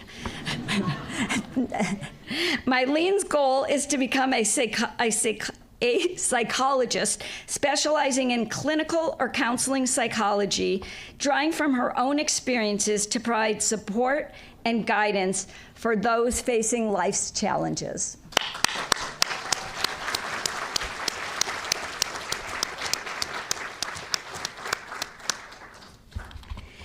Immigrating to the United States from Vietnam at 7 years old, CSU trustee Wenda Fong and Daniel Federle scholar Minh Tran immersed himself in books and keenly observed conversations to learn English. Today, Minh is a senior at Cal State University San Marcos, majoring in computer science. Dedicated to his community, Minh has contributed his time to the Key Club and Trio student support services. A first-generation college student, Minh envisions a career as a software engineer, cybersecurity expert, or AI researcher.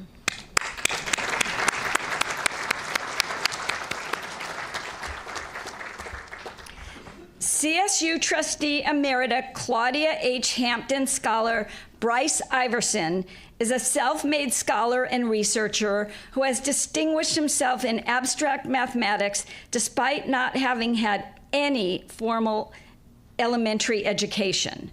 He is completing 2 undergraduate degrees in pure and applied mathematics at Sonoma State and was selected for the Ronald E. McNair Scholars Program and Cal Bridge predoctoral programs. Bryce plans to become a mathematics professor and help students develop a positive STEM identity and a growth mindset for life.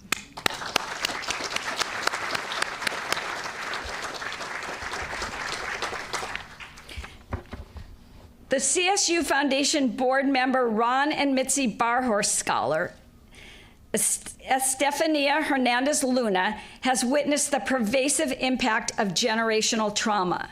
She's committed to breaking those cycles advocating for marginalized communities, and supporting those who are navigating similar challenges. In 2021, Estefania, is that right, Estefania? I'm going to get this right. Estefania Hernandez Luna. Estefania graduated magna cum laude from San Jose State with a bachelor's degree in psychology and is pursuing a master's degree in social work at Stanislaus State.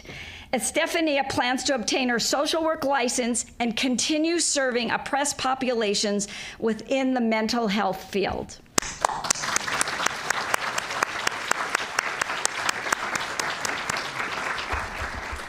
Awardees, congratulations to all of you for your remarkable achievements. And thank you for your tremendous contributions to the CSU, your campus, and your community.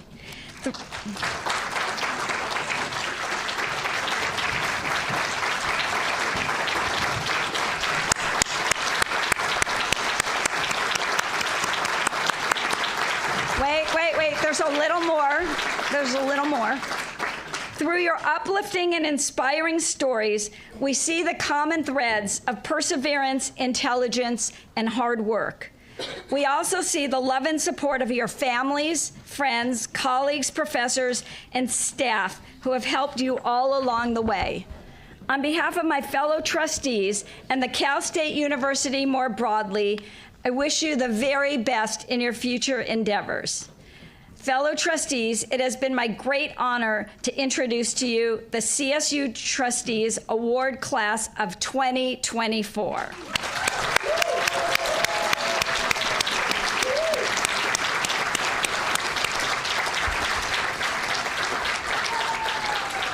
We also want to again thank all of our donors for their belief in and support of these exceptional students and for recognizing the impact they are already making. I also invite everyone to join us in the courtyard to meet and further honor today's awardees at a reception at the end of today's meeting, held thanks to the generosity of the Lizarraga family and Talaku. Chair Clark, that concludes the business of the Committee on Institutional Advancement. Thank you, Trustee Gilbert Laureate, and to all of our outstanding scholars. I look forward to meeting you and your guests at the reception. However, I really don't want to leave here. This has been such a great day, a great afternoon. You all are such exceptional people. Unfortunately, this concludes today's business of the board. The board will reconvene tomorrow morning, and we're going to reconvene a bit early, all, so we can make up some time at 8:30. 8:30 in this auditorium, the Dumpke Auditorium. Thank you, and we'll see you at the reception. Congratulations, scholars. University system. Over 450,000 students attend one of our 23 universities. More than 1/4 of our undergraduates are the first in their family to attend college, establishing the CSU as a pathway to student success. The CSU provides a quality education at a great value. More than half of our students who graduate with a baccalaureate degree finish with no student loan debt. Many students